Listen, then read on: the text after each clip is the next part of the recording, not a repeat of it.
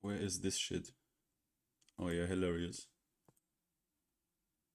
Plus on block. Plus on block SF6. Yeah, that's fitting. What up, my man? You good? I'm a little bit early, but I have something really funny to show in a moment, I guess. Let me do a quick test here. Doing good? That's nice. That is nice. I'm also doing very well. Just need to do a quick sound test because sometimes this mic is like literally spurging out, like me, when I see a certain comment that I'm gonna present in a moment. I'm doing good. Kenshin Himura. My guy. Sick name. Besh, besh, besh. Besh, besh. Yeah, I'm doing good, man. Like, somehow the World Cup is going on, I guess, or is starting. I have no fucking idea. Don't follow football anymore. But apparently the fucking World Cup. Obellion, is the fucking World Cup happening? Am I crazy? Or what's happening? Let me quickly do a sound check here. Quickly mute myself, and then I have to show you some brain dead shit before we, like, obviously we're gonna, look here, I'm already, where is it? Here, look, I'm already, here you see, I'm already in here. So, it's gonna start in a moment. I thought I'm gonna stream this as well because I have certain things I have to show, or I want to show. So, I'm more of a fan of show, don't tell, you know what I mean? I'm a fan of show, don't tell. I don't like yapping, right? And obviously, if Mike is right, the people who will join will probably be extremely brain dead. I'm gonna already warn you. What we're discussing today, well, basically, certain people are of the opinion, brain deadly, that like kind of the Tekken community managed to actually bully Harada and Nakatsu into leaving the company, as if it is not completely obvious that either SNK approached them or they actually approached SNK, at least Harada, and said, "Get me the fuck out, please." And we will get into that. We will get into that. We will get into that. We will get into that. Let me do a quick sound check.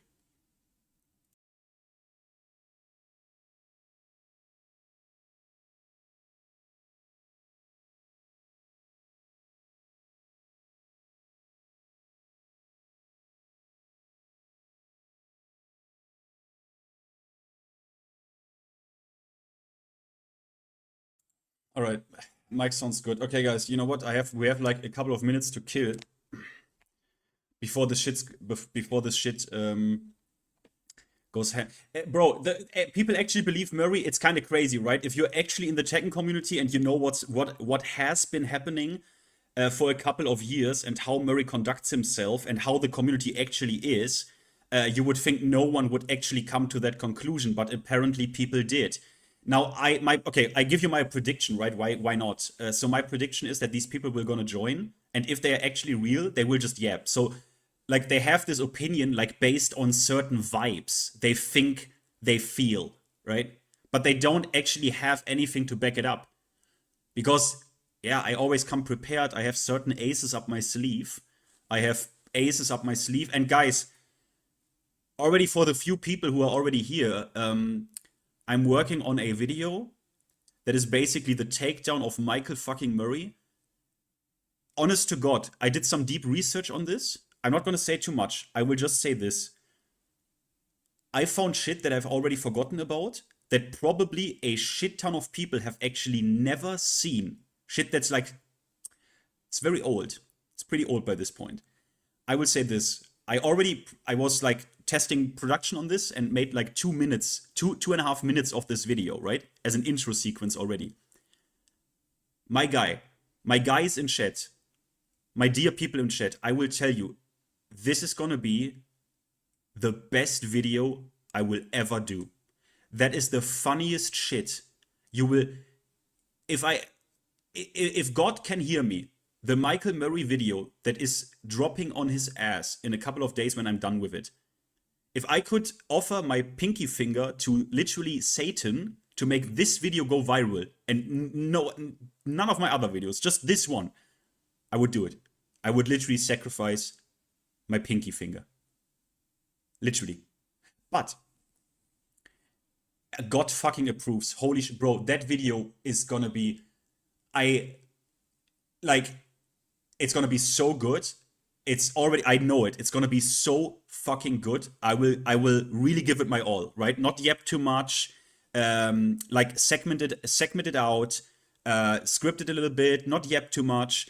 It's gonna be bang, bang, bang, bang, bang, bang, bang, bro. It's gonna be fucking fire.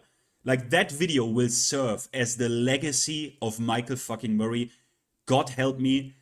It's already so funny. And I'm gonna do a premiere. Like, we're gonna do a live stream, and it's basically like cinema, right? It's gonna be between 15 minutes, maybe 20, depends. And we're gonna do this as a cinema evening, right? I'm gonna premiere this shit in a live stream. Literally fucking cinema. Like, it's gonna be magical. I can't wait, bro. I'm literally, it is orgasm-inducing pleasure to clown on Michael fucking Murray. And holy shit, I didn't even know half of that shit actually still existed. So, but one thing, do any of you remember Jason Montoya? Any of you in chat remember Jason Montoya? Does that name ring a bell? Let me do a quick test. Sorry. Sorry. I need to quickly check something. Yes, how could I forgot? Jason Toyota, Lemao. Okay, get this, guys. Someone sent me this. This is okay, quick catch up news from Jason Toyota. Someone sent me this. I couldn't believe it. The guy left a comment under MainMan's video about Nakatsu's leave.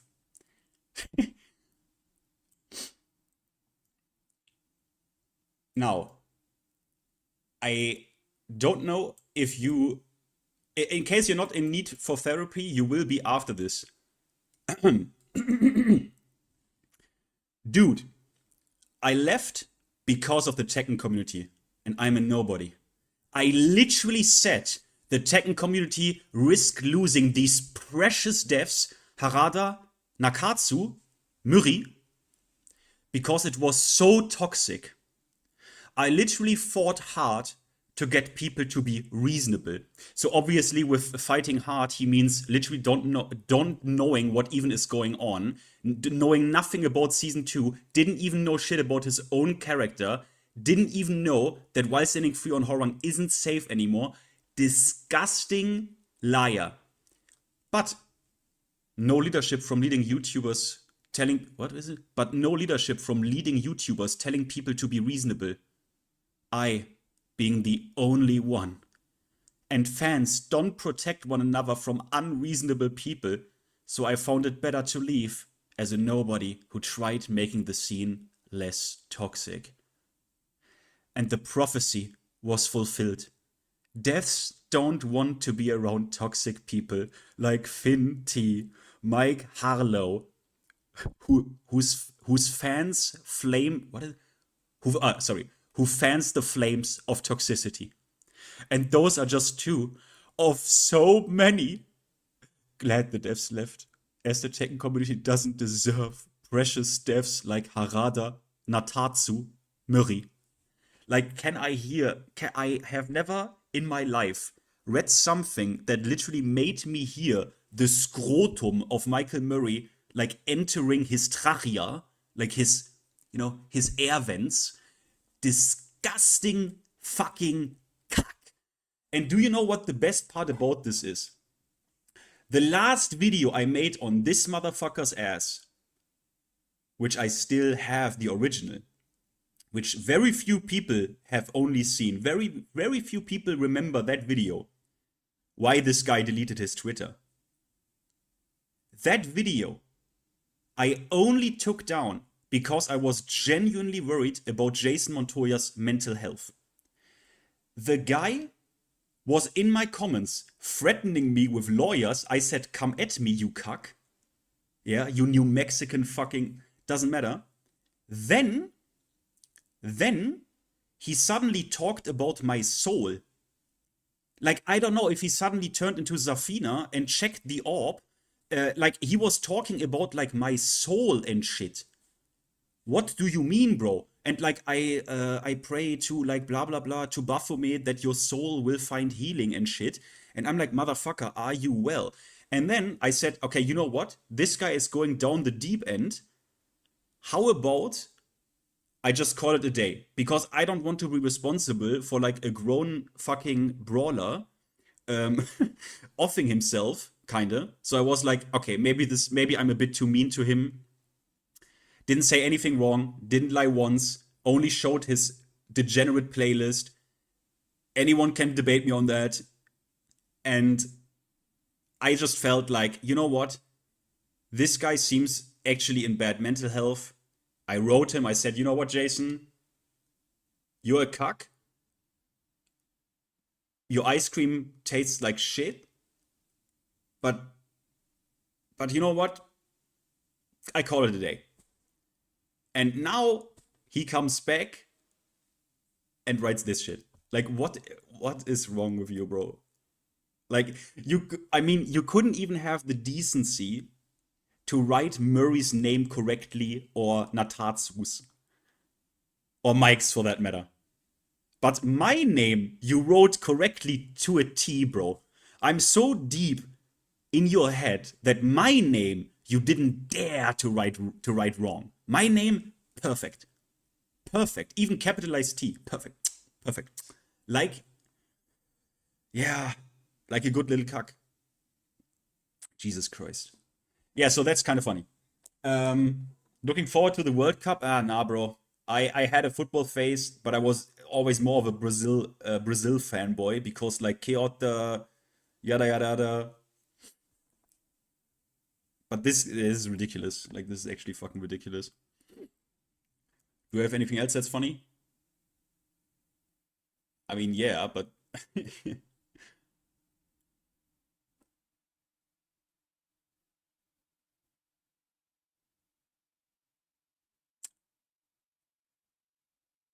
bro, I have so much. Like, my folder is such a disgusting wasteland of internet brain rot because I have pictures in here from the perfection stream with Mike. I need to delete all of this. This is not good. Like, this is all just so fucked in the head. It's insane. It's fucking insane.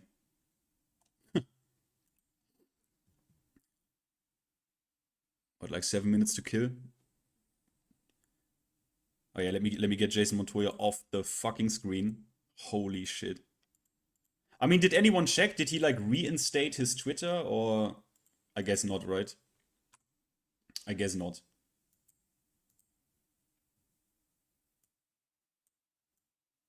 Disgusting.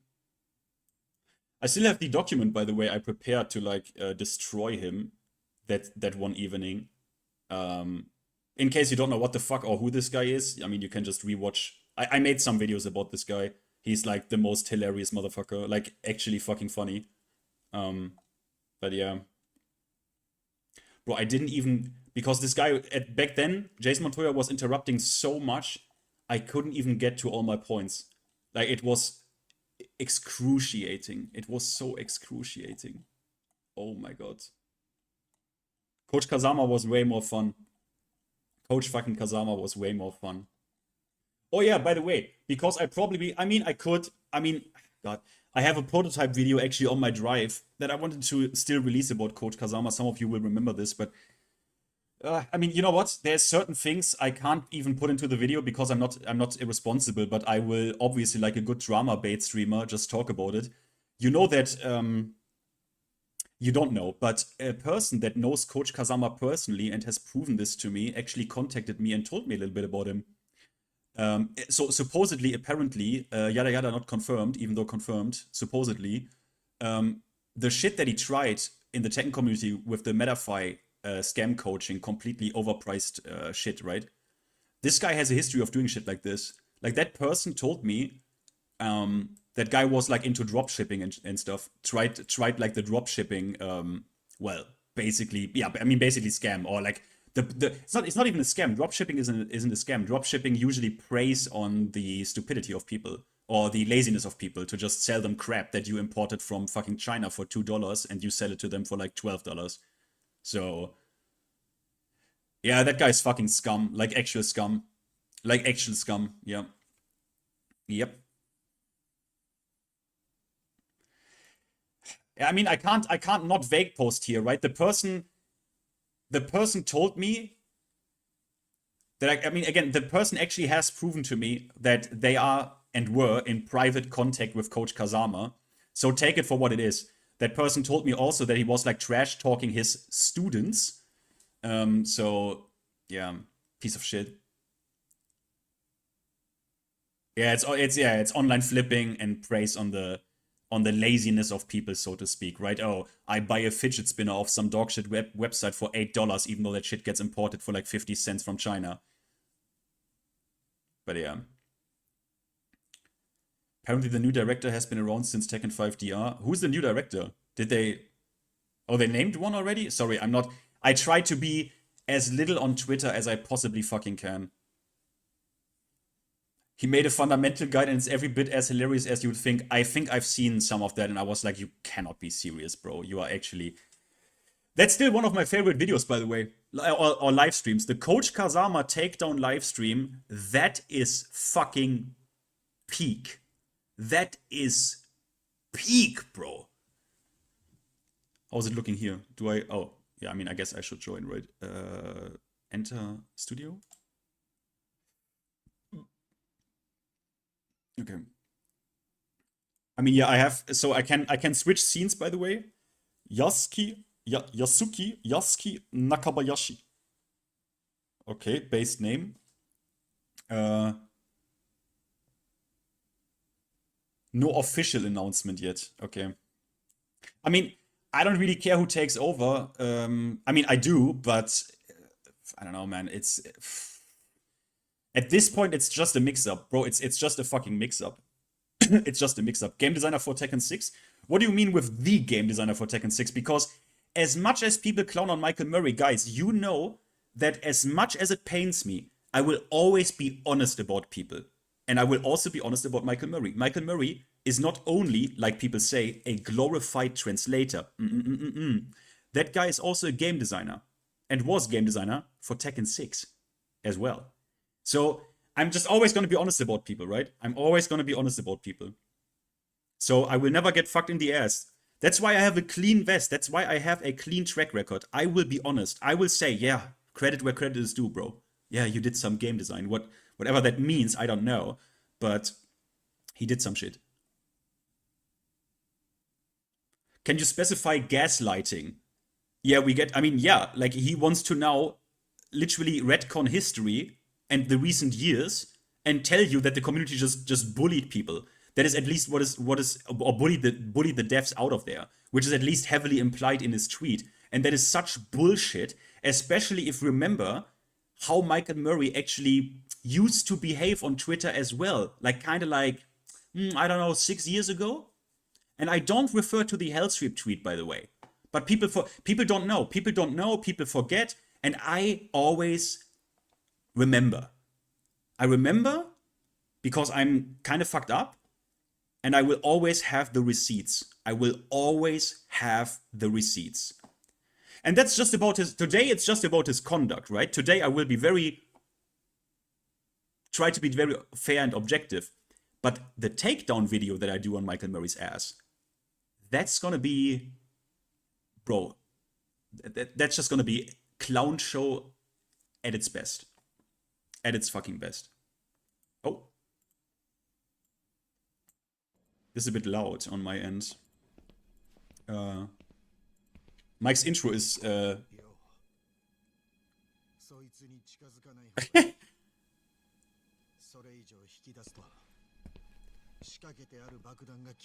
So Mike did an edit again, yeah?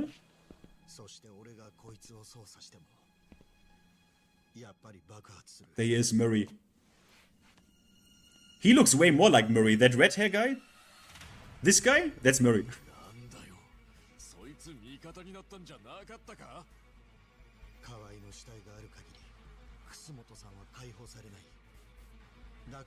Harada-san!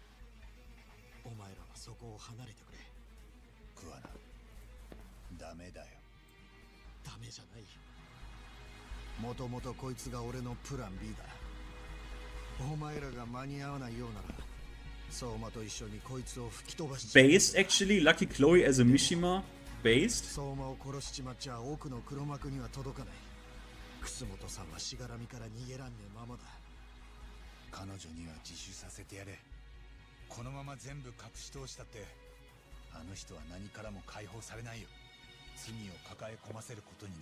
Yeah, Wilson, you can join and tell me and give me your evidence for that. And I can give you my evidence, and then we see how the populace thinks about it. How about it? Let's see what you have.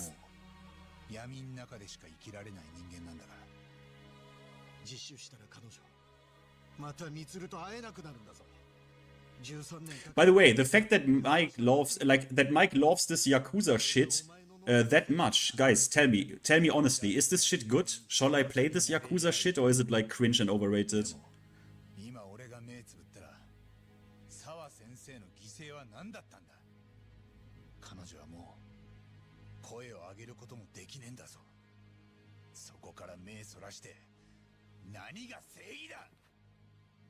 Justice.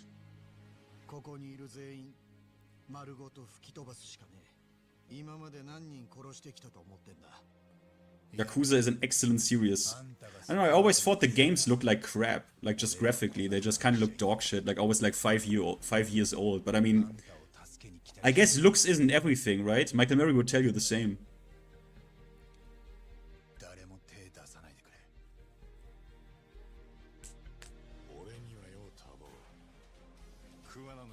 This actually I wanted to play, Lost Judgment, that looked cool, actually.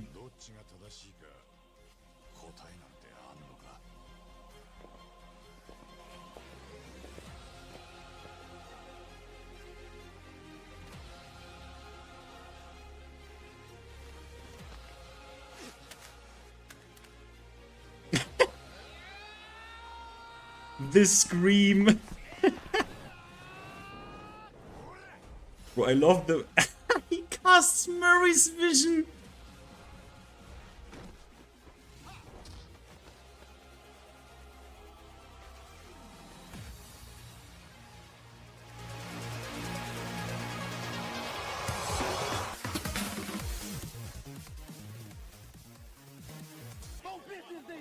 Whose bitch is this?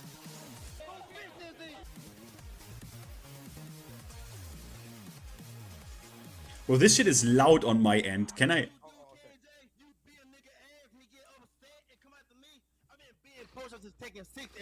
Damn. You ain't been beating me since 6. You ain't been beating me since 6.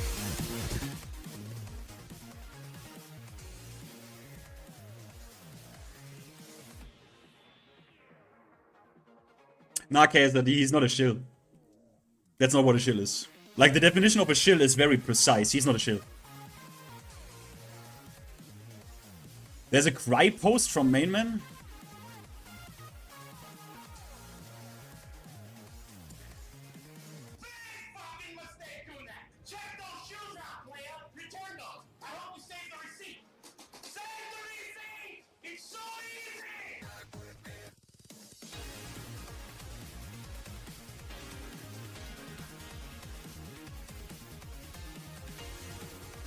Hey, that was Reina.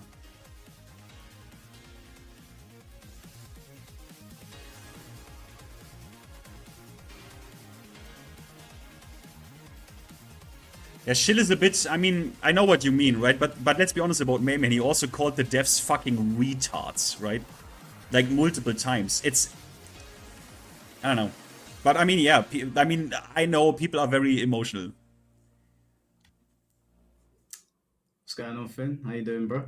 Yo, I'm doing good. I'm doing good. You can hear me, right? Everything works out? Because I'm not, like, you know, streaming different browsers, sources. It's kind of, you know...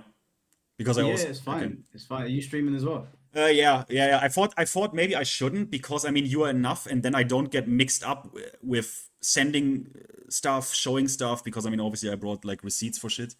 But it's fine. I mean, you can see my screen though, right? You're streaming this screen. Yeah. I'm right now. Yeah.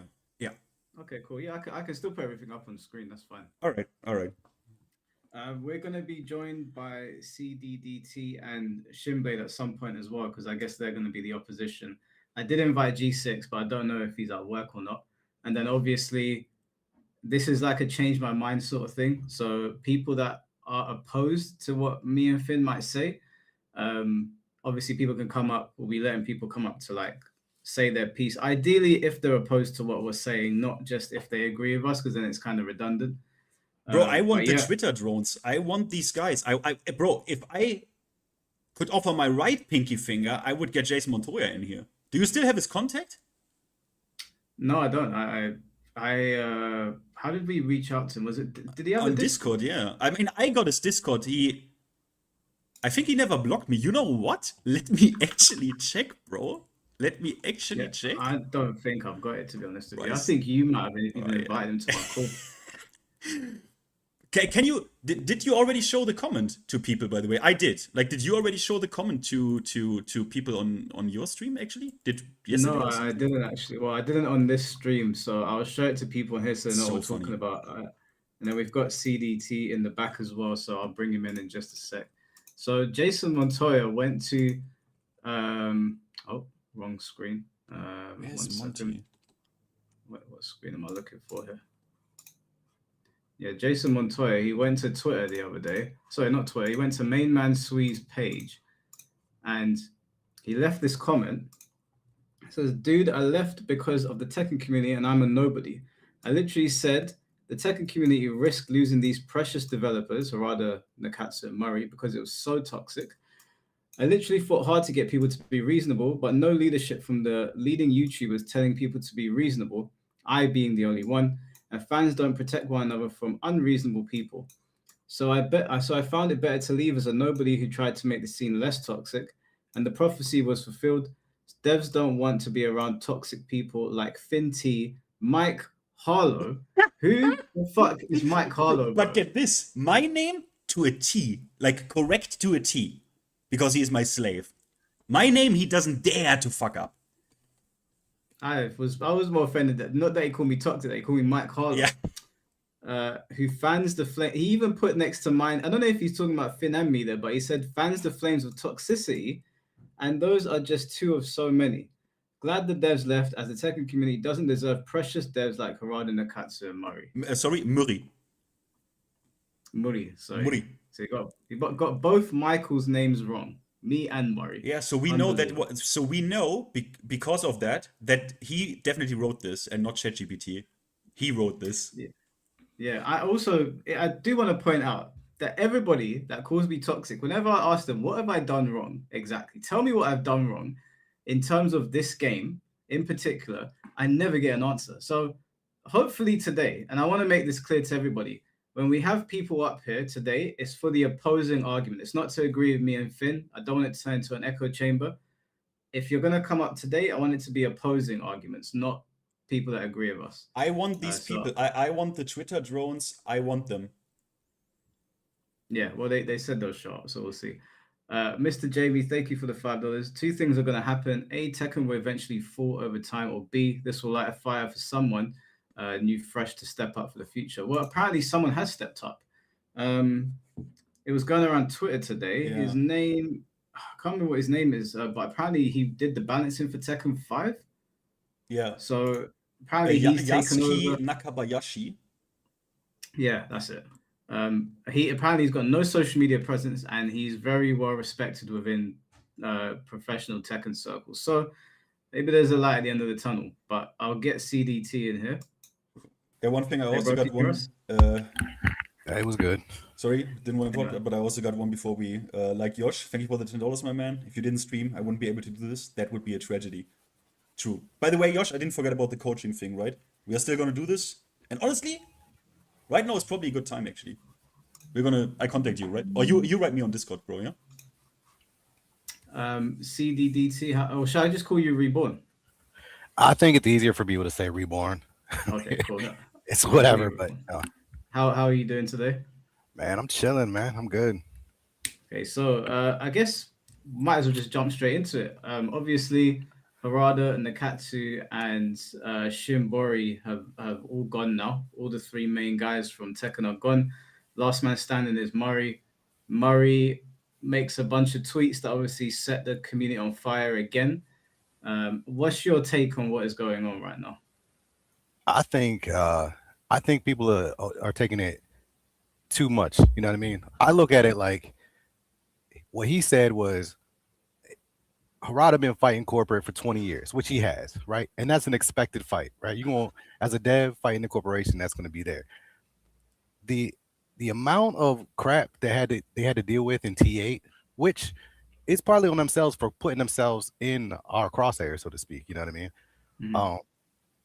It was a lot. You know what I'm saying? I don't think they expected the fan base to be the way the fan base has been. You know what I mean? And it's not everybody, but it seems to a lot of people like the majority, right? There are reasonable heads out there, you know what I mean, that have respectful ways of dealing with situations, that have constructive criticism. But man, the amount of times I've seen someone start off constructive to just turn into some backhanded slanderous comments was on the Sorry, I regular. already have to disagree. Like, who do you mean by this?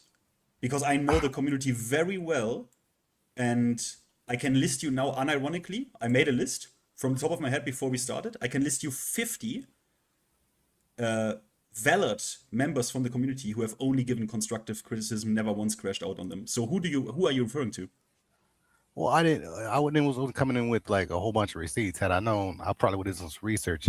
But and not everybody that was saying stuff was a named name. You know what I'm saying? There was a lot of regular folks jumping in and bandwagoning and coming in on this as well. Where?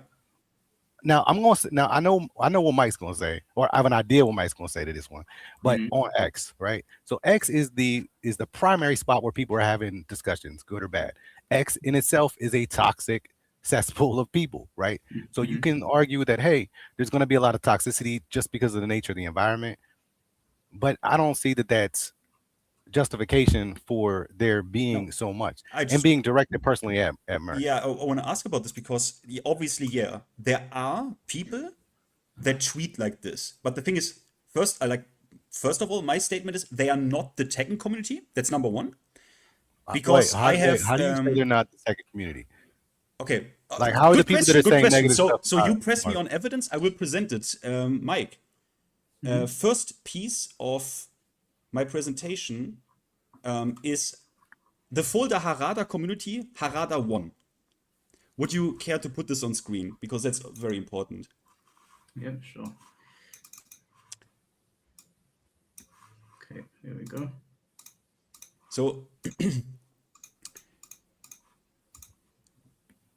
this one, I'm sure you remember this. This is pretty recently.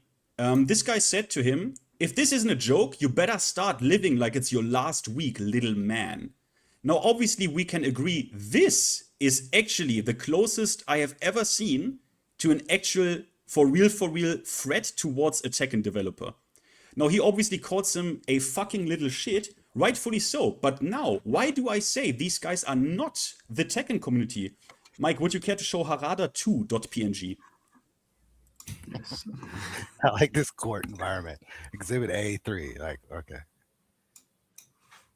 Now, it's not my pure speculation because this man has actually sent a second tweet.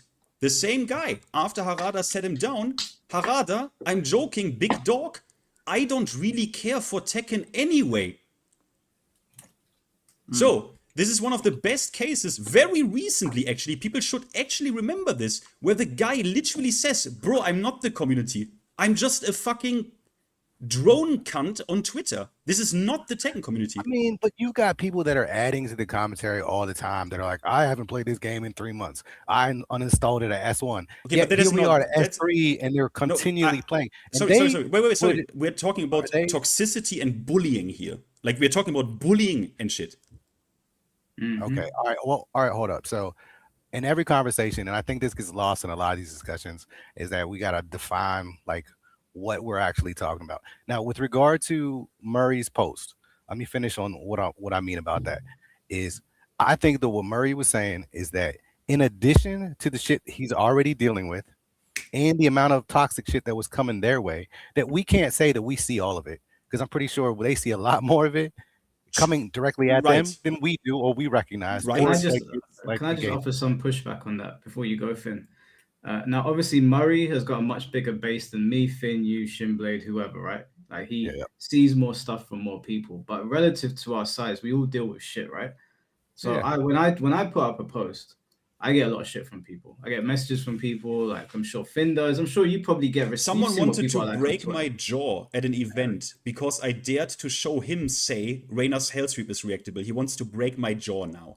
Yeah, like there's people that say crazy things all the time. My problem with this discussion around Murray is that when I go through the post, and we're going to go through them today, there's Right. people that are given constructive criticism over and over again, politely, even more politely than I would say that I gave my pushback on his post.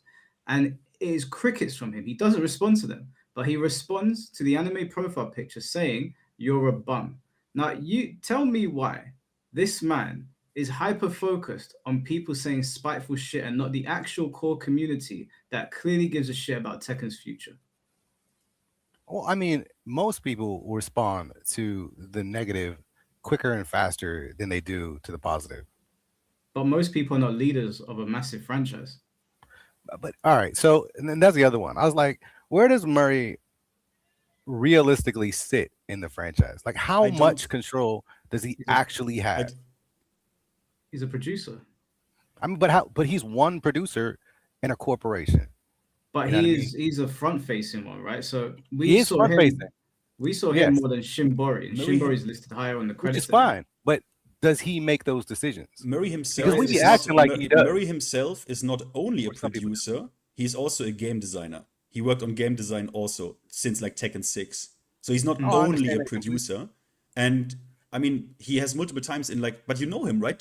Have you read the transcripts from his stream where he says about like where he talks about Yeah, what he he's doing? has influence, right? I don't doubt that at all. You know what I mean? Harada had a lot of influence. I think Harada ended up getting less influence as Tekken got bigger. You know what I mean? And things were changing, and there's more people involved. You know what I mean? But I don't think it was just Murray, Harada, and Nakatsu just making all the decisions. That's fine, across but the I want to see board, the toxicity. Just let me get back to the toxicity, the bullying, because that's the topic, right? I'm sure you have seen the Nakatsu tweet where he said his goodbyes, right? His announcement, his leave. No, I assume that saw you it I in, assume like- that you have read through all the replies. No, I haven't read through all the replies. Why? All right, But so why? Because there should be threats in like bullying in their toxicity, right? Because I have I read, am not here to represent. So when I toxicity to sorry, me changed my doesn't mind, is mean the death topic. threats, right? It does for me. If I say toxicity, yeah. it doesn't mean Vitriol. death threats. To me is something completely different. It's fine. Because if you Yeah, death we threats, could- you want to. Sorry, yes, let me Guys, clarify. let's not talk over each other because no one's going to hear anything. I mean, I just want Let's to go say, ahead, so John. you didn't read those replies because I read through all 500 of them, and I checked them on like vitriol level. How do you think the ratio was? How many people just said, "Thank you, Nakatsu, you did awesome work"? For example, pro players, shit ton of pro players are in there. The actual Tekken community. How many of them? to his respectful like decline to stay with the like who's like that's not gonna really cause a lot of people to just jump in and just say dumb shit. And Nakatsu doesn't. We don't really know him the way we kind of feel that we know Harada and Murray. So he's not a really good example to use, How is he? in not- my opinion. Okay, Harada made. Did you read through his replies? Because he made also a announcement where he's leaving. Did you read through them?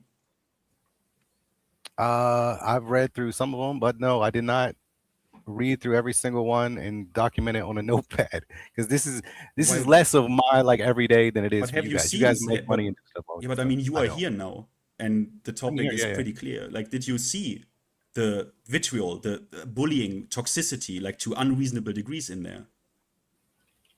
In that particular post, Yeah. I can't say that I can't say here or there because I did not look at it to the Oh. level that you did, and that's not what I'm talking about today. That's why I was saying we need to figure out like what it is. If you're asking like about bullying and stuff, then I'm not the guy. I'll go ahead and step down because that wasn't what I was thinking we're doing. If you know what I mean. No, we're not just talking And about. I don't bullying. want We're to gonna- misrepresent any like my thoughts or You know what I mean? I didn't come to do that. We're not. My We're not just going to be talking about bullying. There's obviously we're going to be here for a while talking about loads of different things. Finn right, just wanted to talk about this because I think the main problem with this discussion is that a lot of people think that the entire Tekken community is completely toxic. But from what I've observed, and actually even you responded to my response, basically saying that I even went maybe a bit too far, which I thought personally was ridiculous when I read it, and I'll go through the post. right, But right. I think that Harada and Murray have done a really good job highlighting really stupid people. And because their accounts are so big, it makes it look like we're all psychos that want to hurt the developers or push them out. But most people are saying to them, can you nerf this? Can you nerf that? Can you change this? Can you change that? That is perfectly fine for a customer to air their concerns with something that they've purchased. Whether like people like go play something else or not, that's another discussion entirely. But if you sell something to somebody and they're like, hey, can you change this? That's not harassment, that's not bullying, and that's not being toxic. But what Harada and Murray have done is they have constantly quote retweeted really, really unhinged people. And they've done it so often that you've got other people in other communities going, all of these guys are mad. And then when me and Finn make videos, even when Finn is breaking down a video, taking the Katsu's side and highlighting how good his work is, or I make a video criticizing someone's tweet but saying don't harass them, don't bully him, I've still got people saying those two are the two to blame for it. Because not only do we live in a community full of people that have reading comprehension problems, but we also are in a community where the leaders are constantly hyper focusing on people that have nothing to say but make troll comments. Do you not think that that might be the case as well? I think that I don't think that they're hyper focused on it. I think that they do make responses to it. Yes, I'm not gonna say they don't because that'd be stupid. But as for that being like when I see someone that's hyper focused is like if I go through their X log or I don't even know what you call it anymore, their Twitter log or whatever. Um, I should be seeing that shit all the time. If someone's hyper focused on it, that should be the predominant stuff that I'm seeing in all of their replies and all their stuff. Like, and I don't see that. When I earlier today, I was trying to go through because I was like, okay, let me find how often this guy's doing this shit. Mm-hmm. And I'm not seeing it. But what I do see is something happened, and then there's a billion quote retweets, and then there's a billion threads off of that. And so from that one incident, it pops up everywhere. You know what I mean? For a week at least, usually. Like where it's like, okay, now someone else has have a comment on this. And people are free to quote retweet it and make their own comments and do all that stuff. But it's just everywhere. And then that expands further down the line. You know what I mean? And he'll post it one time, but it rages on in the community, and maybe he'll make maybe 4 or 5 more responses during the time that it first comes up and whatever. And then I don't see him constantly engaging for that week. Now there's a story being developed and all kinds of different things, but he's not there. So I don't see that as hyper focus of the devs doing it. They do say stuff, but I think we hyper focus on when the devs respond to that type of stuff. I Because think we're it's not normal. sitting here Sorry, go on. highlighting all the good things that he is saying or the other things that they are focused on. Like What if good I go things is he to saying? like, huh? What I good mean, things is he like saying? shout outs to people and shit all over his What good his Twitter. Can you give me some? You mean Talking Murray? about. I mean, I'm just scrolling through it and I'm not seeing anything really bad. A lot of it's in Japanese, so I don't know what he's saying. And I'm gone through the translate for all the stuff. But I mean, he's just talking business stuff, saying, "Oh, look, this art." He's highlighting that stuff. Talking No, about but people signing we're up. talking about like when he's interacting with the community, when something's going on. Can you see responses in there where he's giving like meaningful responses to people criticizing, or can you just see when he does respond that it's just to trolls? I mean, even under the one he did recently, right? Mhm. Doesn't he wasn't just responding to trolls. I mean, some of the people agreed with him and he responded to that as well, which I mean, who wouldn't, right? Um, but are those don't count because they agree with what he's saying? What are they agreeing with? Um, all right, let me go find it so I can have receipts because I gotta get my receipt game up. Because last I checked, he made an inflammatory comment that was obviously going to set people off. And then when there might have been people agreeing with the fact that he made the inflammatory comment, but my point is that whenever he posts, it's nothing meaningful, nothing to get the community excited about something. And again, he's the leader. He's not some random bot account. He's in a leadership position. He's not me, you, Finn, or Shinblade. He is at the top of the food chain. You don't behave the same as the random Terry profile pictures on Twitter. I mean, you could say that or you could not. You know what I mean? Like we could put him to that esteem and say, hey, you as this person or a leader, you can't do this or you shouldn't do this. But there's nothing. I mean, obviously, when Harada came out, and I think he had said something that he wanted to get done for Tekken. And please, I can't quote it, but I think he had said something that he wanted to get done, and then shortly later it got deleted, right? Which sounded like which looked like a corporate action, like, "Hey, yo, Harada, don't say that shit. Like, stop it." So it's like there's other people that are involved. Ain't nobody saying shit to Murray on that side when he says his crazy shit. Like, So wait, I think I think after the last blast where like he didn't say shit for like the long time. I think at that point they were like, you know what, just please stop talking, or let's all just stop talking, and they all did. Everyone just stopped talking. So wait, are you even of the opinion that the community had like a meaningful influence in like the company or like the narrative of the company like booting them, or they quit because of the community? Do you even believe that? So I don't believe he's saying that they quit because of the community. He says it helped, right? It's kind of like a straw that is on like the camel's back. Like, look, I would stay, but why do I need to stay if I'm dealing with a community that's crazy? Like if I'm staying for the community, but the community is getting crazy, like it's like, okay, you kind of influence, you're not gonna keep me there type of situation. Not that the community itself booted everyone out. Rada has his own reasons. He spoke about a lot of different things on why he wants to move and do different things throughout the years. So no, I don't think Harada left simply because the TA community is toxic. Do you think But Michael Murray? but like Michael Murray said, I don't think it helped. Do you think Michael Murray has like behaved in a way that maybe invites the community to treat specifically him like that? Do you think he has? I think people see Murray as the weakest link, and I think they always have. No. If he has done himself things that would maybe invite people to treat him like this. I think he's awkward, but I don't think in reading most of his stuff, even the stuff that I think is the biggest sense of controversy, like the hell sweep thing, which I've posted on many people my perspective on the stupid hell sweep comment. Like I think people take it and they blow it up even more than it's supposed to be, and then they use that as fuel or evidence to hate on him. How about I show you something, and you give me your take on it, yeah? Okay, sure. Mike, would you show Murray speed kicks 1? Yeah. I love that you got this shit set up like this. Yo, I mean, I take the community very seriously, and especially when someone like Michael Murray wants to trash my community, even though he behaves, for example, like this. So I missed the original here, but basically Michael Murray here, it's a couple of years ago, almost spit a text speed kicks, almost spit out my coffee, lol. The new approach to speed kicks. When you don't agree with his tweet, you just say, aren't you supposed to be smart or something, lol? So kind of like implied that he like wants to call speed kicks dumb. Then Velvet Johnson, his gimmick is to be salty about everything. Michael Murray, yeah, I've noticed, smile. And then, well, here you could assume that speed kicks is like kind of fine with that. As honored as I'm to be recognized by one of the minds behind my favorite childhood series, I would have appreciated an untag on this one, Lemao. But speed kicks 2, please, Michael. Mike. But what's the context? Like, I don't know what happened right before that. Like, why did he say that? Tweeted something, made some post, and Murray thought, yeah, I'm gonna diss speed kicks a little bit.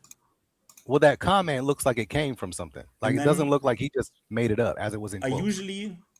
I usually offer jokes to express my frustration on Twitter, but in this instance, I will say this seriously. It's absurd to randomly have this sitting on my mentions when there are people adding you to fix the game and getting nothing. So Michael Murray, so like genuinely, I genuinely can't comprehend passive-aggressively addressing the dude across the ocean who's mad the world needed you to simplify his favorite video game before addressing the people who actually love the shit and are begging for communication. And this is, I think, quite a while ago, actually. This is like Tekken 7. So behavior like this, right? As someone who is our only front-facing entity that we have. It's the only one we have that is, able to engage in the English-speaking realm.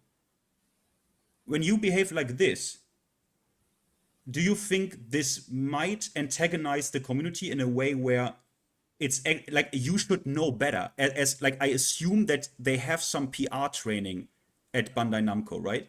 So if you behave But in a way like this, on a basis that really forms a pattern here over years, do you think I don't this? think this Do you is think the properly responsibility displayed, lies? Let me ask you this straight up. Do you think the responsibility for some of the vitriol specifically aimed at Murray, not Harada Nakatsu, is like a bit on him? Would you agree with my sentiment here? If we're using this as evidence, that tweet right there, I feel like there's a context that is missing, right? Because when I look at that tweet, and because that's the era, 2019, that's the era where SpeedKicks was kind of like on the top of his shit. Like he was killing motherfuckers. He was breaking down the game to people in a way that people hadn't understood before. And I got mad respect for SpeedKicks on that because he was doing a lot of things and opening a lot of doors. But also it got to the point where man's head was getting big as shit. And if you commented against him or questioned what he said, people would fight for SpeedKicks the way that people started to fight for Arslan Ash. They'd be like, "How dare you talk to SpeedKicks like this?" That's Whatever. not what I'm arguing. Stupid. I'm arguing like But if the it's comment that he made was in line with that era and time frame of what's going on. And So it's I like, mean, oh, the context was so pretty clear here. Like, I don't know. Like, okay, Michael Murray out of the blue. Look, I tried. I couldn't remember. I couldn't remember the post that initiated this, but I can tell you that, per my recollection, it had nothing to do with Michael Murray actually, like directly, and he inserted himself into that. Correct me if I'm wrong on that. But the thing is, I am coming with like something that I notice here is that I'm coming at least with shit, right? I'm coming with evidence. Like I'm coming with certain things that would show a pattern here of Michael Murray's online behavior that is almost an invite to be the disliked. context isn't complete though. You can't you give me partial context and then be like, I got receipts. Okay, No, but you don't. don't give me anything until now. Like just I But have vibes. but are you gonna deny to me that like what I just said about that scenario? Because we all been around for a while, right? So 2019, SpeedKicks was at the top of his game. People was protecting SpeedKicks like a motherfucker, which is fine. That's all good. You know what I mean? Well deserved, well earned. Okay. One of the because SpeedKicks is considered one of the like a genius. I think he's like a prodigy or whatnot or something like that. Finished school like super early. He's mad smart. When people commented against what SpeedKicks said, and I know because I've done it, because I've been like, yo, Speed, what about this and what about that? I've had other people be like, you're stupid for even saying anything like that. Like, so at that time, if you said anything against Speed or in contradiction to what he was saying, Okay. then it's like, oh, you know what I mean? You're stupid. So do you think the producer of the saying series should engage in behavior like this? I don't, at the time, especially in 2019 when they were just coming into real like social media stuff, and they were kind of like us to this most degree. That's how they kind of felt. That was the kind of vibe that was happening when they came on to social media. Yeah, but And that's why we kind of liked them. But okay. he wasn't sitting at this corporate level like maybe he is now. Okay, but type of situation. But if you want to shit talk, then shit talk, but then take it as well, and not block people like a motherfucker and then cry I don't and think he then blocked basically cry. anybody back in. Did Excuse he me? block Speed after that? Like back in T7? Because we're not going to conflate the two eras.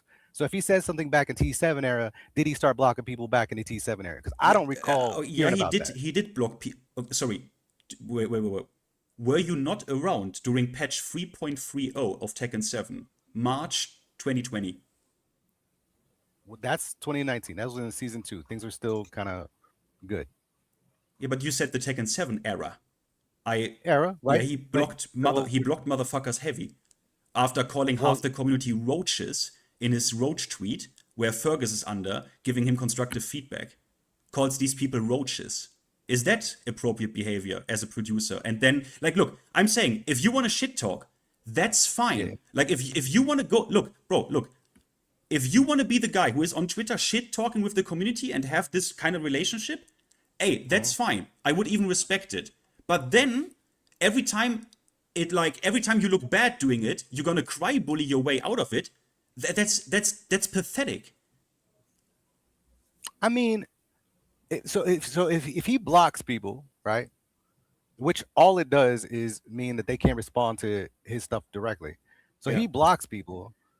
That's cry bullying or something these days. Like, is that? No, if he like, then says, "Oh, like, actions have consequences," and wants to suggest that the community has like a meaningful part in like driving Harada out, which is like obviously bullshit considering the overall context here. I think it does have. I don't think it's the primary factor. No. Do I think it is part of the situation? Yeah. By the way, I need to ask you direct questions. Do you think it's appropriate as a producer of the game to just act in this way? For example, also asking for feedback publicly on Twitter, then blocking people that gave harmless constructive feedback. Like all of this, is this appropriate behavior?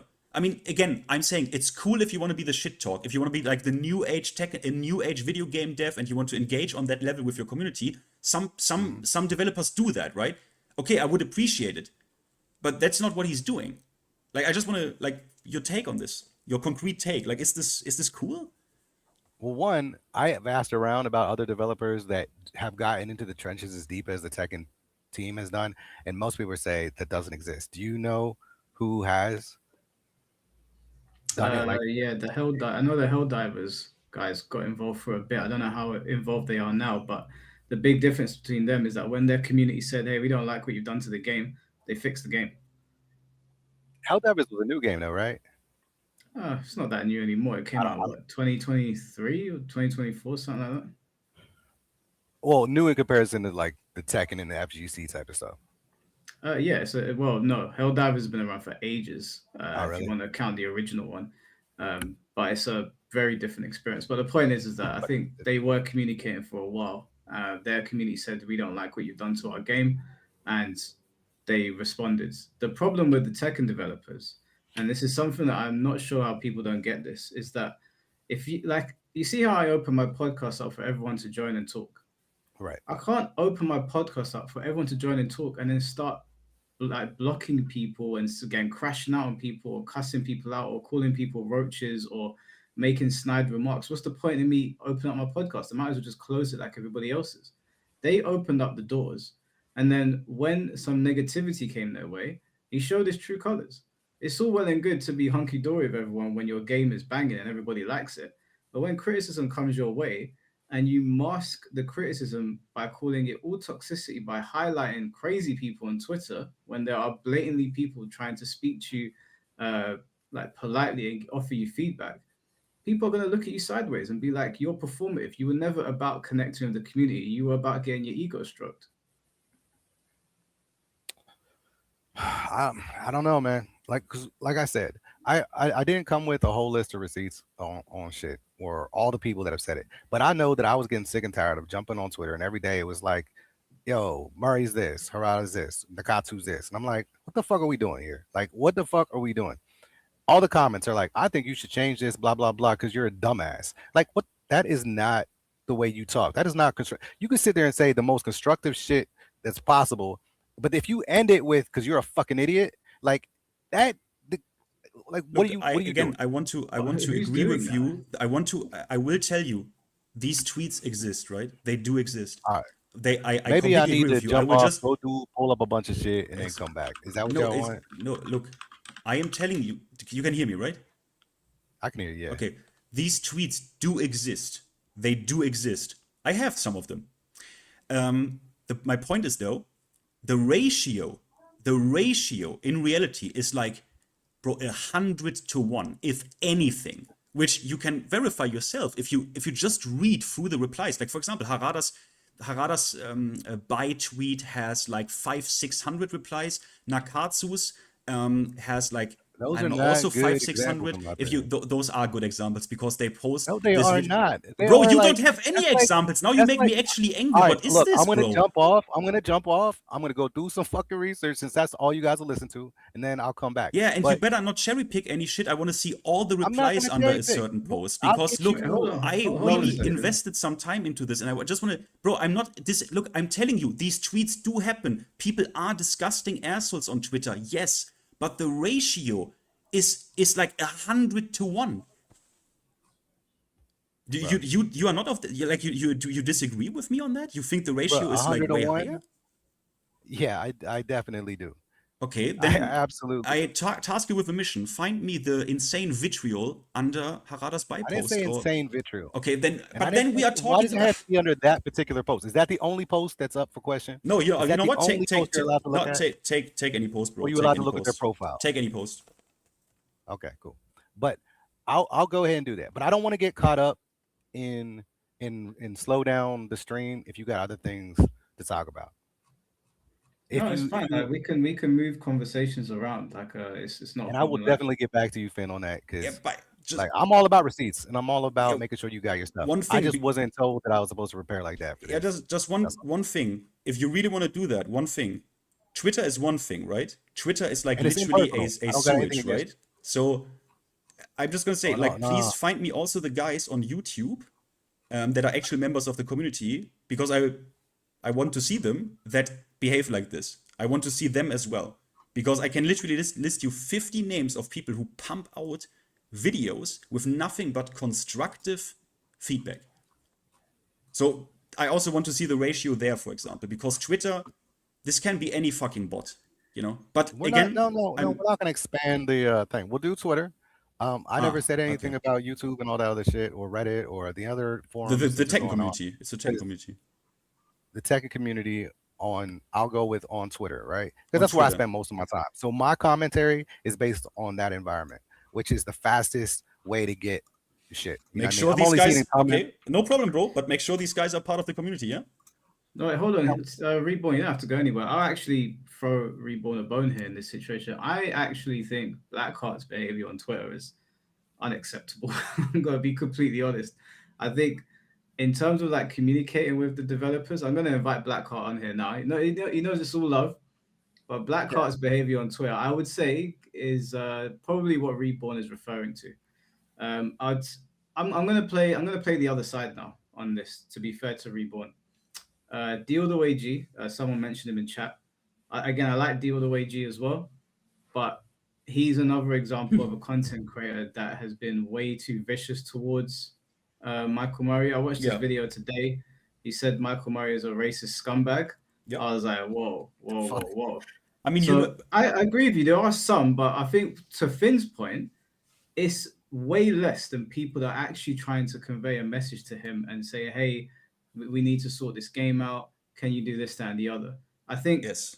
You're correct in saying that there's loads of anime profile pics that talk like idiots, but they do that to all of us. That you can't escape that on Twitter. It happens to everybody. So we can't use those guys as the baseline because everybody's getting it. Look at the God of War discourse right now. You say one thing about God of War on either side of the conversation, they're cussing you, they're cussing your mom, they want to spin your jaw, they're calling you woke, they're calling you right wing. It doesn't matter what you say, someone attacks you. So the anime profile pics attacking Harada and Murray, it's not a good enough argument because they're doing it to everybody in every scene. But if you were to name content creators like the ones that I did, Blackheart and Deal the Way G, if you had more, we could have more of a conversation about that. But I just don't think that there's that many in comparison to people that are actually asking for proper feedback.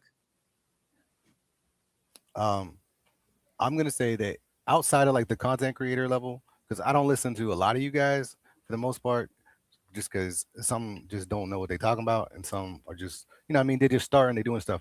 But like you, for the most part, have your way of criticizing the game or whatnot.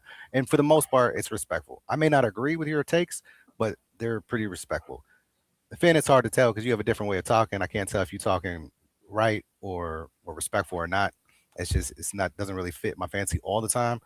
So I got to focus more on the content of what you say to determine that. I don't have any real beef with you on any of that issues. No, I'm Blackheart not with you. Blackheart already came out and said he's wild as fuck, and he just says yes, kinds of crazy yes, shit. I will say And Blackheart said stuff like these idiots, right? The idiot devs, right?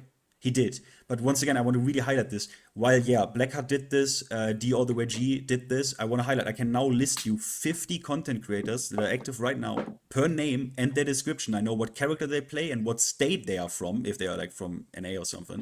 And these people, it's for me, it's about ratio, because we can always point to the 10 or to the 5 or to the 1%. Mate, I have seen someone post artwork on Twitter.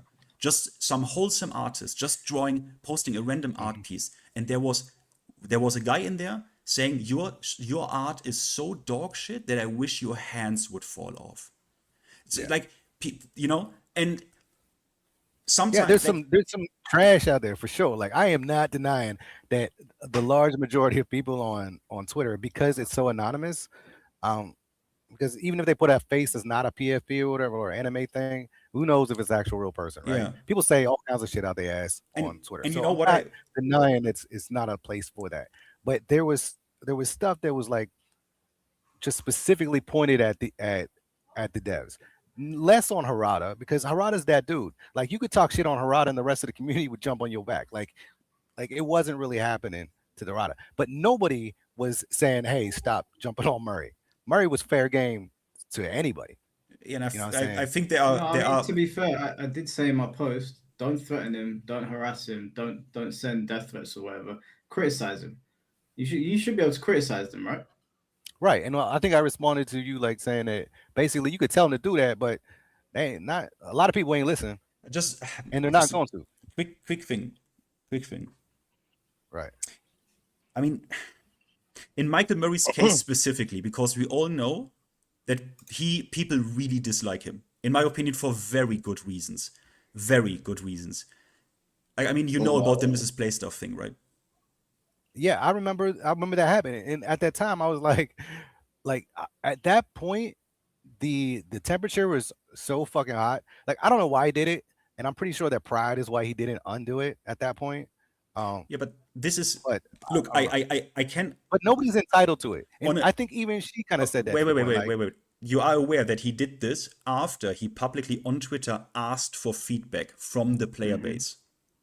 And not a day apart.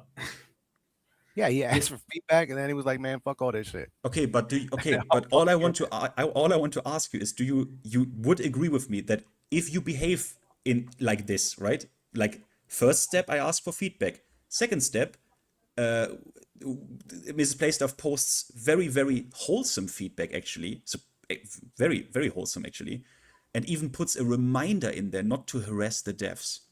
And then she gets blocked. Do you realize, like, if you then don't come out and say, guys, sorry, was an oopsie, was a mistake, I apologize, I shouldn't block so many people, bro. You can even play it lightly, right? You can have a really easy way out of this if you even, play with it a little bit, with the stereotype, what people say about you, that you block people. Like, you can have a really smooth out there.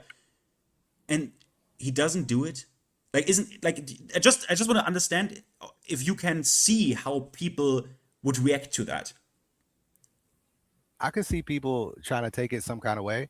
I mean, everyone's free to their own reaction. Like, I can't say you're not allowed to think like that because whatever. Like, that's not even a real thing to say. But as for if he can do it, then he can do it. Like if he's like, "Hey, give me feedback," and then people say a bunch of shit, and he's like, "You know what? Fuck that shit." Okay, wait, but he can turn it the fuck off. And if you want to judge him for it, judge him for it. But you have no right to talk to him. But you can't be serious right now, right? Because you like what do you mean, why? This can't be okay. Look, if you and me are private individuals, just me and you on Twitter, right? Just private dudes. We can obviously do whatever the fuck we want, and there's like no accountability. But his context is a little bit different. He is there in his function as the producer, as his like public Namco basically endorsed entity. Like no. How you gonna say that? Okay, bro. Okay, then we are in clown world. Then I okay. What do you mean? No. Listen, you can't say that. It's his personal fucking Twitter. Yeah, now, but does he do shit? Does he say shit about Tekken and stuff in there? Absolutely, yes. But I don't know what is officially under the. Is he saying it under the Tekken like Twitter? Okay, let's say you're my. Like, let's say you're my boss. Let's say you're my boss. We are working at a company. Yeah. I'm sort of doing PR work. I go to we have a community. I go to them. I talk with them. I present shit. Yada yada. And you catch me on Twitter, literally calling people like retards and shit, like from our community, from our customers, right? From our customers, you would fire me. I would fire you. Yeah. I mean, I might. If I behave very unreasonable to our customers, people. If you behaved in a way that would affect my bottom line, then yeah, I would probably fire you. Yeah, after I ask for feedback, even I'm just saying you don't need to fire him. That's not. But I'm saying you would probably think about shit like this. So I'm just saying, But if I were a random guy, you wouldn't even think about this. So there is a difference here. Like, this is not, you can't make, in my opinion, my personal opinion, I think the argument of it's his private Twitter account, therefore he can do whatever the fuck he wants. I don't think this has grip here, in my opinion. I know, and I think that's where we differ in opinions, because I'm like, people have to have a right to their own. Does he have to go out and make a new Twitter just so that he can talk shit? Is that what he's supposed to do? No. I'm not saying he wants to talk shit. He Wait. wants to talk shit. I'm like, not. You get my conclusion wrong. I'm not saying. Sorry, I need to rephrase. I'm not saying. Apology. I'm not saying he cannot do this, or he shouldn't be allowed to do it, or there should be a restriction on this. No. But if he wants to do it, he has to be aware what he's doing there, and then complaining about the community is so mean to me. That's some bullshit, bro. Did he say that? The community is mean to him. I think more people have said, "Hey, man, the community is mean to you," than he said the community is mean to me. So, wait, Reborn, you don't think people that are in leadership positions that say that they work on a particular product in their bio on that particular account should conduct themselves in a different way to a regular civilian or just a regular Twitter user? Well, you got to look at it. Like, Harada said some fucked up shit as well. You know what I'm saying? And while he's dealt with people because they get on his fucking nerves. You know what I mean? Guys, do I make fucking sense? You need to check me. You need to retouch check me on this. Please retouch check me. But not like Murray has. That's for sure. Yeah, but you can't say that's even close to equal. Yeah, but Harada has built up a lot of goodwill with the community for a long time. So even though he gets blowback, because people like him a lot, sometimes they let things go. But like me and you ain't the same. Maybe you might be really liked in your circles. If I come into your circle and start talking crazy, I might get more pushback than you. Now, Murray knows that he doesn't have the favor of the community, and he's on there fanning the flames. We all read his tweet. He didn't need to tweet that. The tweet, what he said was almost unrelated. He didn't need to say that. He came out publicly and said that he knows everybody's looking at his account. Every time he tweets, there's some sort of controversy attached to it. Somehow he pisses off the entire community every time he does it. And it's gotten to the point now where I feel like he's doing it on purpose just to troll and rage bait. And the thing is, it might be one thing to say, oh, well, you guys took the bait. But at the end of the day, this is the guy that is now being perceived to be the head of Tekken, right? Okay, that was the issue that I had, I think, with your commentary, was that we are perceiving him to be this shit, but we're not verifying it. Why are we not checking to make sure that's the case? Because if he isn't, if he is, why? That's the thing. Because you're aligning his perception of a leader to actions he's supposed to have, and if he doesn't sit in that role, then why has he got to take on those obligations? It doesn't matter if he is the leader or one of the leaders or just a guy that works at Tekken. The fact of the matter is that Murray has been the face of Tekken next to Harada for many years now. When we get announcements, we see Harada and Murray. So if you've got somebody that's front facing, it's no different from somebody being at the front desk at a day job, could be at a car sales or whatever, and you're there with a face that looks like a smacked bum, and you're being rude to people constantly, the company's going to take a hit. So when we see Murray's face, we associate with Tekken because that's how they've conditioned us. So whether he's the boss, second in line or fifth in line, it doesn't actually matter because we see Tekken and we see him, and he knows that. And anybody with a brain that works in a company knows that when you're front facing and you're dealing with a whole community of people with different opinions and they're not happy with you, what you don't do is start fanning the flames. And that's what he's done every single time. All right. So if you look at his post on his face, would you not say that people are choosing to be highly offended by it? Well, do you know what? Let's bring up his post so that everyone can see it, just in case anyone's watching that doesn't know what we're on about.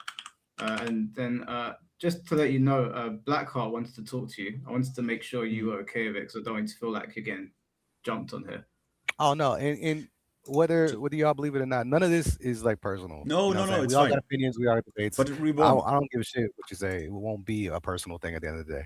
Reborn, can I ask you a very quick question? Just very quick, because I have the Australian Tekken community, actually a representative here, who did the combo document for Tekken 6, Merlin. Harada calling out dickheads begging for Julia on Twitter is different from Murray blocking honest criticism after asking for it. You would agree with this take, right? I don't put those two together. Like, I don't understand. You don't understand? Okay. Like that to me, that's a stretch of comparison. That's not apples to apples type of situation. It's two fruits, just not apples. Let's just focus on this tweet real quick. She said, I think Tekken will be fine, or he. I do, however, think Murray may leave soon as well for the trio be working under Harada's new team. This is good. Hopefully we get a new bang of a fighting game, right? Yeah. Now, there's no need to make a snide remark at the Tekken community. Zero. There's no need. He could have tweeted and said, he could have tweeted anything, actually, other than this. And he could have just ignored it, as a matter of fact. But he tweets saying the online Tekken community makes it pretty easy. Harada and Akatsu put up with corporate for 20 years, just saying. So what that reads to me is that corporate is pretty bad, but that pales in comparison to what they deal with on Twitter, which there was no need. There was no need. He knew when he posted this that people are going to look at it and go, there you go again. There you go again, chatting shit, paying attention to people that wind you up and then trying to paint all of us like we are all psychotic. Y'all think Murray is getting roses in his DMs and his replies? None of us are. That's what I'm saying to you. People that operate in the fighting game community or just gaming spaces in general, all of us deal with anime profile pictures saying mad shit to us. All of us. He probably deals with comments more. To him ratio-wise are like 50-50 type of situation. No, but as you go up in leadership positions or as you become more popular, what comes with that territory is more people calling you a dickhead. I've experienced that. I'm sure you have. Finn has. If you're in a leadership position, you should know this. I mean, even in my professional life, when I've been in leadership positions and I've had to oversee big teams and it's been high stress environments, I know that if something goes sideways in an operation, I'm going to get the shit for it. I already know that. And it has gone sideways before and I've had to deal with the shit.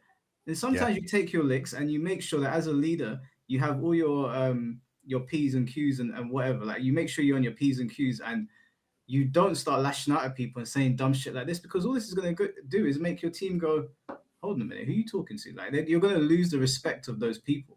This comment there was no need.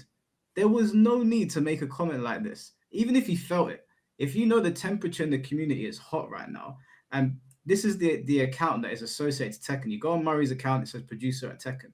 People are going to go, oh, the producer at Tekken is chatting shit again at us.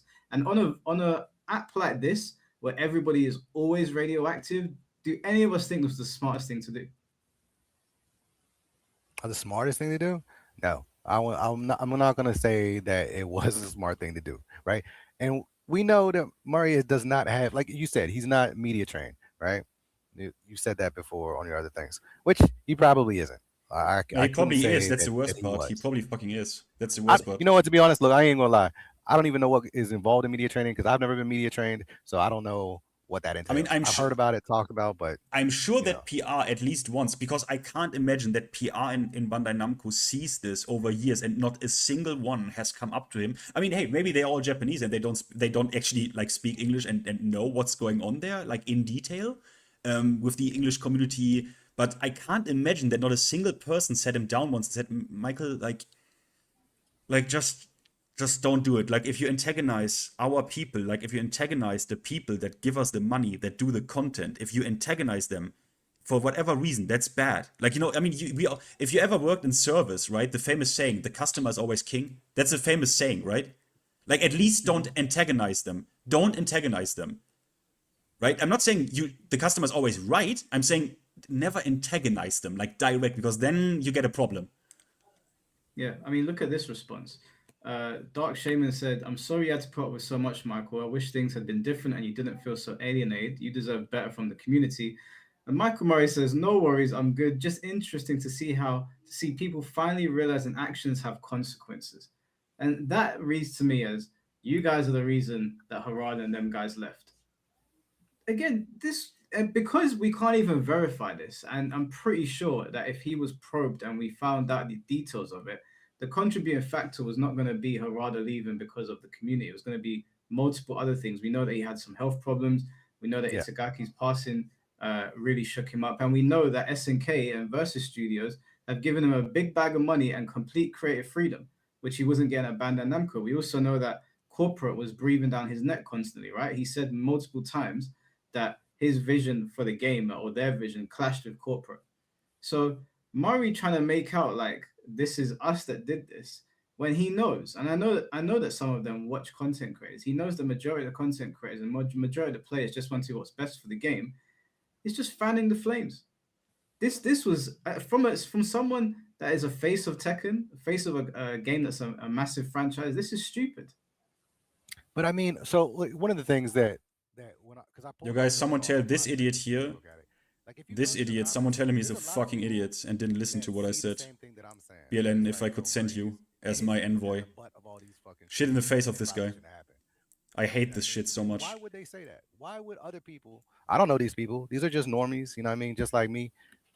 You know what I mean? They're saying the same thing that I'm saying. Like, yo, like this motherfucker have been through some shit. Like he been dogpiled like a motherfucker. Out of all the people in Tekken, he's the one at the bottom of that pit.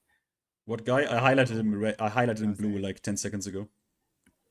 All the time. Like that is the first one. If it was him and Harada standing doing the exact same thing, Harada's good, Murray's getting fucking shit on. Doesn't fucking matter.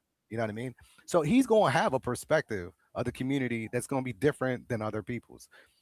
You might be right on the English language thing. Maybe Tiny, I highlighted they all him speak blue, Japanese for the sorry, most part. in the They're chat. like, yo, you speak English, you handle your America shit. You know what I mean? As long as it doesn't fuck with our bottom line, do you or whatever. You know what I'm saying? We don't know what you're saying. I can't believe that he's the only person over there that speaks English. So I'm pretty sure somebody could tell somebody if they cared enough. But I could be wrong. I've never been to Japan, so I don't know if it's really like that at the corporation. But it's not just me saying, "Yo, look, Mario's at the bottom of this bullshit." Thanks, PLN. Are going over and my envoy board on him. You know what I mean? I don't think people are denying the fact that the community, whether I don't know what the exact proportion and numbers are, so I can't be quoted on that. You know what I mean? Have been attacking the devs like on a regular basis, like for years. Do you Like, think that the developers the fans started attacking the devs out of the blue, or do you think Murray's been making snide remarks at the community for over 6 years now? I think he's made snide comments throughout the thing. You know what I'm saying? I understand people not liking Murray directly as himself, but people will take everything that happened in Tekken and put it on Murray for some situation. They'd be like, "Oh, this guy, you did this and you did that and blah blah blah and whatever." It was kind of like the thanks Obama shit that was going on back in the day. Like, fuck it, anything happened, you'd be like, "Thanks Obama." You're like, what? It ain't Obama's fault. You know what I'm saying? But they're still gonna put it on him and go at it. Like in that Black Card post, you would think that Murray ran the entire ship because he's like, you did this, you did this, you did this, you did this. He didn't say Tekken did it. He didn't say the devs did it. He didn't say whatever. He's like, you know what I'm saying? They made it personal. Yes, Murray speaks Japanese, but that doesn't mean. But these tweets are not in Japanese, are they? I think that's how we can get away with it. Again, if you come into like a showroom, you're gonna say you to me, but obviously I don't own the card. Thanks for the €2, Jack, my man. So because he's Appreciate it. Tekken Talks, he's part of the development team. You are now a dragon. He's one of the people we associate with the brand. We can't go and talk to the suits in Bandai Namco. They're faceless people like all people that sit on the board. These are the guys that represent Tekken. And typically, these guys are hired to do the creative process. I don't think it's the CEO and the people in the black suits that are saying, "Oh, make this +8, make this +9." That's their decision. They give them the money. They might say to them, "Oh, we want these products in the game and whatever." That's another discussion. But in terms of the balancing and in terms of like features that people want, this comes down to these guys. Otherwise, if we're gonna exonerate these guys of all wrongdoing in the game and just say, "Oh, it's all the black suits," what are these guys hired to do exactly? Well, no, I mean, I'm not saying that there's the suits guys that are out there for their own shit, right? They're the ones who are probably more in front of like the DLC issues. They're the ones who probably said, "Hey, make sure it's a character pass and not just a season pass, because that's how we're going to do this shit." They made all of those decisions, in my opinion. As for Heat being plus, using all these different things, no, that's on the dev team as a whole. I don't know the internal structure. I don't know if it's Harada saying do this, and just people are doing what he says. I'm imagining there's a team of people and they're all talking about it, and they're just either given the green light or they've given someone a blank check, which I think that's what happened with like Team Malaysia, where they're like, "Hey guys, go make this amazing," and we're on a tight budget and a tight time crunch, so get it, and we kind of trust that you're going to do good shit for the new gen. And everyone got pissed. So Like I get it. So, but I don't. The way it keeps coming out, like if I was touristing through Tekken, is that this guy Murray is making these decisions based on the way everyone's talking to it, not just Tekken in and of itself. Yeah, I don't get that from the way people are talking to him. What I get is that they're pointing at him the same way that we point at people in supermarkets or whatever. We know that they're not actually in charge of the supermarket, but they're the person we speak to. And because they're the one interacting with us, and he's the one making the remarks on Twitter, not some faceless person in a boardroom, he's the one that catches the heat for it. That's a good point. It's like the Karen that goes off on the fucking supermarket cashier, right? And has the line going crazy. You know what I'm saying? Because this motherfucker is not changing a price because they believe it should be this or that or this or that. And everyone in line is like, what the, why are you going off on the cashier? They're not the manager. There's a difference there. Murray is involved in the creative process. He is to a degree. I don't know what that degree is. And I don't know what his final say is. I don't know if he can veto what the team wants to do in and of himself, or if he's just providing influence. Unless you know. If you know, I would love to be enlightened personally to see how this stuff actually works. But the Tekken team is tight-lipped a lot of shit, and we make a lot of assumptions on how things are running. But I don't think we know. Yeah, we make a lot of assumptions on how things are run, but what we don't have to assume is their conduct online. And this is where this is all sparked from. The reason that people are mad, they're not questioning his game development skills or whatever. They're questioning his behavior online. Well, I'm not in this instance. I'll say this is the closest thing to that situation as possible. And a lot of other things, I feel like that's not necessarily the case. When hello, everybody. Hello. Hi, Mike. What's up? What's going on? Hey, bro, you all right? Can you hear me? Yeah, we can hear you. Yeah. Okay. Why do you ask me if I'm all right? Why wouldn't I ask if you're all right? Okay. No. Yes, me. How are you guys? How are you? Hopefully you're all fine. We're good. We were just talking. What the fuck happened, bro? Why'd you do that to me, man? I thought we was cool. Yeah, sure. Where do we start? I would like to start from my tweets, shall we? From my tweet towards Michael Murray, right? Yeah. Well, why don't we start from there? What do you think? Let's go. So, you said that I was apparently ignorant enough because I was addressing Michael Murray personally. So I want to ask you this, okay? Are you English, right? Are you American English or are you American? Uh-huh. Are you American, right? Yes. So let's see the grammar. Let's see the grammar of the word. You know, you can refer to both the second singular person or the plural. Absolutely. Of the same word. So what do you think? Do you think in that moment I was referring to Michael Murray personally? Like I would be that dumb to say that Michael Murray is the cause of everything, or maybe to the whole fucking Tekken team? What do you think? Okay. All right, here's the deal. What do you think? You say, let's get this straight. You lied about the Tekken shop. Okay. Yeah, hold on. Listen, no. Don't interrupt me. Tekken team. I can't make a point if you want to interrupt me, bro. I'll tell you why I thought what I did, right? So let's get this straight. You lied about the Tekken shop. That could be the Tekken, right? Cool. You messed up on the Get My Temple situation. That could be about the Tekken team. You ignored people exposing cheaters. That could be about the Tekken team. You block people that respectfully criticize the game and want to live in your bubble. That is about him. So if I see all of these yous, and then I see something that's personal, in the English language, you don't switch. Can I say that you're clearly in bad faith? You're clearly in bad faith. No, it's not bad faith. Because no, it is because look at it. What? I don't know. Is it different in Italian? I don't know. What do you mean? How should I explain that? You Tekken team. I didn't. Twitter has a limited amount of words. I don't know if you know.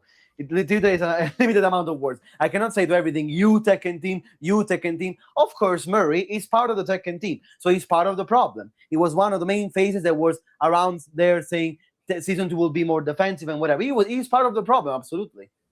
Is he part of the Tekken team or not? Is he one of the faces of Tekken or not? I already said that for those ones, it made sense that you were talking about the team, right? I said that. So that's not a point. When I just responded to you, I said when you said you that you were probably talking about the Tekken team for those things. Like as I'm reading it down, you're like you lied about the Tekken shop.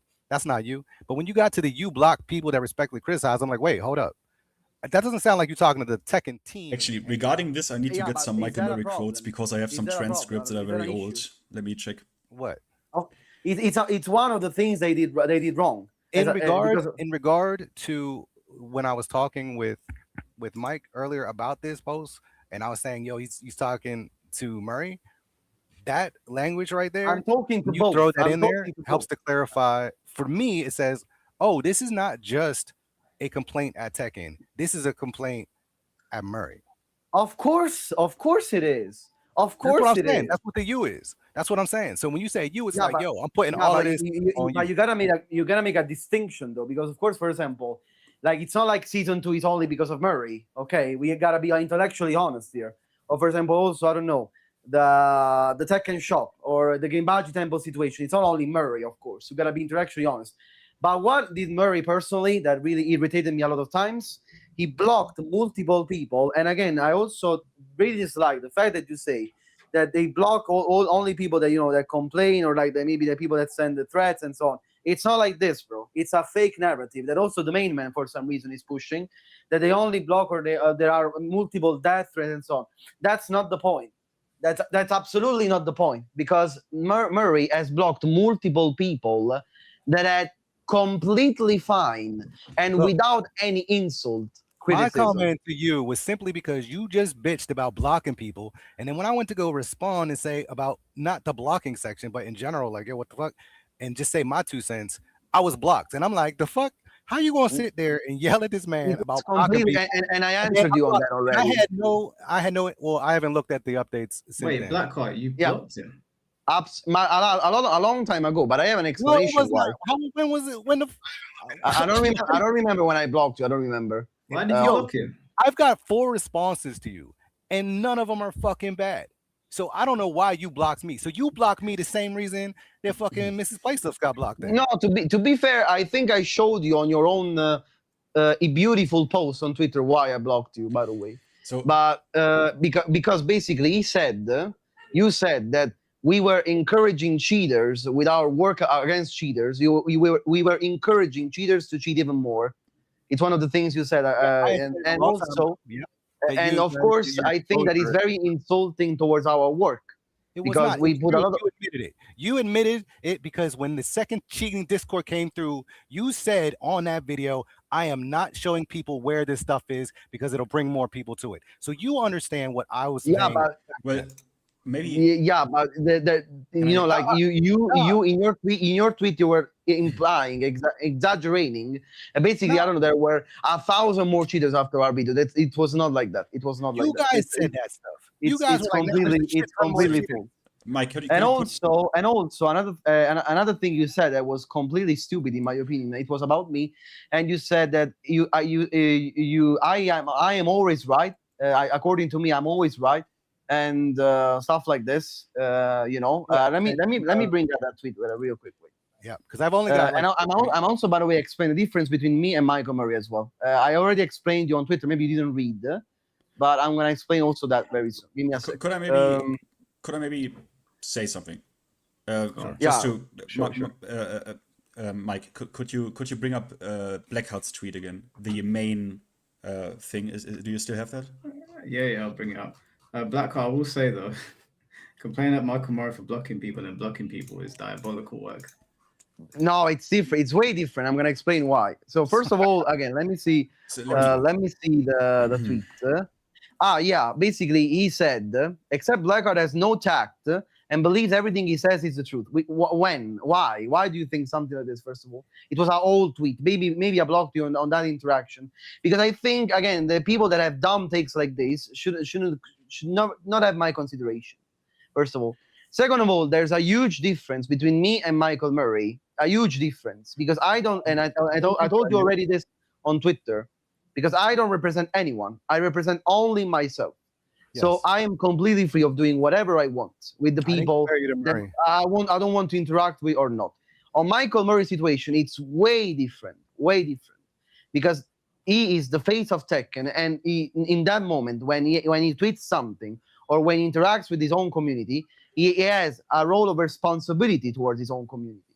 So when he blocks someone from that community, it is seen as much worse. Right. I'm going to tell you, it's like saying "fuck you" to your criticism and to the community whatsoever, and I'm gonna do whatever the fuck I want. Because again, he blocked people. Blackheart, I can't. No, that's what I believe. No, that's what I believe. Okay, I'll tell, as your friend, I gotta tell you straight up, that's a nonsense response. I'll tell you. No, that's not a nonsense. You're not a randomer in the Tekken community. If the issue in this community is communication, and one of our leaders is doing that as well, you've also got a sizable community on Twitch, Twitter, and YouTube. And your voice is very loud. I mean, look how many views this thing got. Look how many replies it's got. Yeah, okay. Wait, hold on. You can't be blocking detractors. Like, we can't be doing that anymore. This is a problem. Why? I don't care. I don't care about people saying dumb shit about me. I don't care about. Why does Murray have to care? I mean, because Murray has a role of responsibility towards the community. Look, I will. He has a responsibility towards the you community. did. So if people say that you do. Okay, wait, guys. Situation. Blackheart has, but I mean, there is still a bit of a difference in taste, because let's not forget Michael Murray does shit like asking for feedback, then blocking MrsPlayStuff. I haven't seen that from Blackheart. I haven't seen Blackheart make a tweet, say, yo guys, please give me your takes, and then block people for their takes. That I have not seen. There's a bit of a difference. Instead, exactly. Another good point. Like Murray blocked people that didn't get personal towards Murray. Murray blocked people because of their opinion on a game. I blocked that person because he said stuff about me that I don't like. You understand the difference? Murray blocked MrsPlayStuff that didn't have anything against Murray. He said the opposite. She said the video about cheating, the cheaters, right? I believe it was you and Mike that posted that video, right? Mm-hmm. In my comment, well, I think I probably commented on the video, and I think I made comments on Twitter or something or whatever. But Mike ain't blocked me. But who cares about what Mike does? Who cares? Mike is a different person. Who cares about Mike? Like, I do, because I think posted it. I posted what I posted because it was a hypocritical. I blocked you because I think your takes are fucking dumb. But what does this mean? Because you tweets about me that I didn't like, and I'm completely free of blocking if I want to. You are. But Murray blocked people because of criticism on a game, not because of criticism on him personally. Okay, they didn't get personal. Do you think you deserve to be blocked? What? Do you think you deserve to be blocked by Murray? Who? You. Yeah, absolutely. Absolutely. Oh, okay. All right. Like if he blocks me, I'm fine with it. If he blocks me, it's okay. No, I'm not saying if you're fine with it. I'm not saying if you're fine with it. I'm saying, do you think, based on your conduct on Twitter, do you think you deserve to be blocked? On Twitter, I never called him an idiot. For example, if you see this tweet, I never insulted him. For example, I'm a liar. But wait, hold on.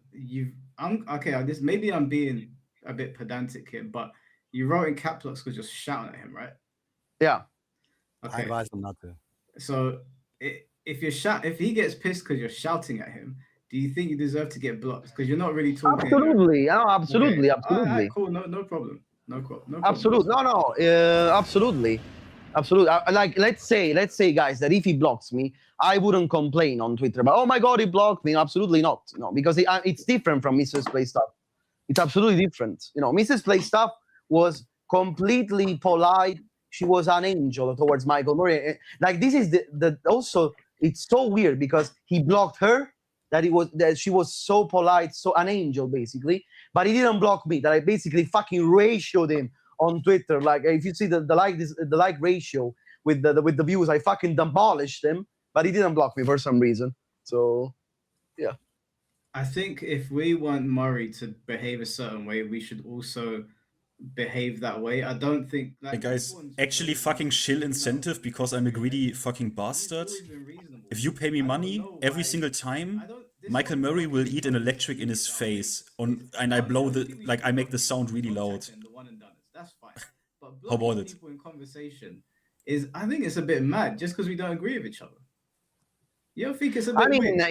If there are people that say things about me that I don't like, I do that, but I don't care, bro. I'm sorry, I don't care. Like, I know. Maybe you don't like this. Maybe you don't like this. It's okay, but What did you say, Reborn? I said I use the mute button sometimes if their shit is just popping up too crazy, or if they posting wild shit. Right? I'm like, I don't need to straight up block them. Like, what the fuck? Why? Why? I feel like there's a little bit extra. But may I add something? Which I wanted. Sure. So this tweet from Blackout, right? There are like a few things, right? So the Tekken shop, you lied, you. I mean, it's not really clear, but like what Michael then Murray you gotta look wrote- at the very end too, right? Yes, And you have the courage to blame, right? Yes, I just want to quote, because I take Michael Murray seriously, and I will always be fair. I will also be fair to him. So quote Michael Murray. From one of his Tekken streams, I don't design the game, I mean anymore. I design the direction, like, you know, in general terms. The balance team decides like what they want to do. I mean, updates, still, I give them like, hey, how many characters are we gonna do? Or I want a balance update, you know? I decide the ratio of free to paid content, when stuff should drop, stuff like that. And paid for it, so I have to get up in front of executives for a shit ton of money to add stuff to a 3-year-old game. So that's always fun. So I want to say, I have the utmost sympathy for Michael Murray that he has to deal with people that probably, as hard as it is to believe, have even less knowledge about the game than he does, right? The executives, people who wear suits, people who don't even know who Kazuya is, maybe, yeah? I have sympathy for him, that he also has to deal with people like this. I really do. But the difference here is... No, we don't know the full. We don't know what happens in that. Yeah, but I at least make a look. I am just saying, I really tried to get research on this and see what Michael Murray himself says, right? What does he say about him, the game, his relationship with the game? Okay, I'm just saying. So, but still, that is completely disconnected from the way he behaves as a person. We all know that developers don't. We are all here in agreement that developers, people who care about making a good game, the last thing they want to do is put a shop in their game 3 weeks after the game releases. That's the last thing a developer who wants to just make a good game or something that's fun for people to enjoy, that's the last thing they want to do, right? We can all agree on that. And yeah, that's one thing. So, but again, how you behave on Twitter is important when it concerns the dynamic between you and your community. And to me, it just still doesn't fly in my head that we OS this with, well, it's your private Twitter account. I mean, is it? When literally in his Twitter bio is like, I don't know, the Tekken logo, I am the producer of Tekken, yada, yada, yada, here's all this business shit. And then I'm also casually just, I don't know, beefing with people. And like, I mean, I don't know. Do I make sense? Guys, do I make sense? Okay, that's all I wanted to say to that, because, yeah. I think it's pretty obvious that why Michael Murray is getting blowback. I don't know why people are pretending like they're oblivious. If he didn't tweet and he just said, oh yeah, you know, thanks for the love, like someone said in chat, or thanks for appreciating Tekken or whatever, or, you know, like I'm looking into new things, he wouldn't have got blowback. But he made a remark about the community. There's already a perception that he cherry picks tweets to make those remarks about the community. And he got blowback for it. Like, again, this is Twitter. When you post stuff on Twitter, you get blowback. This is nothing new. And he made a snide remark. So I don't know why anyone's surprised. The only thing, the biggest thing I did with your statement was that the hyper focus. Because when I go to his replies, I am not seeing that being the majority of his shit. Right? I'm just not seeing it. Okay. When I go to his channel and then I go to replies and I go down, there's a couple of things recently, and you got to keep going. It's not like it's just there. I can just be like, oh, look, all this. It's not. He's doing corporate shit, bullshit, talking about a game, up in that stuff, talking about how he's met people, saying different random shit about random situations like a regular person. You know what I mean? Like, it's not. Yeah, and then he says the dumbest thing ever on Tekken. So what? You know, he needs free time. He says the dumbest shit on Tekken possible. He needs free time sometimes, you know? Like when he said, why would you sidestep when you can duck and launch? Beautiful. Beautiful. That's how much he understands about Tekken. You already know you should already know my stance on that shit. If the comment is I need to sidestep it because I can see it or I know it's coming, because I think that's what he said. If you know it's coming, why not just block? Because if you know a hell sweep is coming, oh my god, here we go. look, Here we I'm go. just saying, Here if we you go. but listen, if you know it's coming, is the best option not to block it? No, No, it's not not because you necessarily. can't. It's It's not not because you necessarily. can't. Not coming. necessarily. Not. Not necessarily. Okay. If I know, for example, I don't know. Let's say we are near a wall. Okay, near a wall. Sometimes it's better to sidestep. I'm not coming hell sweep. No. So maybe I don't know. You can make No. The particular condition is combos you know and it's so on. coming. This condition is not you think it's coming. Wait a minute. Like you And need by to the way, this was done in a specific mode. These are Yeah. Murray. Answer it. Like this is like real talk. If you know it is coming, right? Why would you want to sidewalk? Allora, let's put some context here. Before I let's put some context here. This was done in one of the Tekken 7 patches in which fucking hell sweeps became fucking homing. Casual hell sweep, all of the Mishima hell sweep. So this is the context. This is the context. Okay, hell sweep were becoming completely fucking homing. You couldn't step this anymore. Yes, it was Murray not only not only didn't apologize for this amazing change, okay, that they did on the game, okay, but he also said this kind of shit. Okay, so why would you want to sidewalk a hell sweep when you can just block it? No. When you can just block it. So fuck movement, fuck Tekken, fuck. Stop not reading the rest of it. If you know it's coming. What is there to read if you know it's coming? So, for example, look, I play the Bears, right? I play the Bears, and I do that stupid jump move that hits you in your feet, right? It's oh dear Lord, man! Slow as fuck. But listen, it's slow as fuck, right? Thanks, bro. That was for you. Most people, if they lab for a little bit, will be able to see it and block it every time.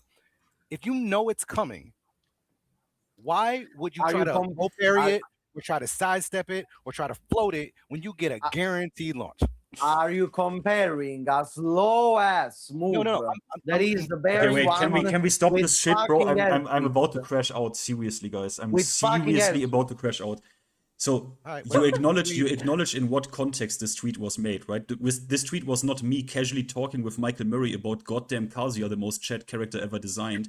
This was in response to the hell sweep made homing, right? And Michael Murray here clearly displays that he couldn't understand why people were crashing out. That is the context of this tweet. This wasn't a discussion with me and Michael how to deal with Kazuya. This was in response to people saying, how can you do this?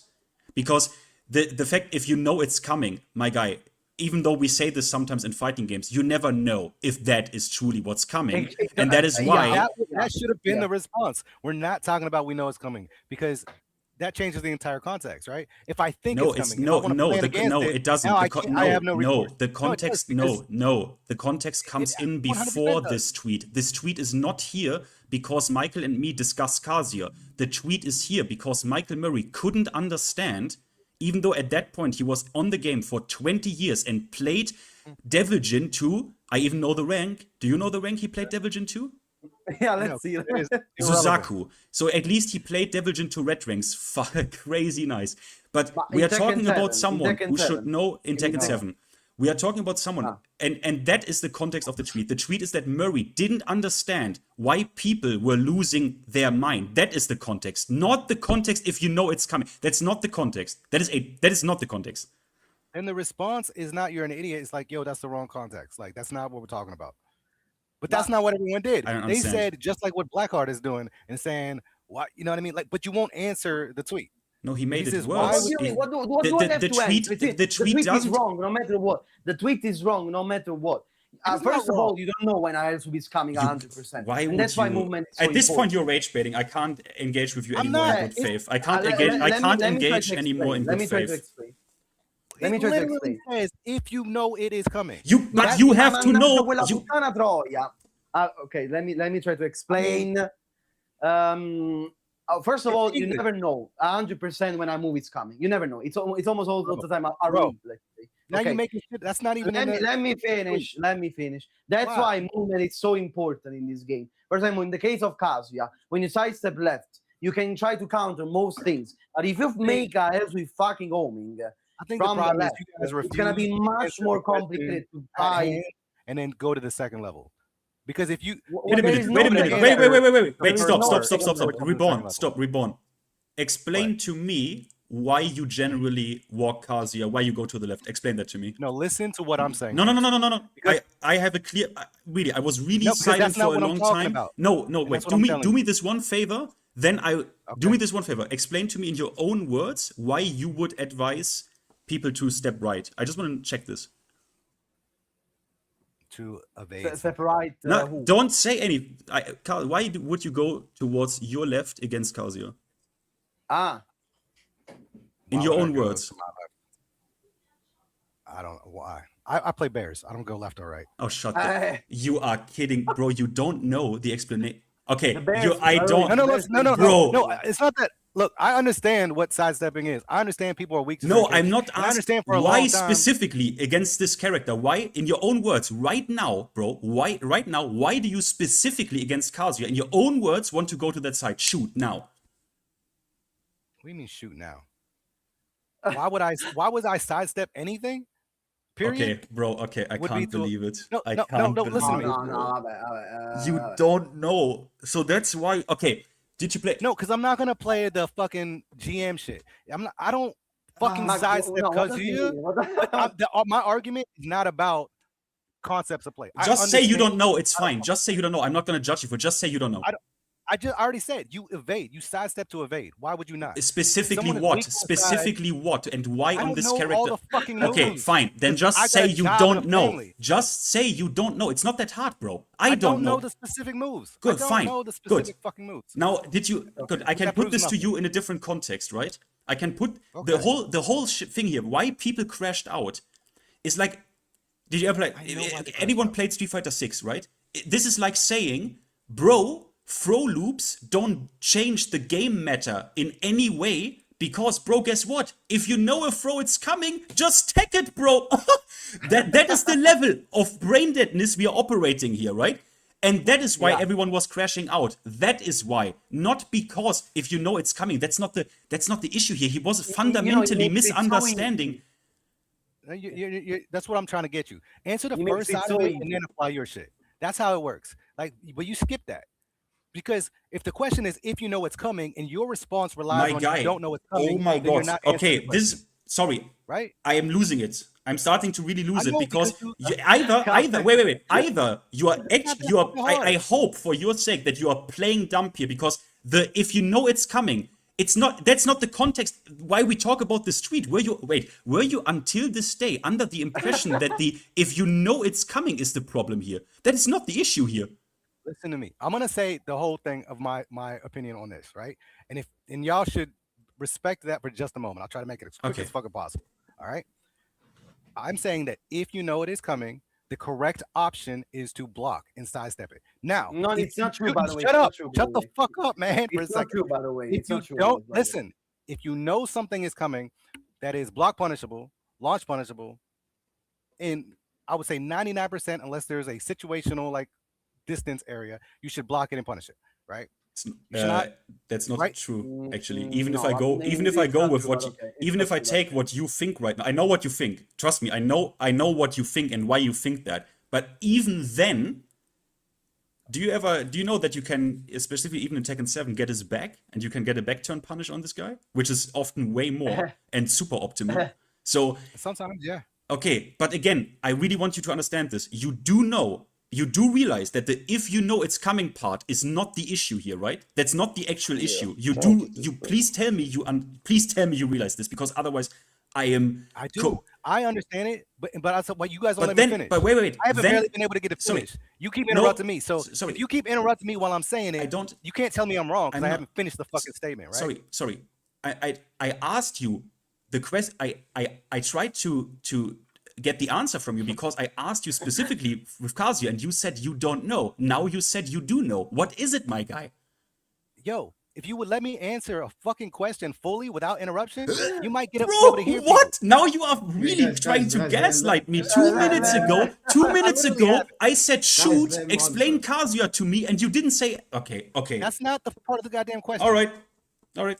All right. So I'm gonna, like I said, I'm gonna try to be quick. I know you guys can fucking hold off for just a minute or two. All right.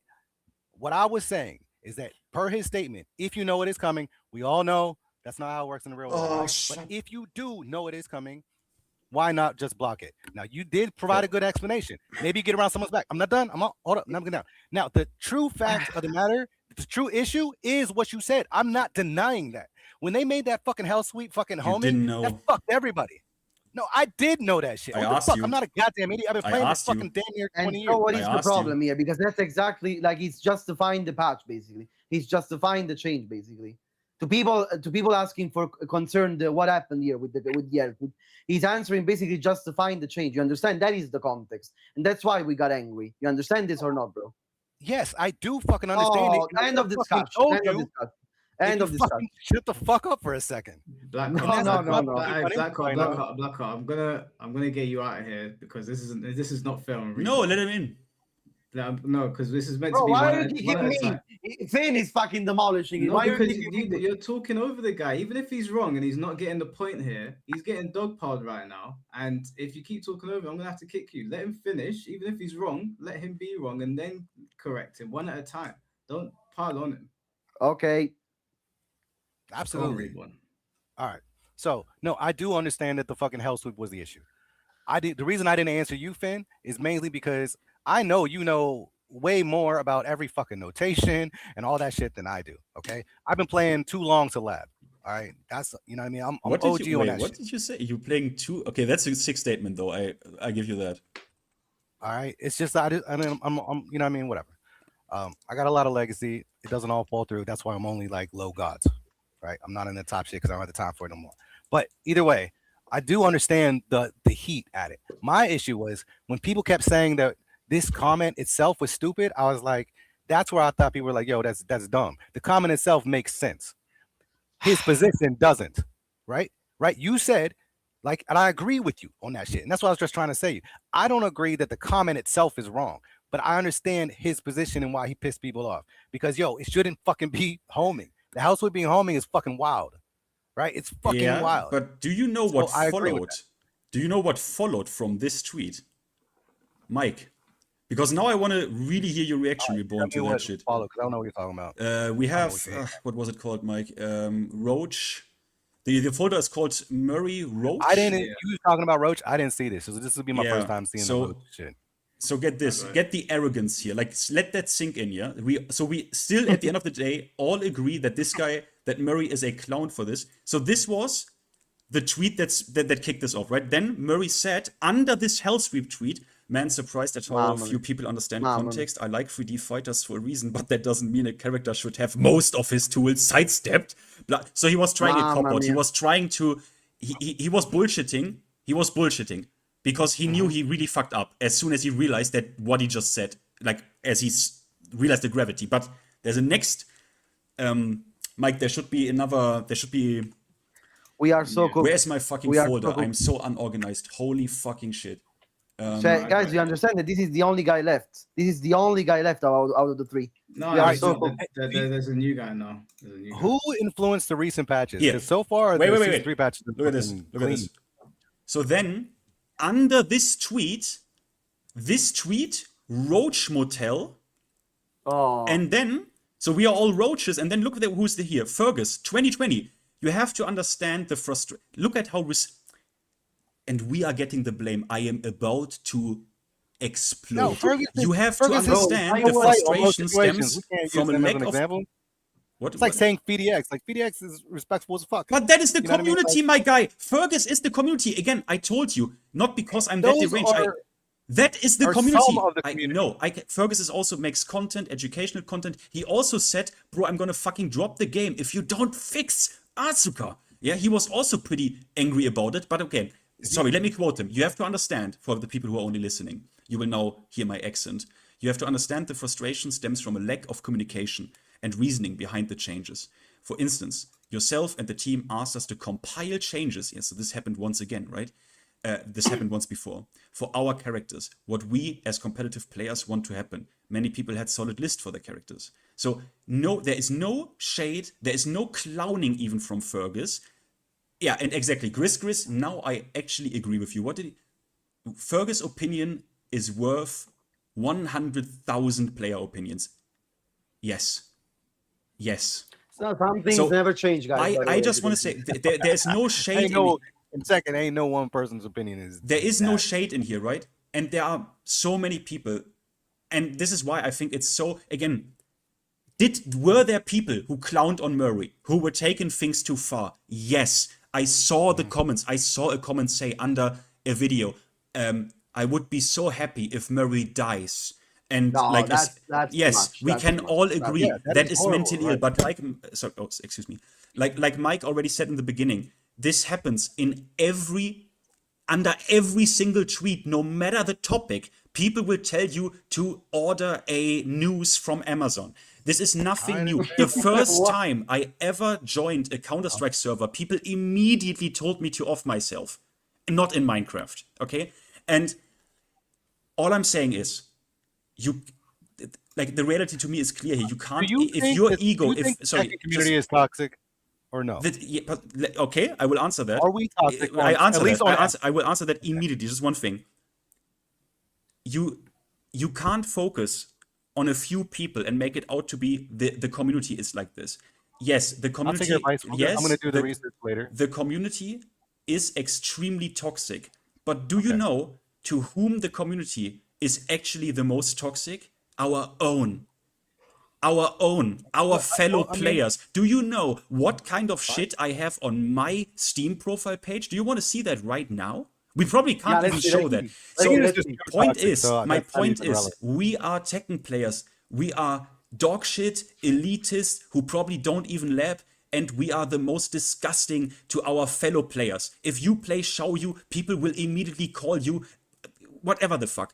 And were Tekken players toxic in tag days? Yes. Absolutely. Do you know? Yes. Do you know King T Ryujin from Germany? Not to this degree. Look, it has gotten worse. Doesn't matter. Let me ask you now something. There's always been Mike, a small element. Could we get? Sorry, I just want to get to one more layer, because for a certain degree of toxicity and a really regrettable climate that we had to suffer through and still to this day have problems with, would you could you play the Lord Eris segment? Because this is also on, and I'm not making Michael Murray responsible for this directly. Lord Eris? Yes, I'm not making Michael Murray responsible. His new name?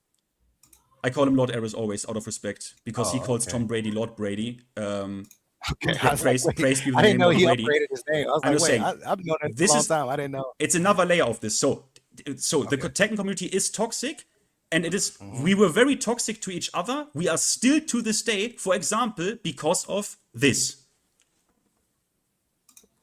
Let me say something. I want to say something. This situation that you brought up, this whole thing about you being concerned that you can't openly speak about the game, or else there will be like negativity from the company that makes the game.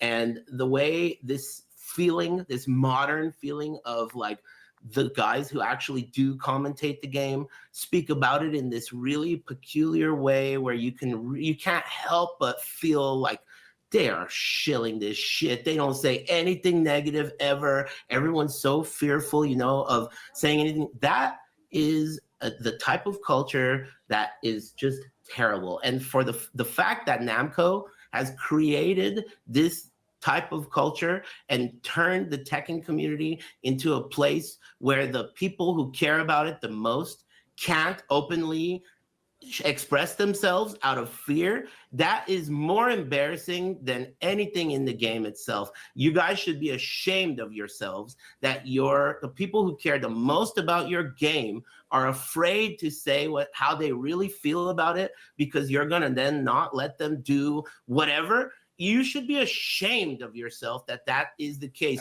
The only reason you even have a say in who commentates your tournaments is because of events like Electric Wing God Fridays back in the day when we did it for free. You didn't even know what commentary was. You didn't even know who to hire or anything. It was organic. And the fact that you are now creating a culture where people feel suppressed and all you can have left is like some guacamole shit, that you should be ashamed of yourself. That's worse than anything in Tekken 8, the product. The fact that you've created this environment for your creators, shame on you. That's how I feel about that. Goated, real, man. completely goated. Goated. This is, for Yeah, example, I'm not but saying that's this is Fucking Michael business. Murray's doing. I'm I saying don't when know you ask me what's about that the Tekken community is toxic, yes, they are.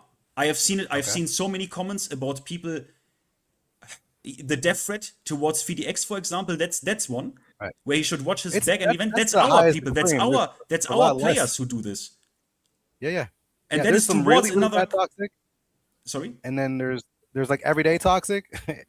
There's continue. You know what I mean? Like that's an extreme. Like if people have to get to that point for you to consider it toxic, then I don't think we're speaking the same language. Why? What do you consider toxic, bro? Sorry. I mean, toxic is where you're just I'm continue. gonna. Can I ask you something? Like, do you think my tweet was toxic? My tweet towards Mario. You think it was toxic?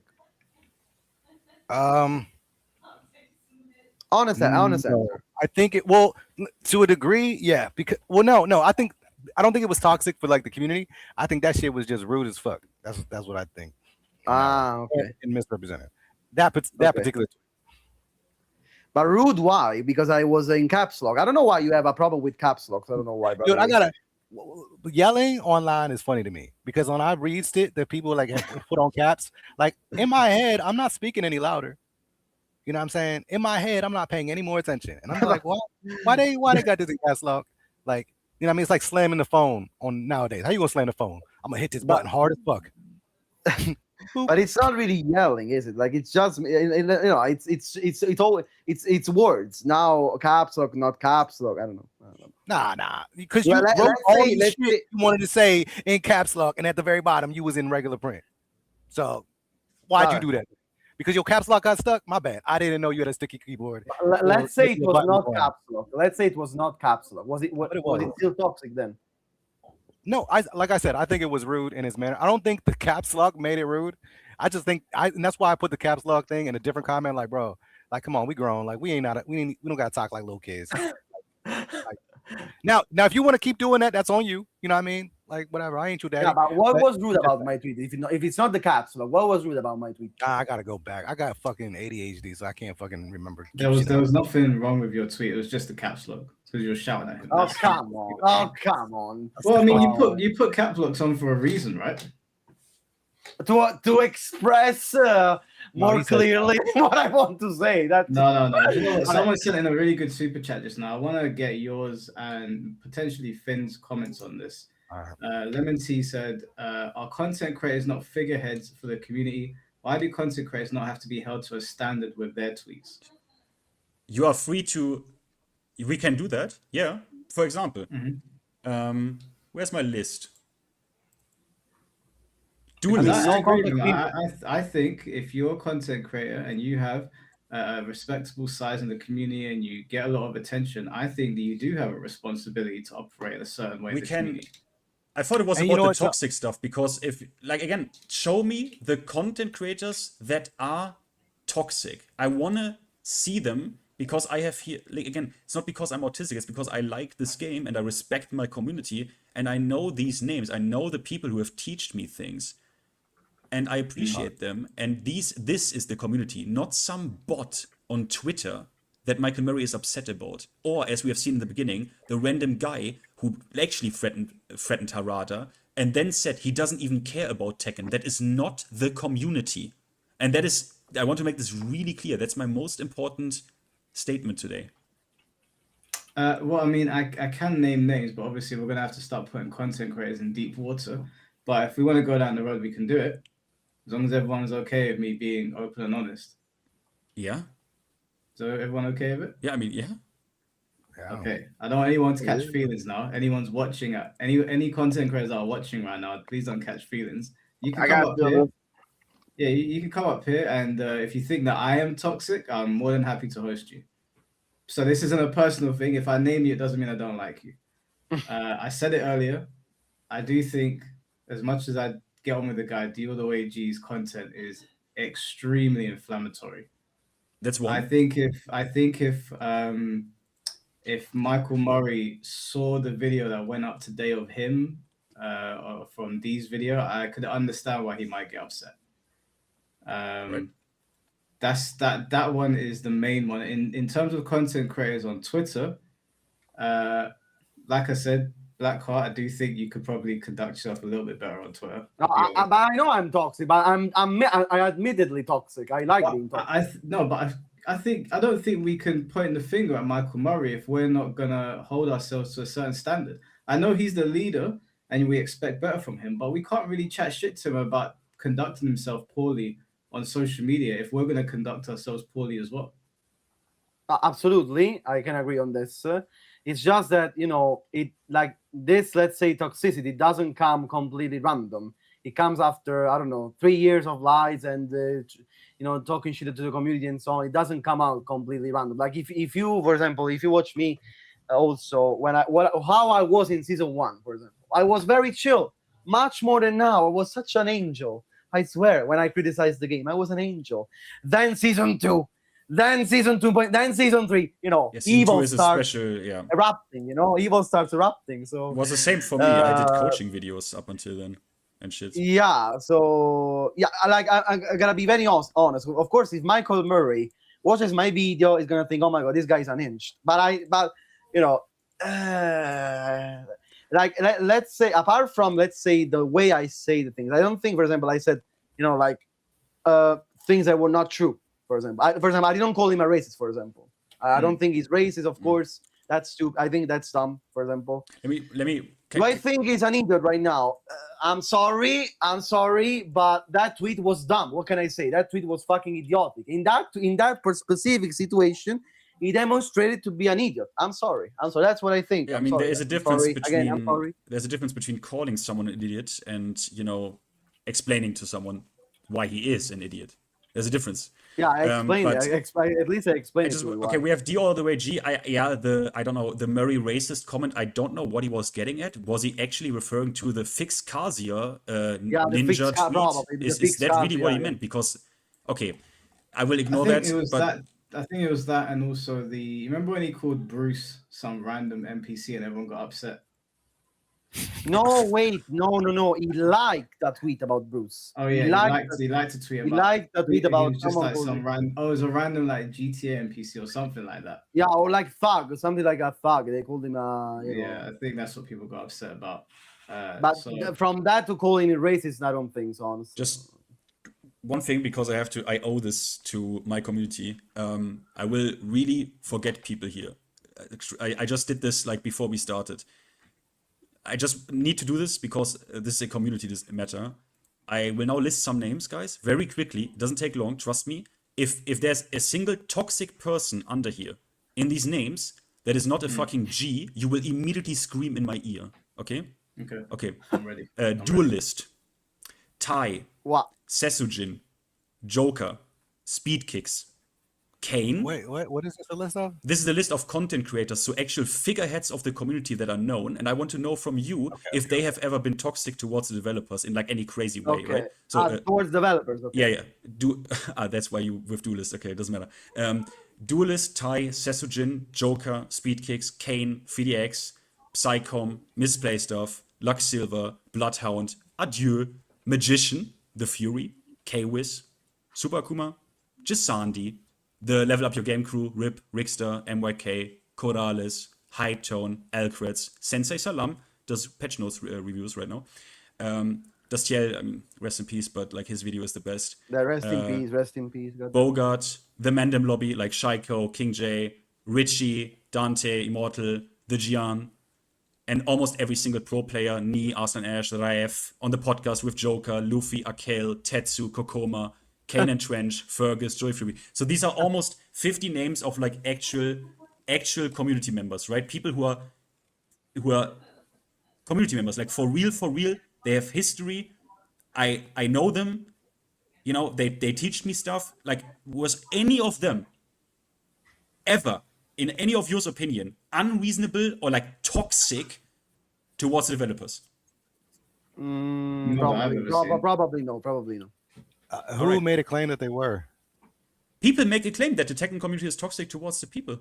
Like Michael Oh, Murray, for those that's example. so is that the community? This is Not the hundreds of thousands of players or all the people on X. Those guys are the you community. know, that's funny about you because I absolutely told not. you That is check so- I told you first of all, no, these are random bots. Like, look, my guy, okay, Reborn, you make me like either you are rage baiting. We can visit the are you Kazuya talking shit about? again if you want. Look, Do you think that Twitter you community come is the here. Tekken community? I will tell you this now in all seriousnness. I gave So you they're an not a content example, creator, they're not part of the bro. community? I Yeah, you gave gave me you an example of an someone who's not part of the example community. You of a did. guy who You even did. said I don't care about Tekken like this, and that was the actual only credible threat that we have found. I went through every single reply because I actually care about if my community is actually toxic. I went through every single reply under Nakatsu's That's why I goodbye asked, message. in order for it to be toxic, does it have to be at the level of a death threat? It That can what you're also looking be for? extreme vitriol, and I didn't see that in a single reply. Again, I told you this shit happens. I told you this happens. But if you focus on like 1 or 5%, you are dishonest as fuck. Which is why How did people which respond? is why I just listed to you the names of actual community members, and not a single one of them is toxic. I can put 200 names more on that if you want. Do you want to do it together with me? Of content creators? They are Is that very what you're talking about? yeah, because they Those are so that's the community to you. It's just they content are creators. part of the community I visit. Are you They are dumb? part of it. You're right. You absolutely are. They are 100%. I did not discount that at all. And do they not amplify the voice? Do they not shape a certain climate in the community? Our creators. In different avenues, yeah. Okay. I mean, I don't think Joey Fury does much to deal with narratives. He's not a narrative guy. He's a So I he's a wouldn't see part. him on Look, there. He's a content you- creator. if- He's just where that's what are I mean. your Like, names then, my guy? I didn't say any names. You're Okay, the one who brought- guess what?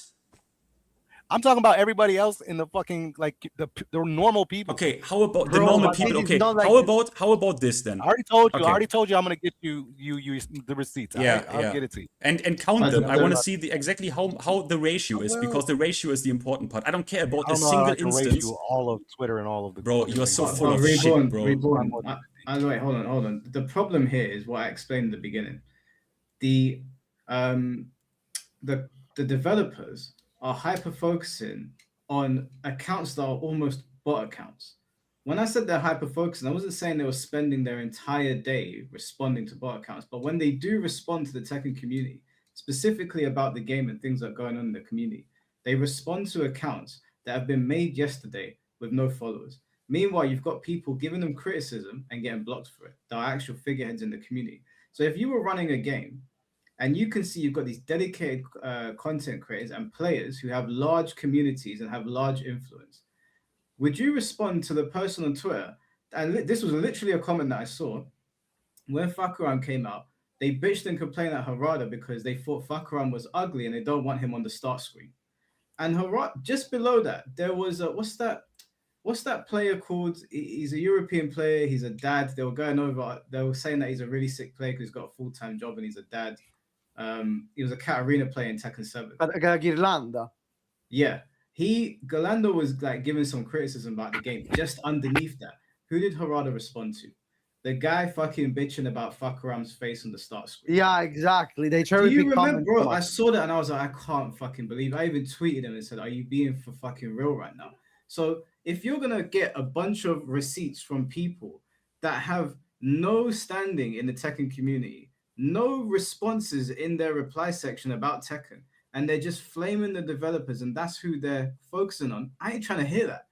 If you've got content creators in a small community and players that have big communities, and you're not talking to them, but you've even got Speed Kicks pleading with Michael Murray saying, "Please respond to us. We care about the game." Michael Murray is making snide remarks and responding to a random Dimitri profile picture. Yeah, obviously everyone's gonna be like, "Fuck this, man. We're tired of this bullshit." If you're gonna interact with the community, interact with the community properly. Interact with your core base. Otherwise, just be quiet. The new guy that's taken over now has no social media presence, and you know what? Good, because all these guys seem to do is interact with idiots on Twitter. That's all they're doing. So, yeah, one thing I want to say is, Reborn, like now it starts to get a bit. I don't know. This is I my don't want problem to. with the I don't want to respond to Reborn anymore because I have the suspicion that he is either rage baiting or he's like if. I You don't can't even. be I'm serious too about old, this bro. shit, I'm right? not You even didn't reading. even know why to racist sidestep, why, specifically against Kazuya, you couldn't even describe to me why. Then you tried to fucking backpedal, and now you don't even try to understand my points. And what, you want to play a gotcha on me that you find one guy calling Murray an asshole, and see, they are the toxic people. Like, you don't even try to understand the argument. You don't even know anything. You didn't research anything. Listen You what didn't you look just at did. anything. Listen to what you just did. You know what you just did? You went and made an assumption of what I was going to do, and then use that assumption as what you want to say about me. Like, I'm going to get receipts, and I'm going to find one motherfucker. Yeah, do that. And I'm going to be like, yeah, this is my receipt. Okay, do that. No. That's stupid. That's what I'm trying to tell you. You trying to call me a fucking idiot by that shit. No, maybe not directly, but to say someone's going to go and cherry pick one little fucking thing. When I said I would go and look for receipts, I'll go look for some receipts that are tangible, that are relevant to the situation. Yeah, right? show me. I'm not because it's about ratio, listen to my me. guy. I don't care about I'm gonna go 1% get it. of idiots. And I have to figure out what is allowed to be within your ratio of people, right? Because when I started talking, I didn't say shit about content creators. That wasn't what I was talking about. But now that to you, and that's why I asked you, is the community to you content creators? Bro, you are So if you're not supposed a to content change, bro. creator, You part don't of know the this commu- format, they are right? part of You the are supposed community. to No, they're a change part of my it, but fucking are they? mind, which Are they means the you community? should come with some examples. No, I was not. Wait, Mike told me we call him and discuss the different shit and how it affects the fucking community. He did not tell me I was change my here mind. to change Finn's mind. Change my mind. It wasn't That's a what it's change my called. mind. No, it is. When did that change? It's a Yeah, title, dude, isn't It it? wasn't said that before. All I said was you want to join the podcast, but I put up the advertisement saying it's a change my mind. Oh, I didn't see it because I looked at the DM. I was like, oh shit, I got a DM. Let me see what's up. And then I went off what you said in the thing. So Yeah, I mean, look, we can talk about a multitude of things. There's loads of things. And there's even things that Finn wants to go over outside of this. I'm sure Shinblade's got something that he wants to say. Yeah. But just in regards to this idea that, and you know what, this has spilled into other areas of the community, because on my post, you saw the post that I made where I said to him, with all due respect, you have no social media training whatsoever. And I was going over my criticisms of how he's conducting himself. There was a guy, actually, you responded on the tweet, actually. Let me see. Actually, no, I've got it here. Let me show you how the developers' behavior has spilled onto content creators and spilled onto other members of the community. In my tweet, I said not to attack this guy. I said you absolutely do not deserve death threats or even the playground insults. Tell me why this man's reading comprehension is so bad that he says to me, if you think this is how to fix a game by shouting and cursing on developers, you need to recheck yourself. The problem here is that the developers have focused on people that say dumb things. Then you get other content creators saying these content creators are the toxic ones. They're always saying crazy things. Then you have people like this on Twitter they'll read what I said in plain English and then still say that I'm cursing the developers. It's a trickle down thing. I actually think that the developers have played into the toxicity in this community. They've made a lot of people who don't bother reading and don't bother listening think that there are enemies that everybody needs to focus on. When really and truly, everybody's kind of saying the same thing. It's just everyone's turning on each other. So I also put blame on other content creators. If we're going to say names, I'll name names. Main Man is another one. Main Man says things unverified and then has people in his community go and attack others and then doesn't show up for the conversation. He's done this multiple times. Absolutely. There's It happened to me some days ago. Yeah, there's content creators that continuously do this. If I can remember any off the top of my head, I'll name them. But I know for a fact GM. that he does this. Who? GM. Yeah, absolutely. I haven't seen GM's content in a while. If you want to speak on that, you can. I haven't. Yeah, he had mad personal insults to Blackheart. Blackheart even wanted to talk to him. He said, "Fuck off." Mad fucking. Yeah, but also, for example, to NovaSeiken multiple times. He calls people that disagree with him bums, noobs, or whatever, multiple times already. Yeah, and you know what? This whole thing where this is also what I wanted to talk about, because we've been saying this whole thing was like a change my mind, and I wanted to put it forward to people. Since there's over 1,000 people watching right now between Twitter and YouTube, I'm sure some of you probably disagree with me. So now is the chance to come up here and make me look stupid like you promised. So this entire time that Tekken 8 has come out, I've been making these videos about problems in Tekken 8. And people have been saying you're negative, but they don't call me a liar. So now, if you're watching, please grow a spine, send a message in. I'll put you up here, and we'll have the conversation. Because for some reason, me pointing out an issue in the game makes me toxic, and I'm not even sure we even know what that word means anymore. So yeah, I do want the smoke today. I do want the smoke. I want everybody to come up here and start talking shit now. Let's go. Now I want people to start coming and start talking shit. There's over 1,000 people watching. I know some of those people in here don't like what I'm saying. Come up here and tell me where I've been lying. Tell me where I've been lying. I'll wait. We're gonna be here for a while. Guys, I gotta go now. I'm sorry, but I need to do some coaching now. I know it's late, but now you want to go. Now you want to go and it's smoke time. Well, I mean, what do I? I'll come back later if I can. Okay, I gotta go. I wanted to respond to CDT. I'll come back later. Okay. No, go. No worries. Okay. Thanks everybody for thanks Mind for making. Funny, it. right? Yo, Shinblade, what's up, bro? I just wanted to greet you too. What's up, Shinblade? I don't even know what Shinblade's doing. He's just chilling. Oh, he's just chilling. Okay, no, he's got a nice shirt on. Bye, guys. I think I only had two main issues with your post, and that was the never. And I know it's pedantic and semantics on that never shit, but I'll tell other people as well, like, man, because then people come back with those gotchas. Look, I found that one thing, right? Like, oh, then you can't say never if you did it one time, right? I was like, please don't say that shit. I hate hearing people argue that point. But then when you say in your post, like, he only does this thing or he never does something else, I'm like he never responds to anybody besides that one random PFE. I'm like, that's not a true statement. You know what I'm saying? Like, mostly, or he puts the hyper focus is probably more accurate, but even then I don't agree with that. Like, I can't find evidence that he hyper focuses on any of that shit. There's no evidence to the contrary though. He either tweets about things unrelated to what's going on in the community, so business stuff, or when he talks to the community, he's chatting shit. When the last time that we saw Michael Murray in the headlines, what was going on? He was talking shit again. He was blocking people. We put him in the headlines because we get pissed off and then we be like, quote retweet across the board. And now that engagement is the biggest shit ever. No, but do you know what the problem is? Yeah, I think the Tekken community and the fan game community have turned into wet blankets because someone says something dumb online, and then we criticize it, and then people are like, "Why are you complaining? Can you not read? Not you specifically, Reborn, but just in general, can people not read?" I had people saying, "Oh, why are you complaining about Michael Murray?" I'm like, "Are you blind? Can you not see what he just said? That's why we're complaining. You don't have to like it, but why are you asking me why am I retweeting it?" Yo, but that is one of the fucking problems. People don't read, right? Or they only read a certain amount. The amount of people that are like, I can't read beyond the 3 lines on a Twitter post and be like, too long, didn't read, you know what I'm saying, is ridiculous. So, yeah, if you say anything, there's been posts where I've seen where the first top of it is just full of just bullshit, right? And then later on, because they got like blue or some shit, or they put it in the comments, and then they clarify what they're saying. But by that point, ain't nobody's reading that. But that's okay. Well, then we need to finish school then. People need to finish school. What am I supposed to do? I'm trying to have conversations online with people about this game, and because they have a reading average or a reading age of like a 5-year-old, that's my problem. Well, I don't understand. What am I supposed to do? Do I have to dumb down the rhetoric so much that people can engage with it? But it's not your responsibility, like single-handedly. You know what I'm saying? And I ain't ever saying it was, right? Like, you could sit there and tell everyone, don't do death threats, don't do this, don't do whatever. I mean, who's going to listen to you besides the people that already listen to you?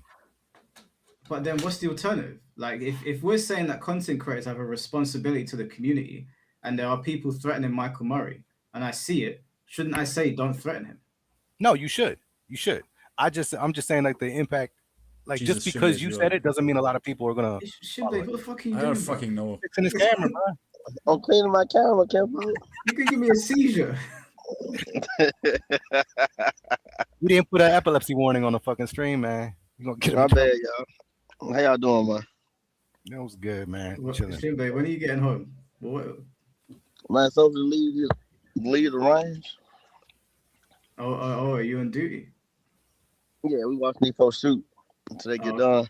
So if Murray goes and hangs out with Harada on the next studio, what do you think that's going to do? I don't know. I don't know what it's going to be like there because like I saw Moonsaults there talking about Bandai Namco executives, but But do you know what? Let me get Moonsault Slayer's post up because I don't actually know what he said. I know he mentioned them, but a lot of people are saying, oh, it's the executives' fault. But last I checked, the executives don't make creative decisions.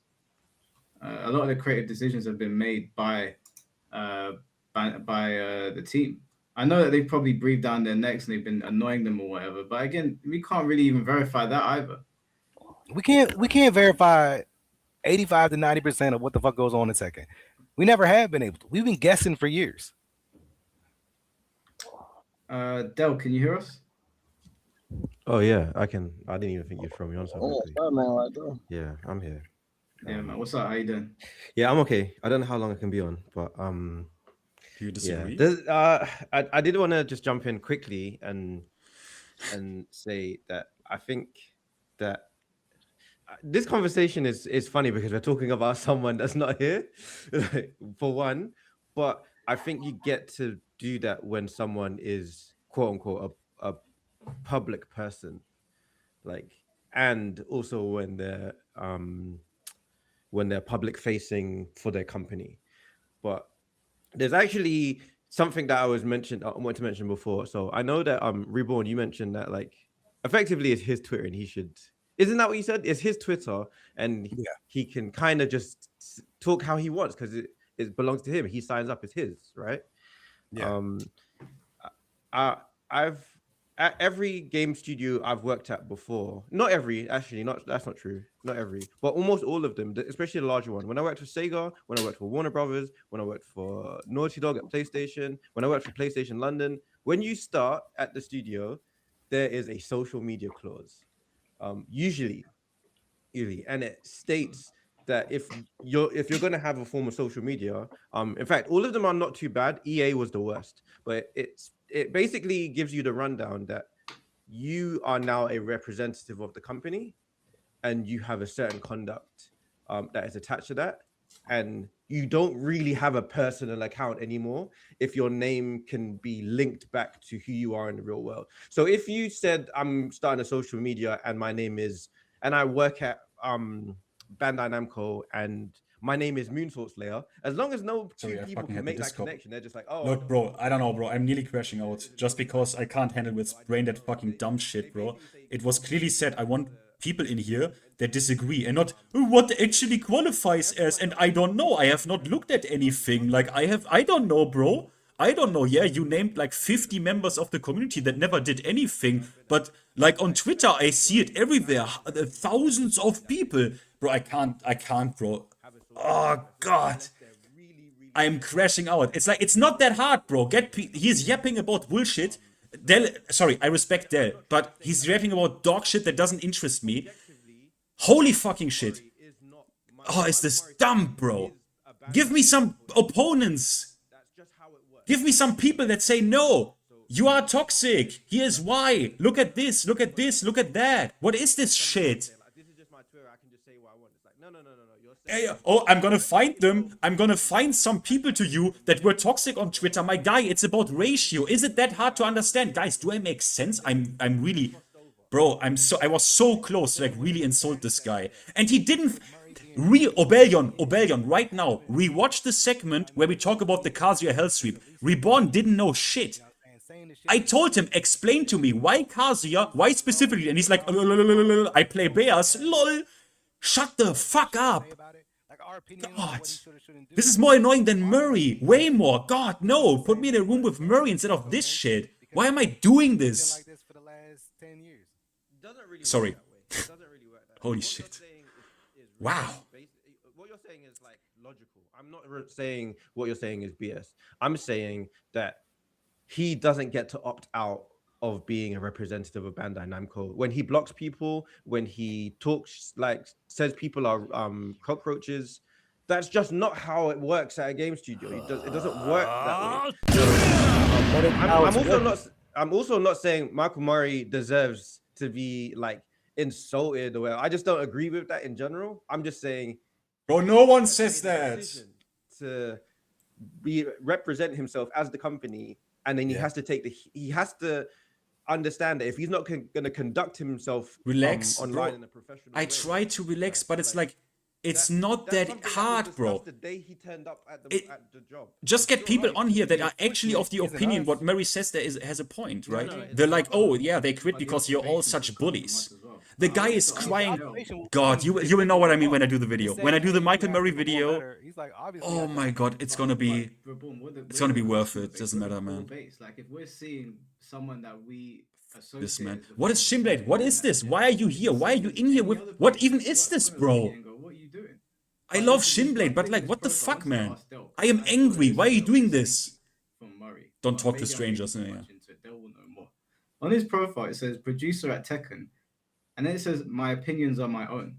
But if his account is a public-facing Tekken account because of who he works for, isn't the opinions my own part a bit of an OS? Yeah, so that started happening around I want to say 2022. Basically, lots of individuals were getting in trouble around that time for their personal thoughts and then having their name associated with a company. And to try and like stop getting in trouble, like sometimes people decided like, Although, guys, fuck this shit. Yeah, I have to give it to every one of you who is still listening to this dog shit. I remember some of you were there when we did the debate streams with like people from my comments section. I can't believe that these people from my comments section that I shat on had more brains, a better understanding, a better conception of arguments, and even line of questioning. I can't believe it, bro. Like some of you were there when we did those streams. They actually had an opinion. There's no opinion here. There's no stance. Reborn? I don't know this guy. this He was on character in this before, but I game know is him, bro. terrible. He just exposed himself as a real, like, bro. Is the quote not pinned yet? Still from Chris? He said he is too old school to lab. He said he is too old school to lab. That's why, like, I didn't know Kazuya. Yeah, I couldn't explain this Kazuya shit to you. Like, what the fuck? But he's not in it. Pardon? He's a modder? The only thing he's Well known in the modding scene. Wow. Community's bad favor. Like according to Bamco, it's business as usual. It seems. Sure, but you have to think of the sentiment of the company. The sentiment of the company comes through the public-facing people. If I have a bad experience with No, I mean someone I get all of that. Like I understand how it's supposed to work, right? what's the point you're making then? I don't want to misinterpret you. So like to say that like these clauses exist, like I understand that. But if the clause isn't going to be enforced by the company that established the clause, then what say do we have on how he is or is not supposed to act? That's only how we personally or we as a group think he should act. That's Because not what I'm the company saying. obviously is like, I'm good with it. Yeah, that's Or we don't kind of care. not where I'm not. Guys, tell me, what was the quote exactly? What did he say? I'm too old to lab? Or what was it? Guys, anyone, the exact words, what was it? I am too old school? Because I don't see it pinned anymore. What was the quote? That's it. That's all I'm saying. He doesn't get to separate himself by saying, "Oh, here's my update for the new patch," and then in the next post say, "Oh, these guys are cockroaches." So he just has to accept the consequence of that. We have to too. We have to just be like, I got a bad relationship with Bandai Namco, and that's partially because of him.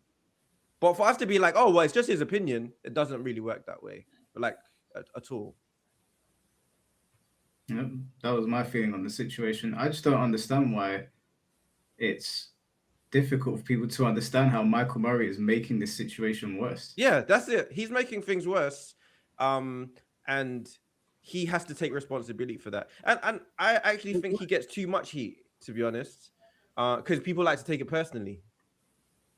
People like to go real personal with him and take pictures of him and do this and blah blah blah. Like, let's just talk about how you don't like the game. Why not just focus on the game rather than talk about him as a human? Sorry, fuck this shit. Doesn't matter. I get an ibuprofen, guys. I'm sorry that it is that disappointing. I really wanted to get some people in here and we can have like he presents shit and we can actually talk about it and like, was that justify? We have toxicity here, but there's nothing here. 50 content creators, all the people on Twitter, all the pros on Twitter said thank you, Nakatsu, thank you. Sorry that it is that disappointing. Holy fucking shit. I really wanted to get Jason Montoya or some shit. I'm sorry, guys. We made this really clear. Once again, no one shows up. No one fucking shows up. It's again, it's just, oh god. I need to filter people before we do this. I need to tell Mike every time we do this in the future, no, I want to know who comes. We need to vet these people beforehand, that they actually have a weight class and can box. It's not even entertaining, man. It's not even entertaining. I need to get an ibuprofen because I'm getting a fucking headache. Yeah. Do you think Yeah. might go to Verse Studios? Fuck this. Maybe. I don't know if Bandai Namco even loves him very much, and he might be more respected at a new studio. Fair enough. Yeah. Interesting ton of events. Do you before you go, Del, just a quick side note. Is there anything going on special tomorrow at Summer Games Fest that you know about? Yeah, but I'm not gonna say that on this. Zone. I'm not gonna say. I'll be there, but I'm not gonna say anything. Oh, you're gonna be there? Yeah, I'll be. I usually go every year to just like meet up with other developers and stuff. Oh, okay. But, yeah. All right, well, so you won't say because you got something coming out. I don't know. No. I know some people have spoken to me, and I know Capcom said that they might have some sort of presence of showing something special there, but I don't know if it's confirmed. That's all. Do you still got that message on your Twitter, or can we go back to saying Del told us that something's coming out at the games tomorrow? You can say whatever you like. I just heard Capcom will show something, but I don't know how true that is. What about Sega? Yeah, no comment. All right, I'm out. All right, bro. I'll catch you in a bit. All right, peace. But we're gonna see Virtua Fight tomorrow. I bet you any money. Is it going to be the same leak that they already let out? Probably. But all right, let's get back. Actually, do you know what? Let me read out the super chats and then I'll because I know Finn has got more things he wants to present to people. Finn, are you still there? Or has he gone to the toilet? I think he said be right back. All right, cool. Well, while we're waiting for Finn to get back, Mr. Mars, thank you for the $2. I hope these Twitter Goombas come along. I hope so too, because they were saying a lot of shit to me. I would love to have a conversation with them. I'd love to know where I've been lying. As a matter of fact, since you're here, Reborn, maybe you can still man it. Can you tell me where I've been lying about my comments on Tekken and where I've been fanning the flames or being overly negative? I mean, the only so basically, not so much anymore. I think Yujiro got you in a good mood, so you changed your tune. But I mean, before, like in season 2, just the constant banter. You know what I mean? About like, oh, this shit. You know what I'm saying? Like, let's be specific. And you weren't even playing it, but I can't be specific on that one because I don't. I can. Okay, right, Shinbei, let's be specific. Hey, remember when he like you said, every time they any update, Mike was on their ass, boy. Was the update bad or was it good? No, we're talking about that. No, we are. We have to be specific because then people are calling me a liar and they're saying that I'm spreading negativity. So when I was talking about the update, did I lie about the update or was the update shit? Oh, I was going to get your ass for no reason, though, Mike. I actually don't know exactly. See what I mean? I didn't even know. No, but Reborn talking about when we had all those Tekken talks, you were talking shit about the game. Yeah, but was I talking shit about the game from a perspective of somebody that's lying, or was I being genuine? I think you were genuine. You believed it. I think that's the thing. You believed it. Yeah, you believed it, but it wasn't true. What wasn't true? Let's be really specific here. Garbage shit, so it's like No. Okay, well, we're not doing this beating around the bush. You're gonna tell me what I said and how it was a lie. You said the game was good. But when did I say it? Did I say it when season 3 came out and they told us it was going back to basics? You said season 2 was garbage. At the end of season 2. The end of season 2 wasn't garbage. I said the beginning of season 2 was garbage and the end of season 2 wasn't much better. Wasn't much better? No, it wasn't But much better. But season 3 was godlike. No, season 3 came out and we were all pissed and then they released 2 patches recently and I said they were good. The videos are on my channel. Hold on, give me 2 recent. Do your thing. But I heard we saying I heard this. Go on, Reborn. Let's be really specific here. I'm really curious. I'm like, you know what, guys? Like, I like having receipts and shit, and I like having all my shit in my documented. Like, I write contracts for a living. That's what I do. You know what I'm saying? But I didn't know I was stepping into a boardroom. No, it's not a boardroom. I'm gonna have to treat it like that for all future engagements, so I could be like, all right, my exhibit A is thrown up on the screen. It's Reborn. It's not even like that. You know, you ain't got to put anything on the screen. It's just I keep on hearing this. I hear it over and over again. But last time I checked, most of the community was pissed when season 3 came out because they told us back to basics and it was anything but. Yes or no? Well, for the back to basics, my biggest issue is that, and I think we talked about on the one, is that they didn't tell us exactly what the back to basics was initially. They said back to basics, and then we came up with what we thought it was going to be, what it possibly could be, blah blah blah, and then we kind of like hyped that shit up, which was, in my opinion, I was like, yo, can we not do that shit? That was my biggest thing, because we don't fucking know. And then when they went and clarified it, I'm like, well, we ain't even the right fucking ballpark right now. Okay, so what was the clarification? They said their back to basics was more of the way they handle shit. Like, it wasn't even like back to basics of moving shit. They were like pretty much like, look, we did a lot of shit really fast, and that was stupid. So what they were like, Bro, talking out loud. Like, they didn't even need to tell us that. I'm still muted. Is this motherfucker for real right now? So we're gonna slow the fuck down. We're gonna really look at this, pay attention, try to be real calculated with our steps, and then give you that brain shit. damage? And that's then that's what they've been doing, right? Since that point. Okay. So but we're all like, oh, we're gonna go back to Tekken 7, we're gonna go back to all this other shit, we're gonna get side steps back, and Heat's gonna disappear. And I'm like, yo, bro, that is not Reborn. Reborn. I don't know if they're paying you, but I know. I'm just saying, bro. No. When you drop a trailer into a community that is already mega pissed at the last update you did, and it says back to basics, that is a bunch of buzzwords to make the community that has been saying tone things down go, oh, they're finally listening, only for them to turn around and say it doesn't even mean that. How could people not be angry? But if you think about it, it is kind of like they are toning shit down, but they're just not giving it to you all the way. Like, because if you look at Heat, if you look at the most recent patch, like they're taking a look at it within their confines of how they want the game to be. They're trying to take it to a different spot. But they also said, we're not going to give it to you all at once. We're not going to do all this shit. So we get impatient. We're like, we need it now. We need this shit the fuck now. This needs to be good, or it's going to be trash, or it's going to be bogus. Like, nah. That's just Reborn. When season 3 came out, they didn't do that even a little bit. When season 3 clarified came out, like within a day or two.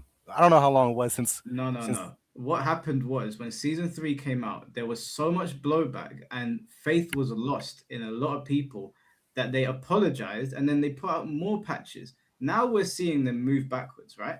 And now that they're moving backwards, have you seen me talking shit? Have you seen me uploading videos saying they fucked up? The last patch they did was very good. We posted on Twitter and said it's a good patch. The patch before that, I made a video saying this is a good patch. People are saying that I'm lying and I'm being negative for views. But the fact of the matter is that I'm reacting to what they're doing. And what they were doing was a whole bag of bullshit before. Now but you also got to consider the amount of like content that you guys have out there. Like not just you alone, but everyone. That where it was pretty, maybe not volatile or toxic if you want to call that, but it was aggressive. That's fucking for sure. You know I was aggressive. I'm saying not you in general. I'm just saying the attitude during the whole year of season 2 was pretty aggressive.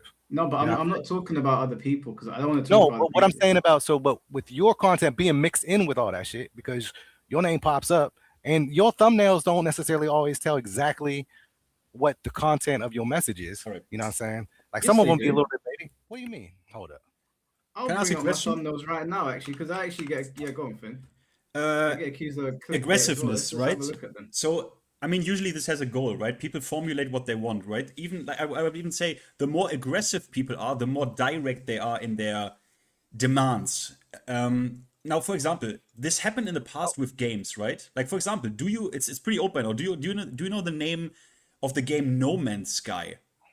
That shit was basically a scam when it came out, if I remember correctly. That shit was basically a scam. People were mega fucking aggressive. Do you know what the devs did? The devs just they put boot to pavement, worked on that shit, and made their customers happy.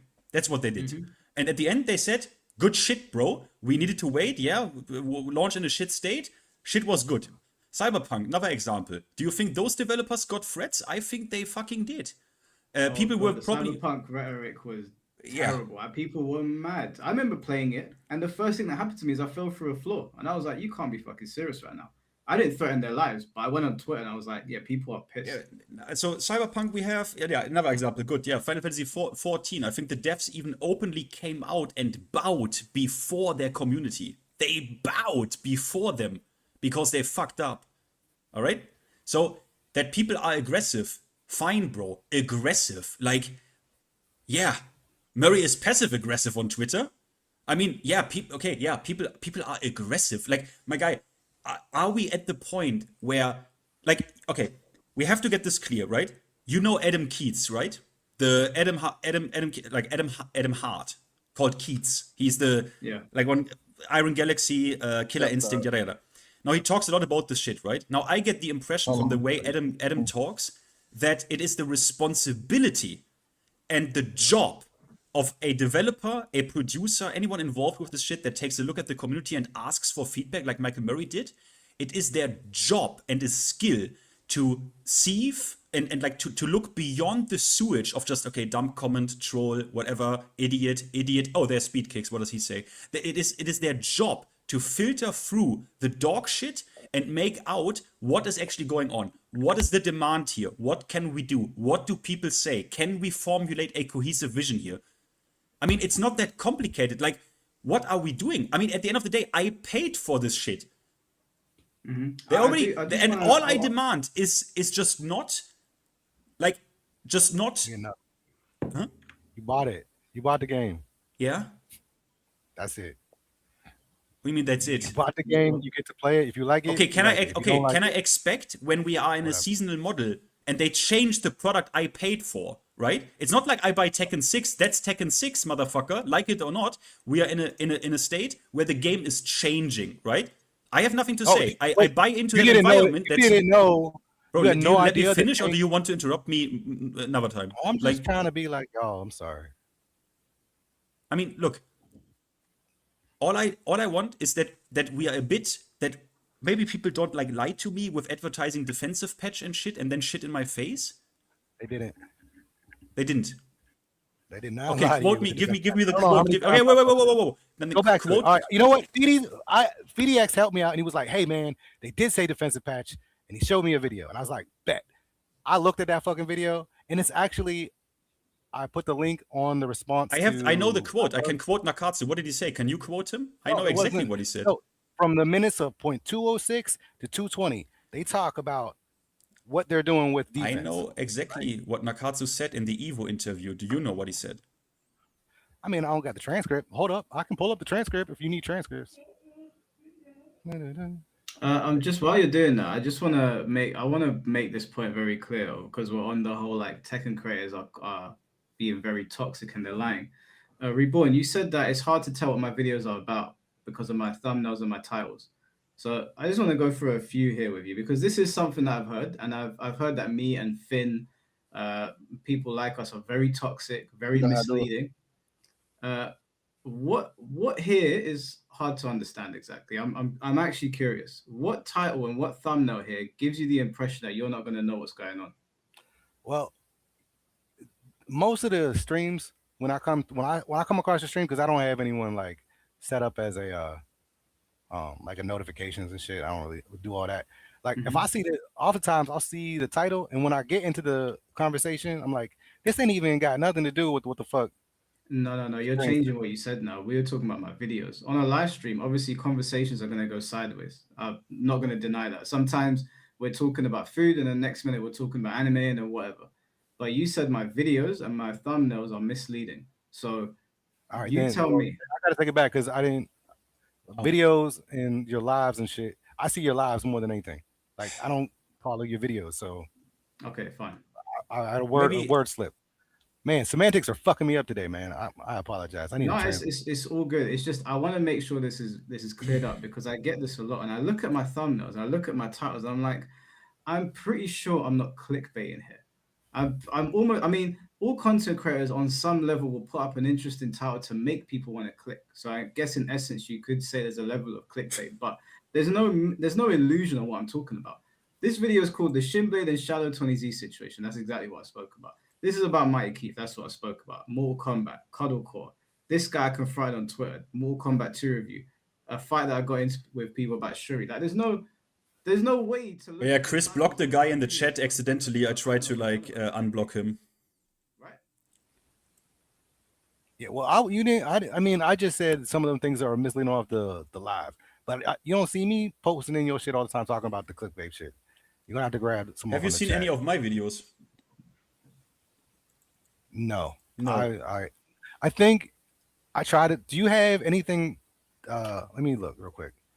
For example, I made a whole like possible tweaks to the heat system while still being understandable to the developers that they have an aggressive vision, which I don't per se have a problem with. I made, bro, I did so much shit. I did coaching videos, hours of fucking coaching. Doesn't fucking matter. I do everything. But, you know, I am right now, I'm still even optimistic because, you know, I actually made videos with like exact, because I don't like bitching without substance or without any, like bitching without having an alternative to present. You know what I mean? Like just nerf Brian, bitch. That's, you are a fucking retard, right? So yeah, I formulated some exact nerfs. And do you know what? Color me fucking shocked, because some people talked about it, but it was in my video. Like even the, please, can we finally make down 4 not have sometimes pushback on block or pushback on block on a certain distance that you can't punish it. They actually did that now. Like, was it the patch before the recent one? They did that. Bro, sick. Mega sick. They even made forward 1+2 in heat. I specifically in my video said -9, bitch. No discussion. People in the chat said, are you going a bit too far? They made it exactly -9. Bro, I glazed them for that. I said, bro, you need to be fair about this shit. You need to be fair to developers, but you also need to call them out when shit is not good.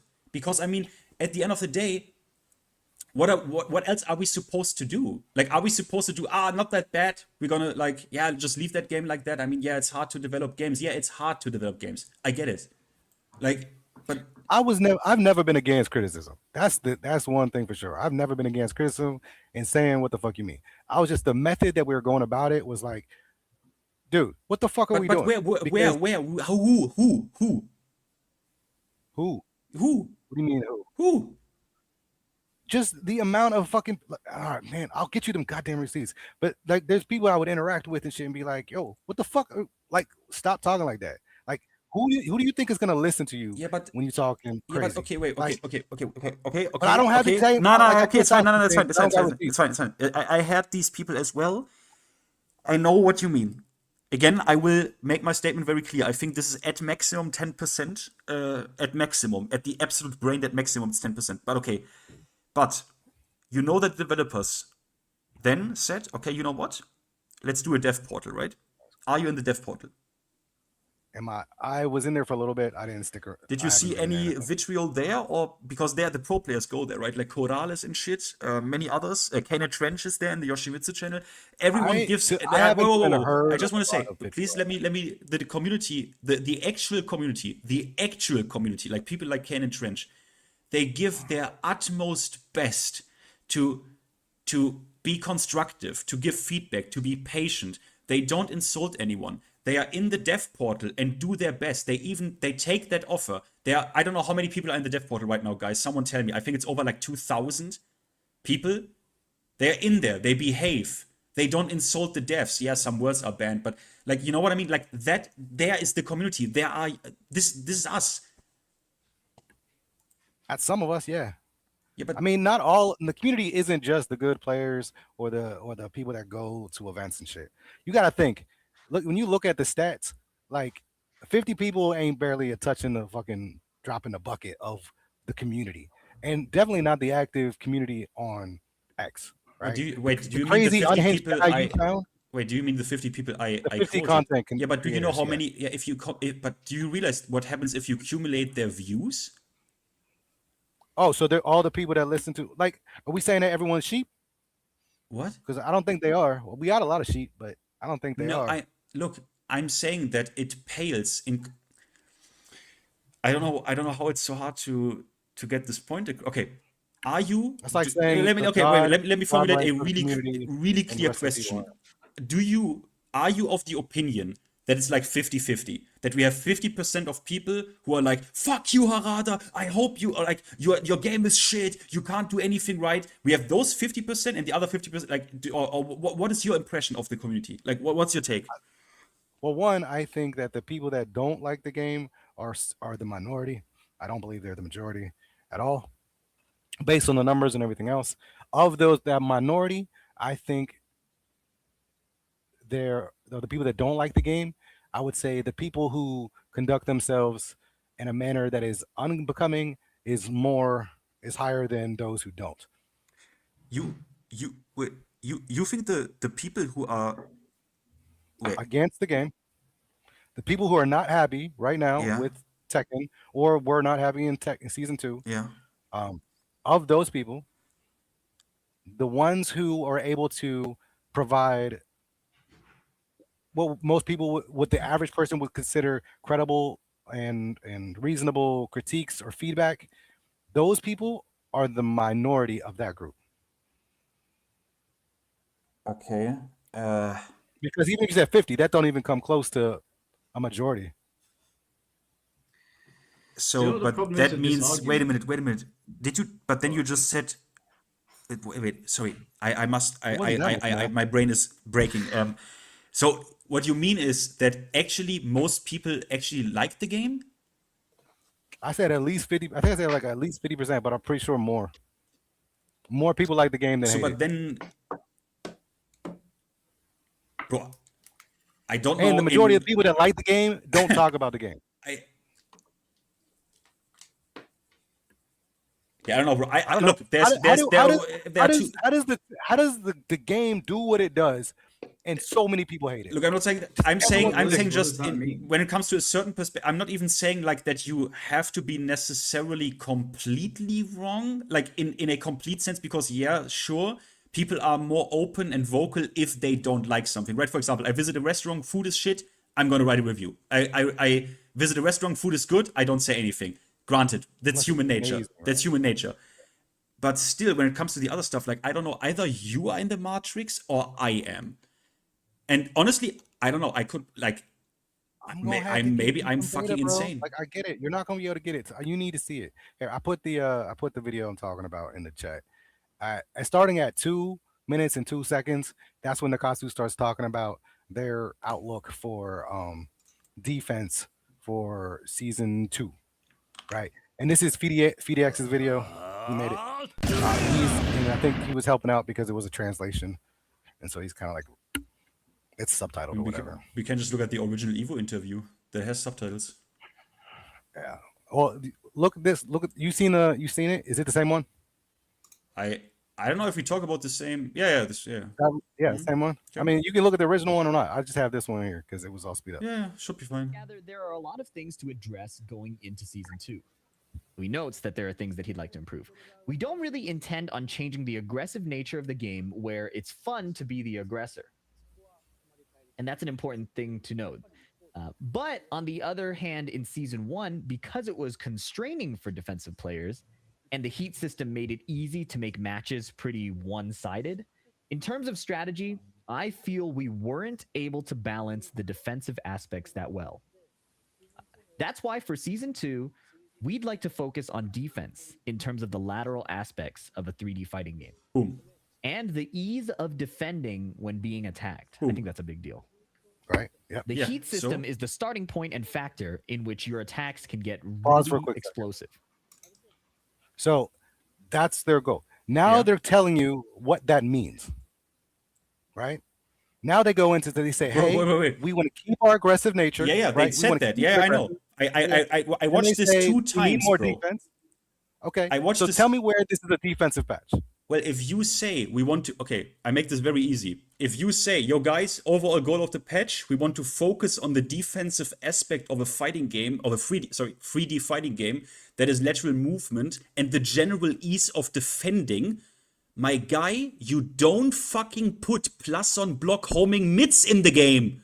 That is literally the opposite of what you are telling me. Am I crazy? Chat, both chats.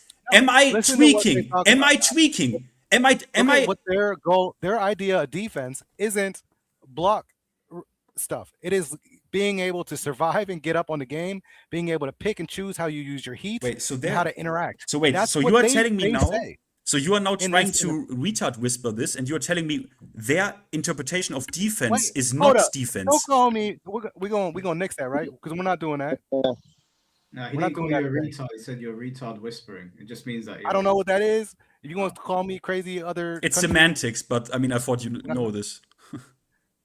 Yeah, I don't speak your language on that level. I don't know what a retard whisper is. I never heard of it in my life. We're gonna stop with that though. What do you mean? Cool.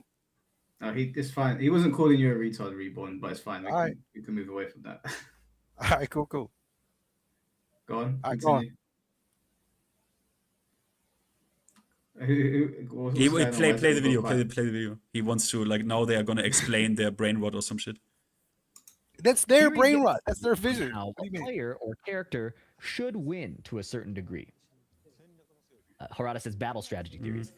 Now, Katsu says, yes, it's correct that people theorize these things. In order to expand upon this in Season 2, we're doing a particular thing. Expand upon the battle strategies. When you're in heat state and taking a lot of damage on the ground, what's he going to say?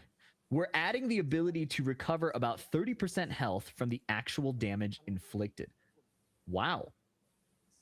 Okay. In doing so, you now have the strategy of fighting while preserving your heat gauge. I'll have to see this in game. I'm not sure what this means. Up until now, the correct action when you activated heat was either to heat smash or rush down your opponent utilizing the unique individual power-up properties of heat. But by preserving heat, strategies are expanded upon. Okay. So saving your meter, allowing you to fight in more advantageous ways in neutral compared to when not using heat. Also this time, there are a number of characters that are now able to use Heat Burst and Heat Smash from their You do special realize that this stances. is a completely different topic now, right? You do realize they said, All right, so yo guys, what we're gonna do is, for Season 2, we are gonna focus on the defensive aspect of a 3D fighting game, lateral movement, and the general ease of defending. That's a word-for-word quote. Now here's some heat stuff. Because right now we're not seeing any lateral shit, right? Well, then look at how the patch notes express their view of defense. Bro, Because the when they talk patch about notes it, they're like, say these are the changes Lars. that we made. The patch notes say Lars couldn't get in. Like, bro, the patch notes are sometimes the biggest. Like, in the patch notes they tell you that for them they think that their players can't handle a QCB input. They think that's a challenging input. The patch notes are all over the place. Like, but look. What you should have, I will now argue your case better than you did. You should focus on, they allowed you to sidestep out of crouch into That both comes later, directions, but we which should is stop. a fucking joke in comparison to putting that type of moves in. Look, what does it help Look, me? this is- What this- does what it I'm help saying- me no, if no. I can How sidestep you out decide- of crouch? right. What I'm saying is their vision of defense was what they said. They They didn't said say change your battle strategy. do this. lateral They didn't- movement and the general ease of defending. That's what they said. Okay, bro, I'm done. And Like, you are think, literally. honestly.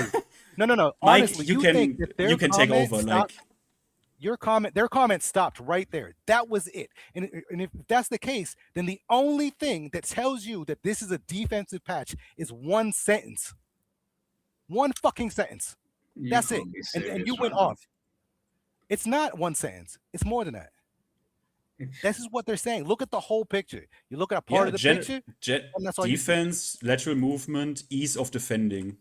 And you deserve to be disappointed. Okay, let me ask you this straight Who's up, the right? look- Let me ask you this straight up. Let's take these points, right? Let's take ease of defending. Do you think it got easier to defend in Season 2? When Simple you are question. on the ground, right? Extremely When simple you're on the ground, question. you didn't take. Yes. Yeah, You yes. just want a yes or no, then the answer is yes. What was your rank? So okay, wait, hold on. But she's If only it got- wants a yes or no, so I But can't. wait, if I mean, it got easier to defend and there was no issue because we wanted defense, and if it got easier to defend, why did they come out and say Japanese developers said sorry? That's not a normal thing. What do you think they were apologizing for? What they said is that their vision didn't match the community's vision. If I recall the way it was, they placed it. They're like, look, we're sorry we didn't meet what you guys were expecting on this thing.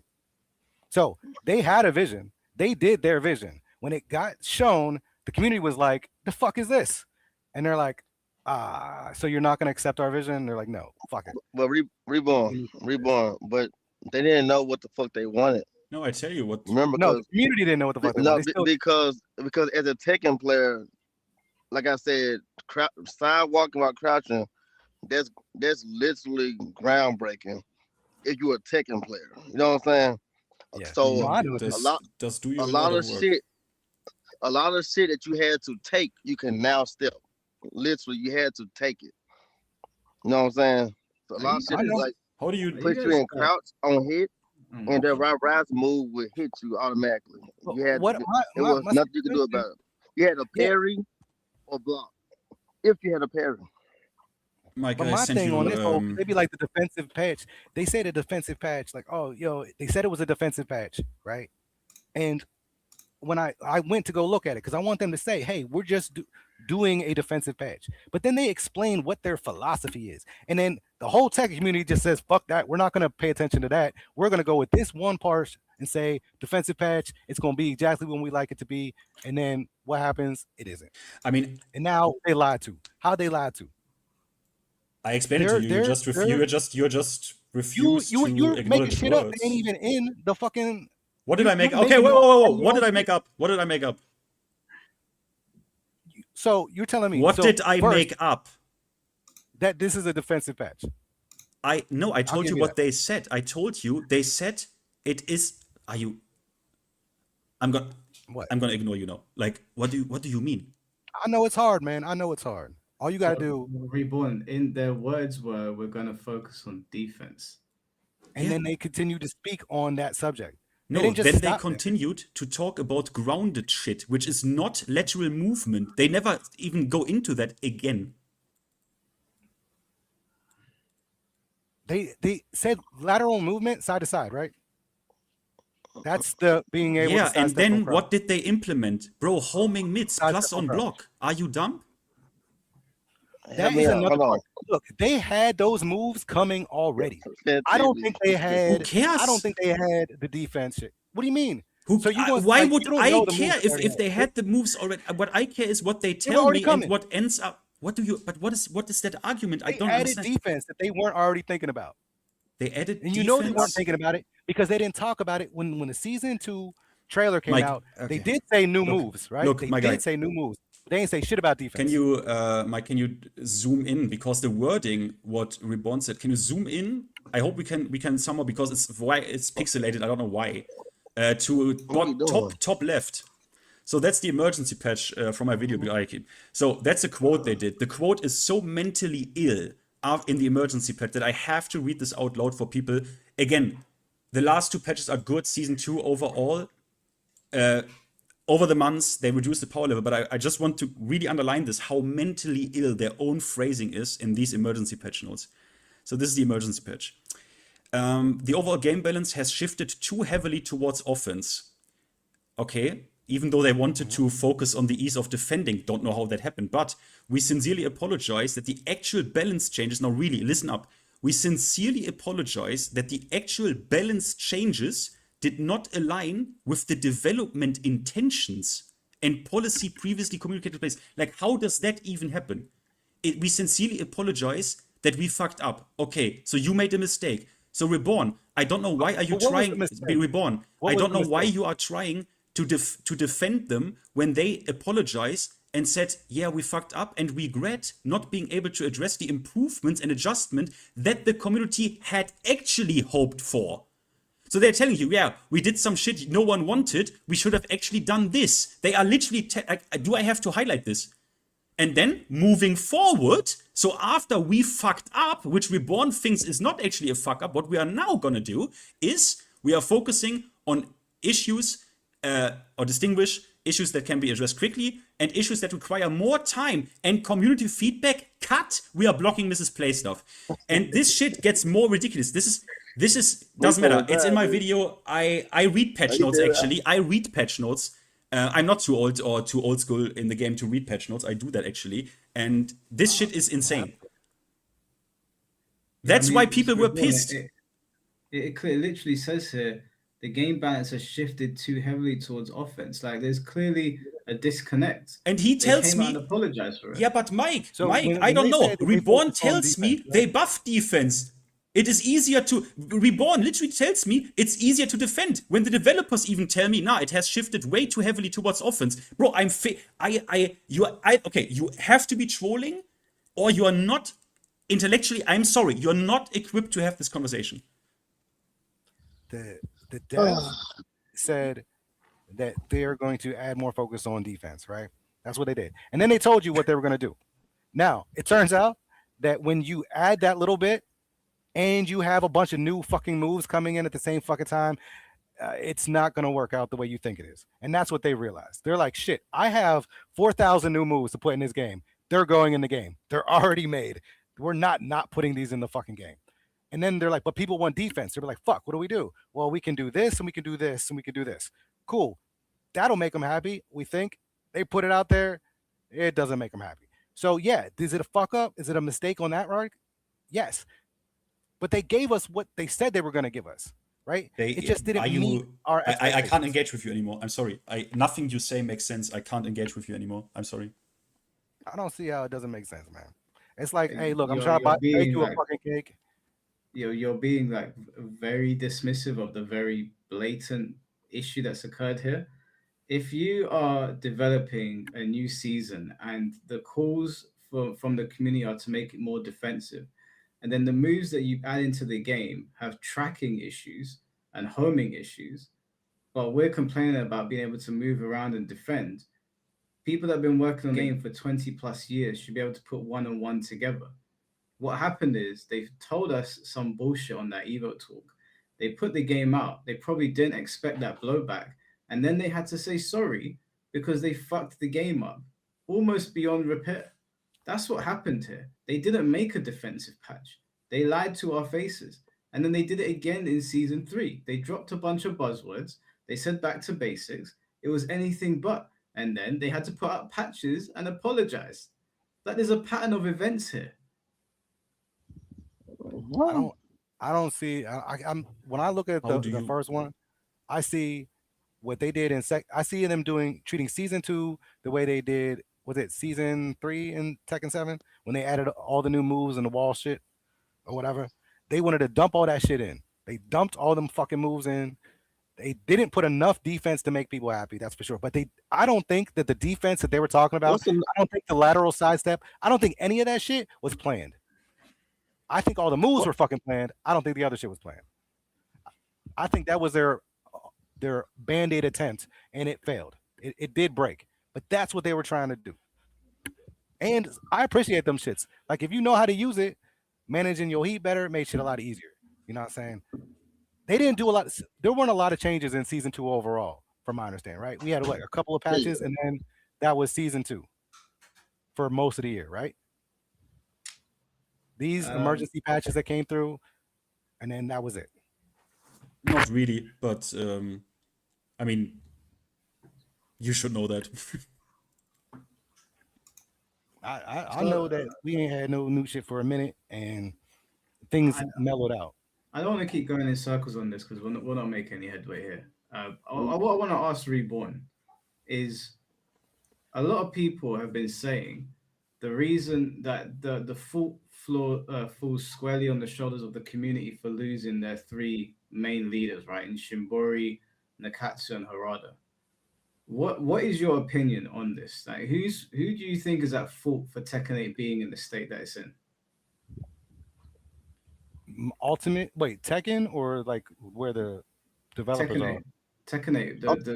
The situation with Tekken 8 right now, a lot of people are pointing fingers and saying that it's the community that did this to community. I'm sure you saw the post on Twitter. Okay, so the community losing its like main stars, right? Yeah. Do you think the community pushed them out?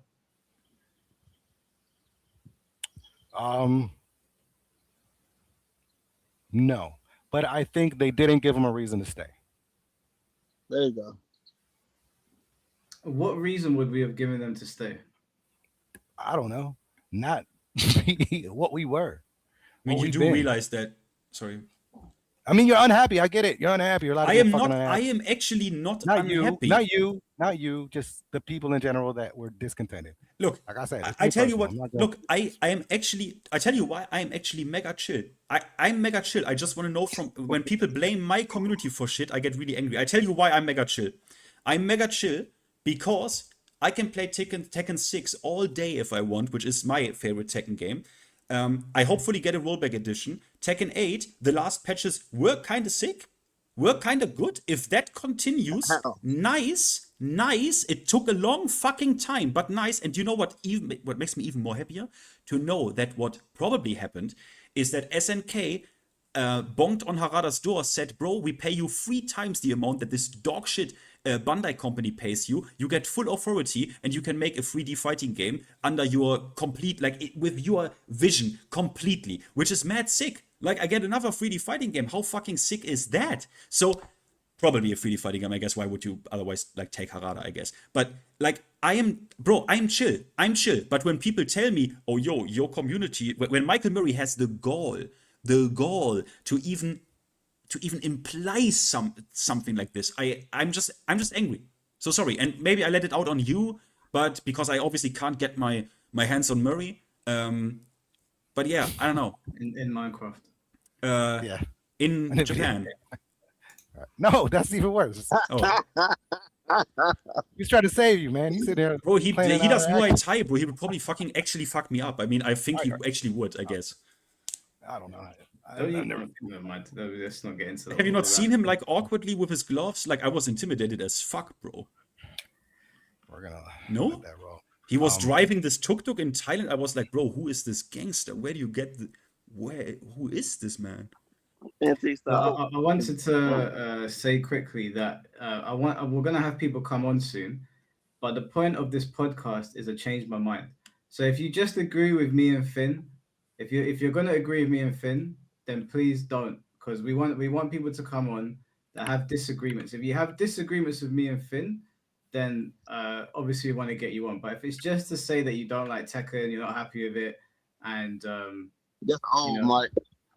Huh? They ain't the news no more. No one's saying that no more. But I do want to ask that: how much Tekken 8 do you and Mike Hollows, finnT and Mike, how much Tekken 8 you guys play? I think Reborn plays Tekken a lot, right? I can check. Reborn. How much have you I play played Tekken a lot, recently? right? I play almost daily, if not. Okay, so that's why you and finnT and Mike can't connect. I think because they don't really play the game. So when you're answering their questions, wait, did you say I don't play the game? No, as much as he does. Who? But why does it matter if you play it as much? Mike, it matters. Like when you guys talk about that defense shit, I'm just listening to y'all because Reborn, what's your playtime? Although you are a mod, that doesn't count. No. I do play the game though. Wait, hold on. This is false. Okay, let me set something straight. I don't play the game day and night. That's true, but I do play the game. I hit God 2, so I had to have played the game this season if I'm God 2. I'm not that far off God 3, so I had to have played the game. I don't know what we're talking about here. My rank is. I think everybody know that rank. You could get that rank in your sleep. You can take a shit and get that rank. That's okay. Now you're skirting around it because I do the streams. I do the shambolic showdowns. We did them for about 4 hours. I don't play ranked on stream, which means I also have to be playing it in my free time. And I was doing some content for Yujiro, so I would have had to have been playing it as well because some of it I needed for some videos. So this whole thing where people are like, you don't play the game, that's a load of nonsense. The proof is on my channel. I don't play the game enough to understand what's going on. You playing fame way, putting your shoulder in people and thinking. Chimblade, do you think that? What is even your argument? Right? Where do you? You are a premium button masher, bro. Put that down. Put that down. Put that down. No, you ain't on doing. Put that down. Yo, finnT, what you were saying? Go on, finnT. Nah, I'm not in the mood. I don't know why I'm pissy today. Like I don't want to actually. I'm pissy. Like, I don't want to. No, finnT, speak your mind. No, I don't. Okay, but where do you want to? Like, where do you want to go with this? Like, do you? Okay, Chimblade, do you have the impression? Honest to God, do you have the impression that I don't know Tekken? Hell no. I think you know a little bit too much, and I think you read into like people's statements too hard. I already said I think you're really smart, but I think when y'all be like, why did the developers apologize? They apologize because the community was toxic as fuck, and they don't know how to deal with this shit. They had to apologize. But then you are It makes telling me. it seem like they were sorry. Like they didn't apologize because they actually made a mistake on the game. Okay, Like I said, I play. I like, huh? I follow you on They this. apologized because the community was being way too ruthless. Okay, let's do a mind read then. So when we are at this point where we're doing this, right? Okay, let's speculate. Let's say you're right. Let's say I follow you on this adventure, yeah? Then that would mean crashing out and aggressively saying, bro, this shit is not okay, will give you what you want. Which it kind of should, right? I mean, that's why you voice your opinion. So where's not necessarily. Okay, because you got to think they're new to this shit, relatively new. Where? No, they're not. What do you mean? I've been in Tekken forever, and this is the first time with Tekken 8 and Tekken 7 where we're Excuse me, online and in social media. Were you around during? I said the same thing Reborn said. I said the same thing Reborn said. Like, this is the first time it's been like this. It's way too many people. Okay, you can. Okay, but we are all in agreement that launch Leroy was not a nice time. They got a lot of. I don't know if they even maybe got more shit. That's hard to believe. But launch Leroy. People they really gave them shit for this as well. Okay, I take it back. Obviously not as much as Season 2 or Tekken 8, right? Obviously not. But they gave him damn shit. And Fakum Ram, right? Even to a certain extent, launched Lydia. The Hellsweep team. Like if people being toxic is enough to get you out of the door, you would mean that specifically in Michael Murray's case or with other people, it's like you would think that the homing Hellsweep fiasco would have been enough to get him out. Both Murray and I both said that it, like I said before, it didn't cause it, but it didn't help. That's the answer. It didn't help. That's what he was saying. It obviously, but like it didn't help. What does that? Okay, wait. You know what I mean? Like, there's no reason. Like I've been in communities where like you're playing Tekken, right? And the game sucks. And I think I've heard I've had this discussion with people online where I'm like, you hate the game, right? They fucking hate the game. They're yelling about it, whatever. I'm like, well, why do you go to events? Why do you do that shit? And they're like, well, I like my people, right? I like the people that I go and hang out with. And that's why I go. And they play Tekken. Yeah. And so, yes, I'm playing Tekken, but I'm not there because of Tekken. I'm there because of my people. Now, if the people start to be assholes and shit, then they don't help. You know what I mean? No, they do. No. They do help. Even if I'm an asshole, if what I'm speaking is valuable and to a certain extent true, it is your job. It is your job as a good developer, game designer who wants feedback, who needs feedback. They have done this already with Tekken 4 back in the day, where they kind of doesn't matter. It's its own story.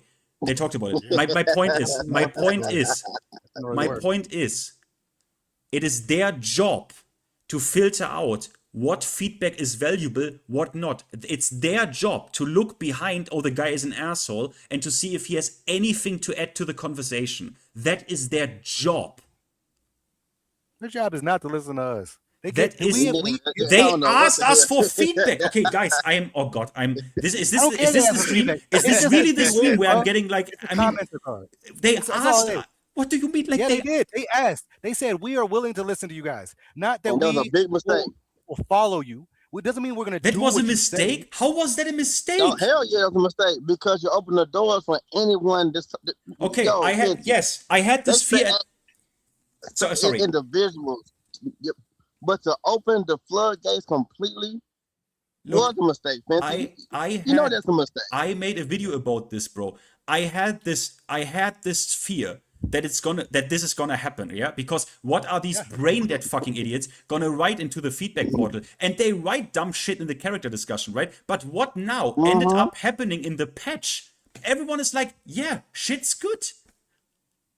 Like, so obviously they fucking listened. What do you mean?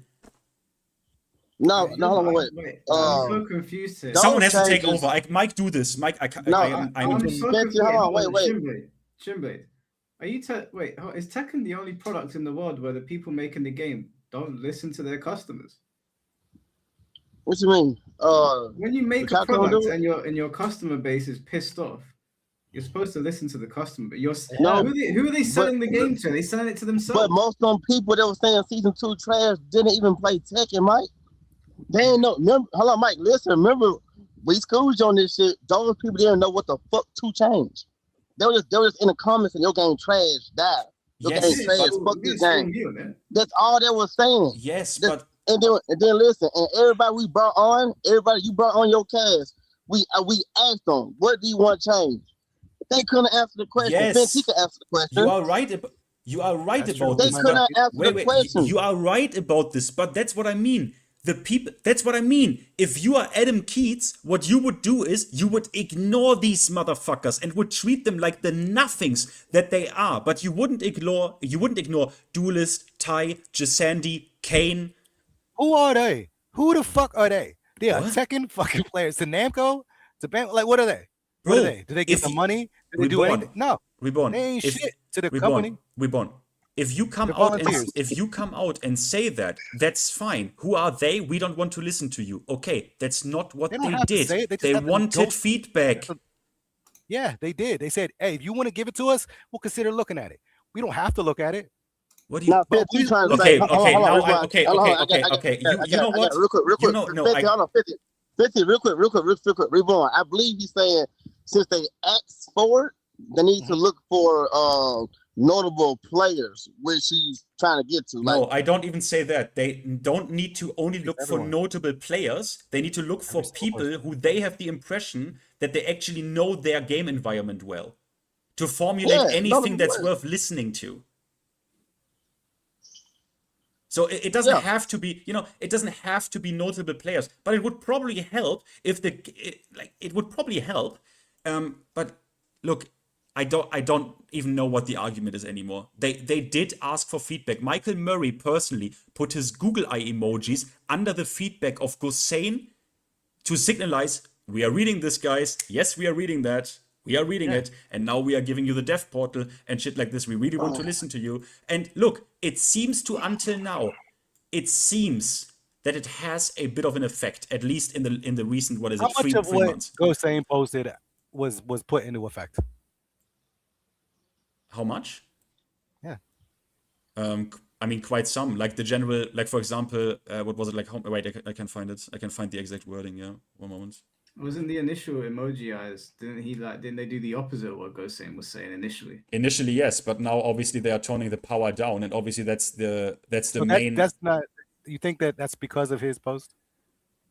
Do you okay? We can do like. Do you think it is? Do I think it's not? I don't think it's specifically because his individual post. It's because he laid a stone in the wall of posts that then started happening of people like Kane and shit. That then actually even made them say, okay, you know what? It's so many of them. We should concentrate this. Give them the dev portal. Is it also possible that they wanted to divert some of the criticism from Twitter to the dev portal? Yes, it is. But people are still posting clown posts on Tekken 8 to this day. So that doesn't really work out that well.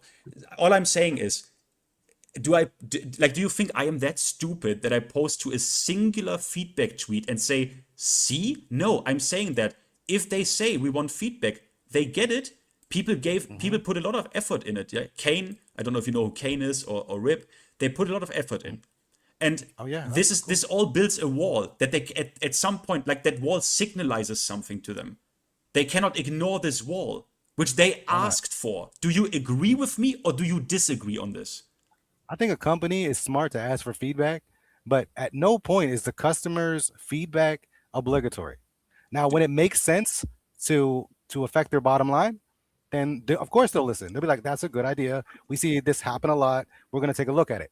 But just because a lot of people say something doesn't necessarily mean that it's going to affect their bottom line. So they don't, I mean, it's a company. Like, what are you talking about? Like, these are not just people. It's a fucking company. I'm pretty Why clear would in they what I'm just do talking shit? about, I think. Because, no, I'm saying feedback. They asked for it. And they opened the door and said, hey, you can give it to us. They don't have to ever look at it.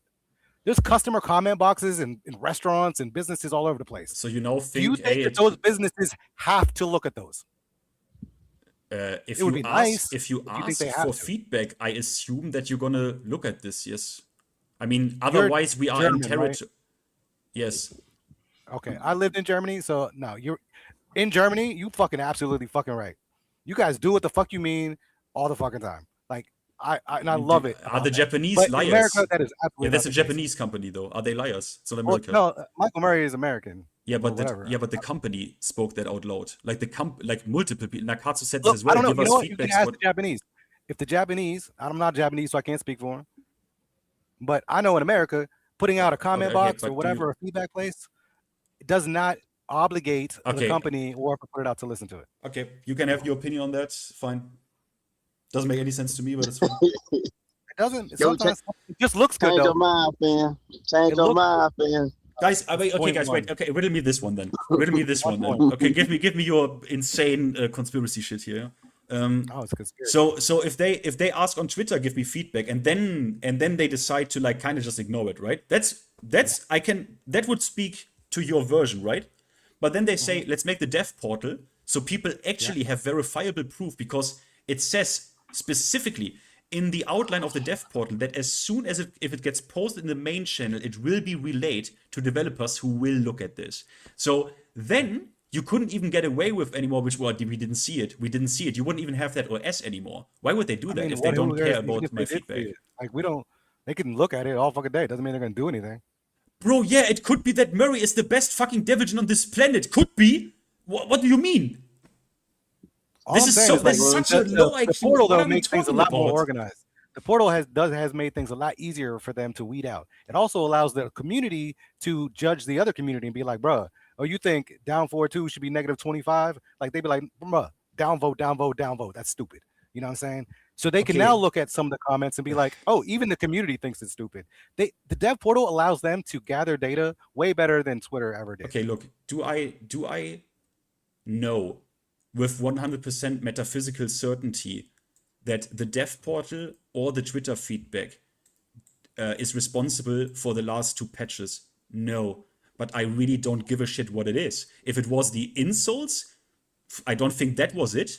Was it the aggressive feedback that had nothing to do with? I don't think that was it. So what could it be? Could it be like? I mean, it had to, like, what was it then? Okay, then you tell me why. Why did we get the last 2 patches if they didn't? I mean, Reborn, you were of the opinion that they didn't Bro, lie they went to back us. to And they basics. I already told you. Excuse me? They went back to basics. They said we're going to take a slow look at this shit and be very particular on what we choose to implement. They should give you guys a job at Bandai Bro, Namco. it's- where- I'm just reading. Are you- I'm just reading the text, man. Reborn, I'm not Reborn. reading. Hey, you're doing Reborn, a good job, Reborn. Mike. Can I You're ask doing you a good job, something? Mike. Can I ask you something? What's up? Did Yeah. did at You got any your zero, point man. Michael Murray like retweet a mod of yours and you think you have to be like grateful to him or something like that? Is that supposed to be condescending? Yes. Oh, I haven't released them all. If you did, that'd be kind of cool. But I mean, what's no? this is, Wait, hold on. Do you not think that the back to basics thing was out of pocket? What they did? You think that was okay? That marketing that they went for? Yeah, I do. I personally do. I think it was smart, to be honest. Because if the community going to be stupid and hype themselves the fuck up and put money in my Hold pocket, on. Oh, we did that, yeah? I hype. Oh my god. Oh my god. I hype myself up, yes? Not the trailer that they did. I hyped all they said myself was up. one phrase, Oh, back to basics. Are we excuse not me. still in season 3? All they said was back to basics. We are still. Yo, No. Yeah. They didn't say That's it. just back to basics. They said, per my recollection, they said a more. no Wait. They We want said receipts. back to Pull up the basics, video. a more conventional, more Conventional, deliberate. I think you need to go back and look at it. I don't want you to quote yourself wrong. We don't want to have. Bro, did you watch the trailer even, bro? Okay, get him out of here. I honestly, I'm done. Wait, hold on. Okay, you No. take over. I mute myself. I mute myself until you get No, me No, another opponent. you don't meet yourself. I gotta go get my own receipts. Wait, hold on. Reborn. Man, Reborn, fuck the Reborn. Listen, wait, hold on.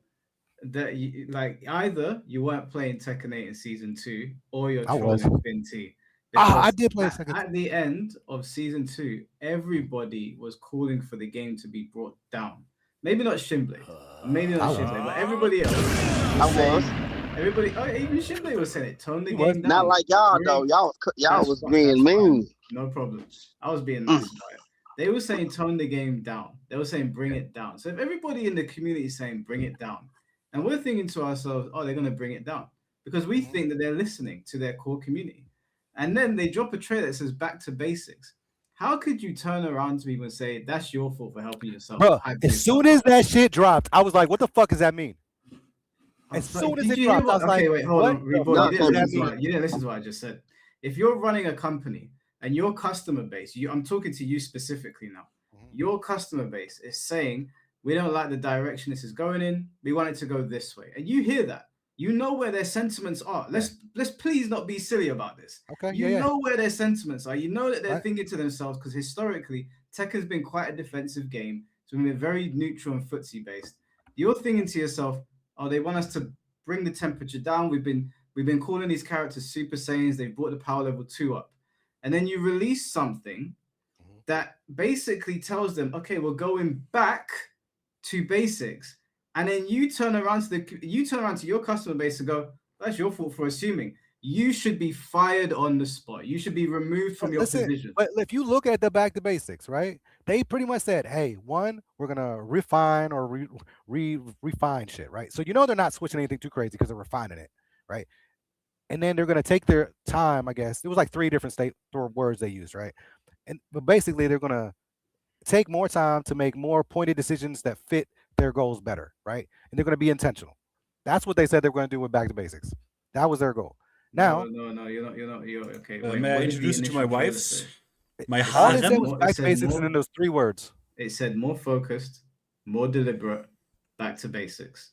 Yeah, okay. More focused, more deliberate, back to basics. And this is coming off the back of the community saying, tone everything down. Like, why are we politicking around this? Bro, I can't believe this right now. This shit dropped. I don't know if I posted it or I said something to someone. I was like, yo, y'all need to figure out what the fuck they mean before you start off on your tangents. No, it's not about figuring out what they mean. You're not listening.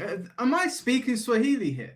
If I tell you, that the temperature is too high in the community, right? Everybody wants it to go down.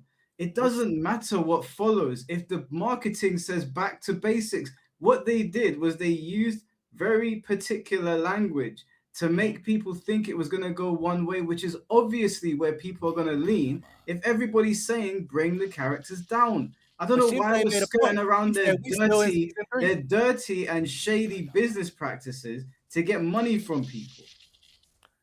But like Shinblade said, we still in season 3. They didn't say back to basics for the initial thing. I believe once the Zero come out and that patch, season 3 gonna be extremely good. You're not listening to what I'm saying. I'm not. Season 3 is probably gonna get better. I agree with you. Yeah, it's gonna hit the basics. As y'all want it to be.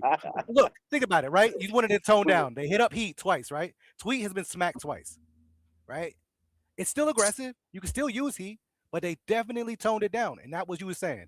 On the backs of people wanting it toned down, they did. They also said, be right back, guys. I can't. I would literally. I'm about to. Like, I'm about to. And they are doing exactly. Get this shit cunt out of here. I want a new guy. And you guys should go. If you're ever struggling for money, go to the Bandana head office. They would love you guys. You know who wasn't disappointed? You two love me, Mike. are fucking plant. You are industry plants. There's no way you love me though, believe Mike. what you're saying right now. Mike, you love me though. I do. I wish the best for you, Shinblade. But yeah, so that means sometimes you gotta listen to us though. You gotta listen sometimes, Mike. Sometimes when you love somebody, you gotta let them know when they're being a jabroni. No, oh my goodness! I thought you wanted feedback. I'm trying to give you feedback. To help what? You I can't believe what I'm hearing right now. I actually can't believe what I'm hearing right now. All right, what about this, like this conspiracy theory shit, right? So I see the first 2 seasons as the beta period. Yes. I don't, right? And right now Thank you for bringing that up. Thank you for bringing that up, because when Second 8 came out, you guys were saying the first season was going to be the beta period. Oh no, 2 years. No. I always say the first 2 years. Okay, well, years. that's also a problem because Why? this is a home release. This is not we an got arcade release. welcomed in. I watched No, it no, happen, no. and I had to watch people for 2 years play the game. That shit No, sucked. no, Yeah, no. You've Mike, got to stop making okay. excuses for this company. It's not an excuse. It's Yes, not an it is. excuse. Yes, It's it not an is. It needed excuse. that much time because the game is so fucking deep. This Oh game my has so God. many. They fucking always things. needed that much time, Mike. They always needed that much time for every tick. We always had to watch them play it for 2 years. We This time- don't live in the arcade But- era anymore. If you're gonna drop Okay. it The way on things are figured hold out, on, it still let me exists. finish. Okay. Let me finish. If you're going to release things in the modern age on console, then fucking do it properly. We don't live in the arcade era anymore. You guys are gonna be saying this in 2040 when Tekken 10 has come out. Give him 2 years. Give him no. Give it 2 years to get that No, ball no. right, right? Then charge me. I'm gonna Then say it. charge me a fraction of the price. And when you No. finish the game, I'll give you the whole thing. How about We're that? gonna tell you it's 2 years, and you can wait 2 years to buy a finished game. No, that's some nonsense, man. You guys are bootlickers. Bootlickers. That's I rude. can't believe this. Don't call I'm me so a sorry. bootlicker. I can't believe this. This is insane. Mike, This is hey, I ain't not the bleach people at playing YouTube- that. Let me tell you guys something. Mm-mm. The gaming industry is in the state it's in because of you guys. They Oh my release God. I unfinished don't do games, shit. and you guys are like, give it a year, give it 2 years, and by 2 years we got a new version. Mike, of I the game don't- that's Look out. at what it is. Mike, If there was Mike, I Smack don't Your name even- on it, people would love it. I don't even express my feelings this much like that, so I'm not doing nothing but watching y'all talk shit. Now, once this military shit over with, I'm making a lot of videos, but right now, I'm just watching y'all talk shit you don't know about. But you happy about Yujiro, right? And Yujiro, ain't you happy? Yes, Smile, I'm motherfucker. happy, Hey. I'm happy about Yujiro, but Yes, we're not talking about Yujiro right now. We're talking No, about we're the talking beginning about of Tekken, season yeah. 3. You a god too? Fame weight player right now. What the hell you over here mad about? What y'all doing? finnT, I'm reach up, Mike. I'm on your ass too. What is that? Y'all mean? love this damn game. What? Because I'm good too. I shouldn't complain. That means you've been playing enough to be, you know what I'm saying, loving it. He loves No. Tekken. When he plays Tekken, like me and listen, me and Mike had our best moments on Tekken. Foot stomp. Me and Mike had our best moments on Tekken. So what we talking about? That's Mike bring it up because every time. Mike loved that ass whooping I gave him. He you bring didn't give me an ass whooping, Shimbley. you love it. Okay, first of all, I beat you 2-1. And then secondly, you beat me 5-4 and you won by 1 round. Best Steve player in North America, by the way. Guy that doesn't play that much. You should be ashamed of yourself. Hey, second isn't your job though, right, Mike? But No, hey, Tekken's not my job. but he's so fucking good at the game just by magically, right? So you just good at Tekken because you're just a good player? No, I've been playing since Tekken 1. So a lot Don't of mean the you can knowledge has fuck with carried me over. though. Yeah, Huh? but I mean, like, were you any good at second one? Was you good at second one, or you just hitting buttons? No, I was a kid. I was like, what? Tekken 1 came out when I was like 7 years old or 6 years old or something like that. So We gotta bring I finnT wasn't- back though. If finnT will come back in a minute. C4's coming on in a bit. He's waiting. He's drying his eyes. He got. I just, I can't. You know, I'm gonna read some of the super chats. So I need to take a break from you. I want to ask a question real quick because I was listening to y'all. I was too close to the range to ask the question with too many gunshots going off. But this Michael Murray shit, can y'all give me a summary, a quick summary on it? Because I don't know what that's really about. Basically, Michael Murray came on, I guess, randomly under somebody else's post and was like, "Hey, the Harada and Nakatsu have been what did fighting he corporate say? for 20 years, but the toxic Tekken 8 community didn't help or made it easy with regard to like their decision to leave." Okay, right there. He also said, Hold on, wait. He Okay, so also right said- there. And then he was another post too. yeah, but- that he also said that our behavior has consequences. Okay, but Reborn, did think you- about it though. Like that's coming from the Right. inside. That's coming from somebody who was directly next to Harada and Akatsuki, right? So why did people take that comment as like bad? I Personally, don't know. it doesn't Fuck make him Murray, look good. Reborn. Did you say? Hey, Carol. Did you say I go and? Did you say I went and I'm dry? I'm Took a drying shit. my eyes. Yeah, because you weren't here. I Ooh. said you had puffy eyes. Ooh, Crap. finnT on finnT Okay, ready, boy. Can I ask you a very quick question? I'm just fucking with you. No, let me. Okay, now let me fuck with you. Oh. I want to ask you a very quick question. Just Likes be me. ready to answer a Tekken-related question, yeah? Oh shit! Because I'm of, not gonna. I'm because, gonna fail let me ask you all this. the time. Just I'm it's all very like simple. Dementia. About what specific moves are the reason to go left versus Kazuya specifically? Why that is important? All the ones that don't track that way. That's why you gotta go left. The ones that don't. Okay, the specific moves I asked you.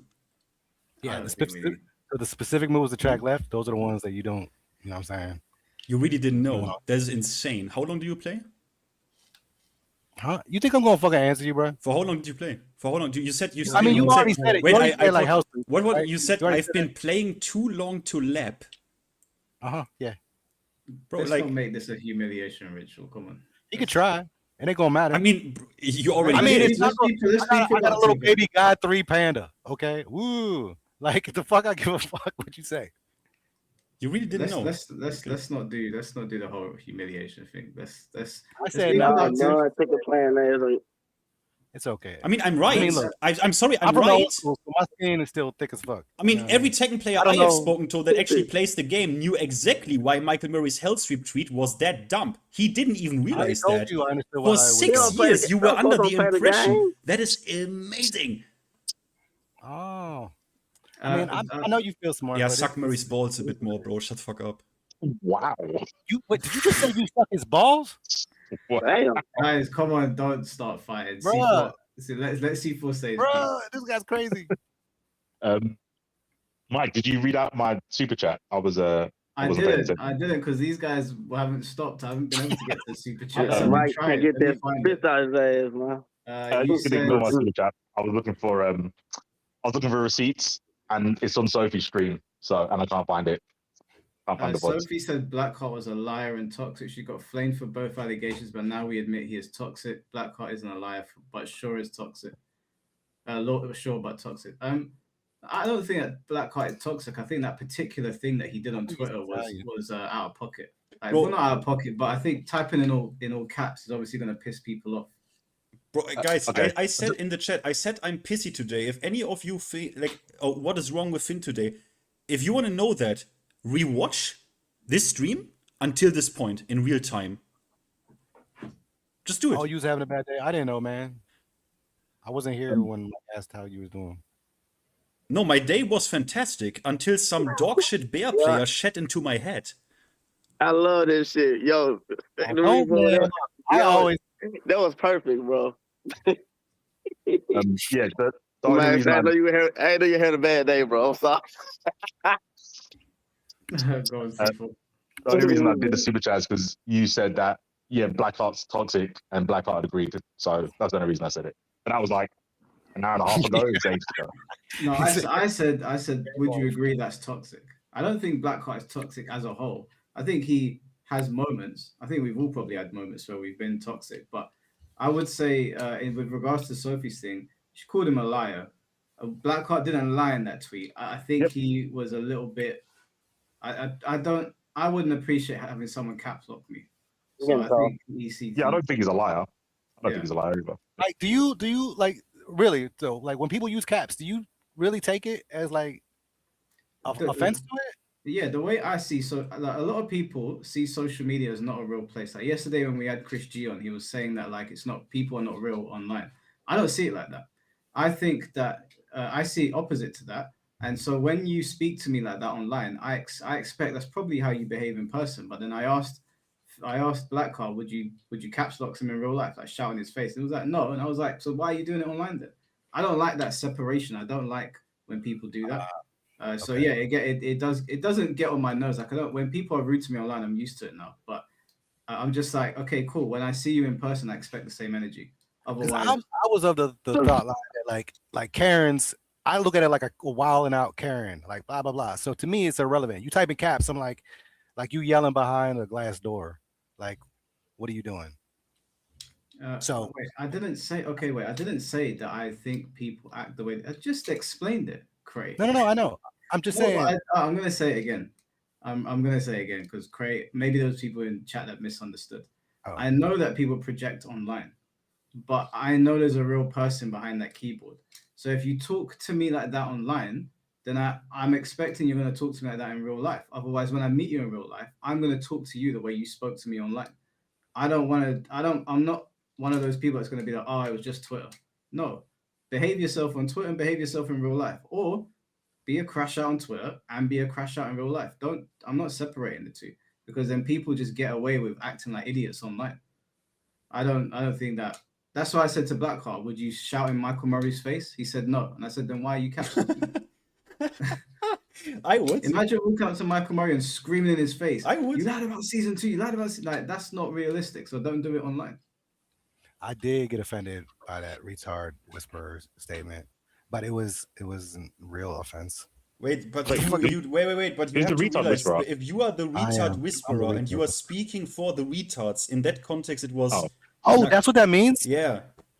I thought it was like a low talking, like dirt to dirt. No, it's like you are translating the retard into, actual words.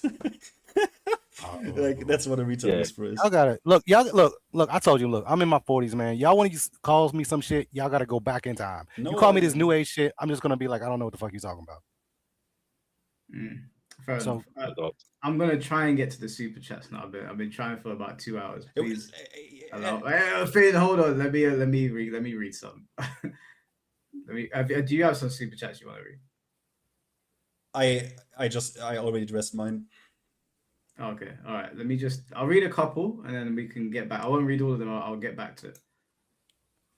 Just Frame, thank you for the £2. Jason Montoya is a living legend. Yeah, his playlist is legendary as well. And if he doesn't, Jason, you know what? Ultimatum, Jason. I know you hear this because you are obsessed. If you don't rewrite this comment and if I in 2 days don't see Mike Hollow's name correctly spelled, I'm gonna re-release that video. It's on you, bro. No, it's fine. No, it's on you. It's fine. It's fine. I like Jason Montoya already came to he came to the stream twice. He made himself look silly. If he wants to call me Mike Harlow or whatever he called me, that's fine. It's not a problem. I don't know why he said that. I don't appreciate him going into TMM's chat. He is disrespecting an envoy of the Great Dragon. I don't know why I know he went to Main Man's chat because obviously me and Main Man don't get along, but he went there to obviously try and start some shit, which I don't appreciate. You're a grown man. If you got something to say to me, I'm not hard to find. But if you don't change it, I'm not going to come after you. It's not a problem. Just guys, if you start calling me Mike Harlow, I'm going to crash out. Lemon Tea, thank you for the $5. We are going through a war currently. Old guard FGC versus new guard. If you don't acknowledge these groups both have good points, you can't have the conversation. No.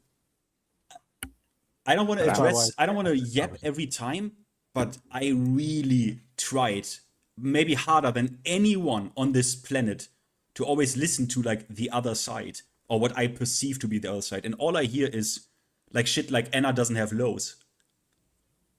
When I try to speak to those guys. So no. Bro, yeah, I saw that. I saw someone say Anna doesn't have lows, and I was just like, I'm not even going to bother with that one. This was at the start, Lemon Tea? Okay, never mind. Kurohige, thank you for the $10. Fans were only at fault for wanting Tekken 8 when Tekken 7 was good for 1 to 3 more seasons. Devs should have taken more time before dropping Tekken 8. Their greed clouded their judgment. Thank you, Blackbeard. Thank you. This is what I'm saying. Everybody's giving these developers an out and saying, oh, give it 2 years because Tekken was in the arcade for 2 years. Well, we're not in the arcade era anymore. We're in the console era. C4, am I tripping here? I know you're not really a Tekken head like that, but that's not an acceptable thing when you're charging full price for a game, surely. What, to say, oh, the game will be fine in 2 years? Yeah.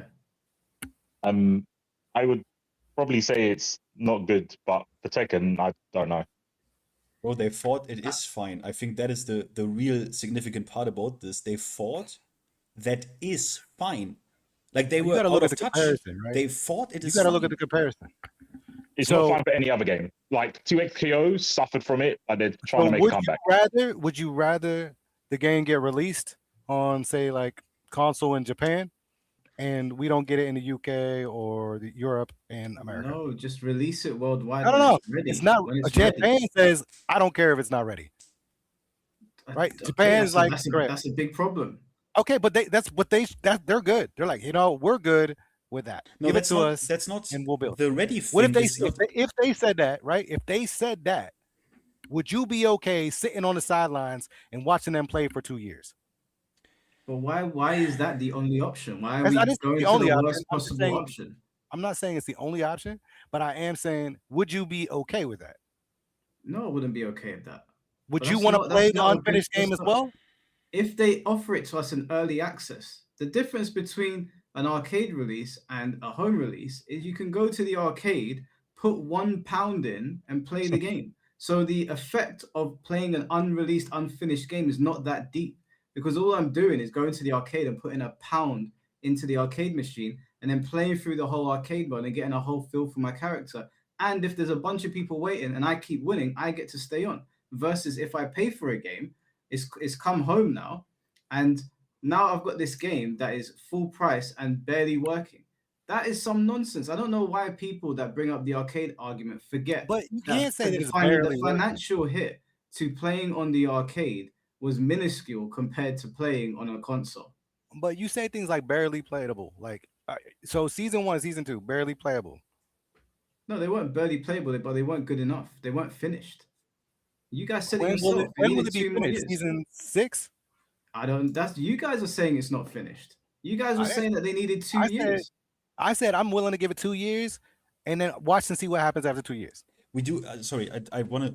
That's kind of where we're at right now. The game was pretty finished. The balance was shit. Like the direction was shit. But that's my the game and then itself it's was about done. It's about the community to then figure this out. Like, I mean, think about how actually insane it is that the only big problem that I had with the game are some properties and moves and frames, but they are so egregious and high in number that is an actual insane think about how tragic that is actually. Because I think what's more tragic is the amount of shit we ignore. What do you mean? Wait. What do you mean? What do you mean the amount of shit that we ignore? Like, man, this game, like they were like, we need like the customization shit. It was kind of rough in the beginning, but it started to open up in the grand scheme. I know people hate the store, right? I know people hate the store. They're like, fucking store, DLC, bullshit, whatever.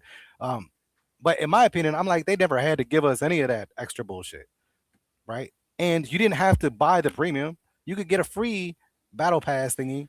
You know what I'm saying? Don't shield them now. What are you? Okay, how much is Murray paying you? No, I'm just saying, like, this is extra shit, right? We got an excellent practice mode. We got all kinds of different things in the practice mode. We got new stuff. Like, a lot of quality of life shit in this game is fucking fantastic. And it looks fucking beautiful. Like, there's a lot of shit. Now, in the actual gameplay, like, if you competing and shit, there are issues. Like, I fucking hate King, right? Because I still can't stop running into his stupid fucking flex move, right? That shit annoys the fuck out of me. I hate fighting Alyssa because I feel like some of her shit is fucking broken as fuck. Law was the fucking worst, right? But yeah. Over the entire pool of the game, like, these are moments within the game that caused me heartburn and shit. But overall, I'm good. And then as I learned more shit, I was good. Huh? How long have you been playing Tekken? Since I've been playing competitively since Tekken 5 release. Wait, you have been playing competitively? Okay. Yeah, I was just going to say, you know, with the wait for 2 years, what about after the 2 years, the games look good? You know you're not going to get like a refund. So you'd be okay with buying a game, waiting for 2 years to see if it's what you like. If it's not what you like, go, oh, well, and then move on. You'd be okay with that. What, me? Mm-hmm. Is that what you asking me? Yeah. Like, if I was given the option to buy the game during the period of time where I had to watch Japan and Korea play it, I would have bought it, regardless of what it. And then later found out that a new version came out, I'd have been fine. Like, as long as I kept the same game. To me, okay. Sorry, Finn, real quick. No, I'm trying a new tactic in communication. What was my question? You said, would you buy the game and if it wasn't good in 2 years, be okay with that? So close. Knowing that you can't get a refund. I don't expect a refund. After 2 years, I cannot expect a refund. That's wild. Okay, so you'd buy a product and go, the cashier is going to say, well, this product might not work. Or no, sorry, this product is going to be kind of, it's going to be like half-assed until 2 years. 2 years is going to be finished, but it still might not be like what you want it to be. But you can't get a refund. You're actually okay with that? Yes, because if they said this is a game that has changes periodically, then I am accepting that fact. Now, if they gave me a game, like if they sold me Tekken 8 and there was no season passes or no nothing, and I'm expecting to get a game that's just going to stay that way, and then they gave me seasons that changed my shit, then I would be pissed because I didn't sign up for that. I did not sign up for a game to change after I bought it. But in Tekken 8, you already know it's going to change in a season. What game doesn't change after you bought it? Like literally every game nowadays has a patch. All right, nowadays, man, you gotta understand. I don't come from the nowadays. All right, that's not why I originated. So Okay, right but you now, live in but the now now, I right? do, and I understand. If I Okay. buy a game and there's patches, like I'm good with it. Like for me, it doesn't piss me off because I know what I'm getting into. I don't You know know what what- they're gonna do. I might hate the game after the change, But and if that's Reborn, the case, that was the risk. do you know what the 60 problem bucks. here is with this discussion is that like I see you and some other people on Twitter like pushing back a lot against people being very like pushing back against this game, like giving a lot of criticism. Whenever I see you comment, I've seen you comment a few times, just don't play it, or just don't worry about this, that, and other. And I'm like, I don't understand why you and other people have this very dismissive attitude of the issues in Tekken 8 and what people are talking about. And an example I can give you is like I've told these guys 100 times, Rebirth of Souls is like one of my favorite anime fighting games. But the actual game is a load of shit. Like the infrastructure is appalling, and we barely have any support for the game. Now, because I love the game, I sit and play it, but I don't tell anybody any fibs about the game. But you guys, like Shinblade included, you guys tell fibs about this game. Like you What do you make mean? excuses for the developers. Like you say, I do oh, not it's make any okay, fibs. it's okay, this is okay, we can wait 2 years. It's unacceptable for games to come out in the modern age and be glitchy and mashed up and not working as intended after 2 years, apology after apology, yet you charge full price. I don't know why we can't just be honest about our favorite games. I don't understand why. I mean, honestly, I'd rather they just go back to release the game and that's the game you got. Like fuck all this, like seasons and all this Yeah, bullshit. but Now I you like do- that it came out because like Tekken 7 wouldn't have lasted nearly as long as it did if they didn't have seasons. Look, you do.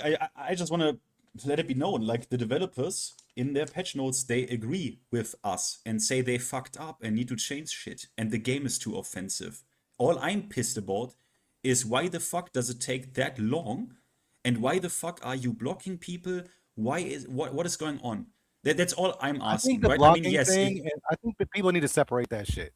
Okay, right? Like, let's separate it. The developers agreed with us. The game is way too offensively focused, right? I mean, so like, what's the issue here? Like, literally, they see it the same way we did.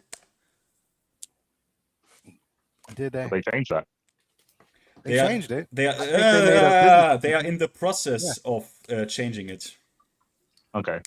Well, it's a Okay. lot. I mean, that's something, right? That is something. start, That right? is something. Yes, we mean, yeah, that's something. That's that's something. Yeah. Have the Tekken devs in the past listened to the community, or do they normally just do what they want to do with patches and stuff? There's a long history of. They did, yes. Yes. I just make it really short. Otherwise, I would now have to make a PowerPoint presentation about Tekken 4, but which I don't want to do. Tekken has always gotten away with stuff because normally, barring Tekken 4 and maybe Tekken Tag 2 did tank the franchise, most of the time people have been pretty content. Not always like completely happy, but it's never been like a car crash like this before, other than maybe Tekken 4, but the internet wasn't what it is today. So Tekken has kind of gotten away with like, okay, Tekken 5, there were unblockables and unblockable setups and infinites and whatever. Tekken 6 had problems, but there was enough good stuff in the game where most of the community was like, oh, we could just have fun with this. Kind of like what I do with Rebirth of Souls, right? There's a lot of bad things about that game, but the gameplay is good enough where I'm like, I can kind of look past it. I won't recommend it to people because of what's going on the outside, but I could have enough fun with it. And I feel like that's what the Tekken community was like for a long time.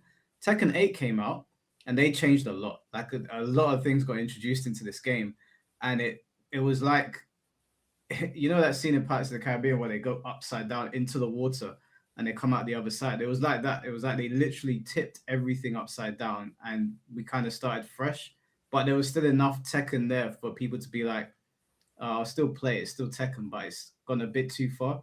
So this is the first time they've actually had to deal with people crashing out on them. This is actually the first time, because Tekken 4 was a disaster, but the community was way smaller back then and the internet wasn't really popping like it is now. This is the first time where they've had to deal with real blowback. They old school crashed out and just didn't buy the game. What's the life cycle of a Tekken game as well? Depends. Usually it's not that long. Tekken 7 was Because most people remember Tekken 7, they think in Tekken 7 terms, and for Tekken 7 was the longest game, the longest life cycle ever. Ridiculously so. Usually, it's not that long. It's like 3 years. Yeah, it's normally quick. It's not as quick as NRS, but it's normally like 3 to 4 years max. And if that, I mean, Tekken 1 and Tekken 2 were very close together. And then Tekken 3 was a little bit more of a gap. And then I think there was a similar gap with Tekken 4 to Tekken 5. And then the gap started to get a little bit bigger. And then when Tekken 7 came out, it was a long wait because the game was so successful.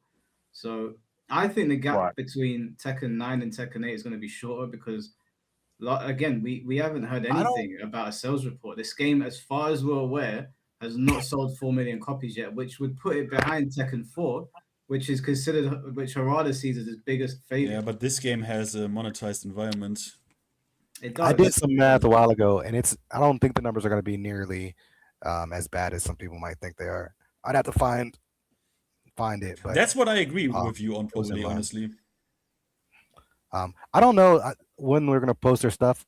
Is that a normal thing that they post their stuff, or just you mean the sales and stuff? I mean, it depends. Usually it's kind of normal to do it, but they have talking about the game in different, like they have talking about the game at investor meetings, how well it does financially, and they seem to be pretty happy with it, which is not surprising how much shit they put in that you can buy in this game. But okay, you know what? Before we move on, like maybe units, but it's monetization wise, it probably is doing decent. Like, I don't know. We're speculating, obviously, but it's all up in the air. Before we like move on or like get back on topic, Mike, maybe just really quickly, and no one says any shit, just the super chats because you wanted to get it over. Yeah. Slim Whopper, thank you for the $10. Murray is not in customer service. He is a developer. If Bamco cared about your feelings, they would tell you, but they have your money already. You're mad at the manager instead of the CEO. I don't think the CEO. Wait a second. I don't think that's not. I don't think. Yeah, why direct my anger at the CEO of Bandai Namco? I'm confused. Basically, it's misplaced, is what you're saying. But why? But who? We don't. Why would we direct our? Look, if you call through to a company, and the company's got like rules and that have been put forward, it's not usually the CEO that's passing those down. Usually, it's like upper management. That's the CEO delegates those tasks. Just replace CEO with whoever's in charge of making the decisions that affect us. Like, don't take it super literal. That's who he's trying to talk to.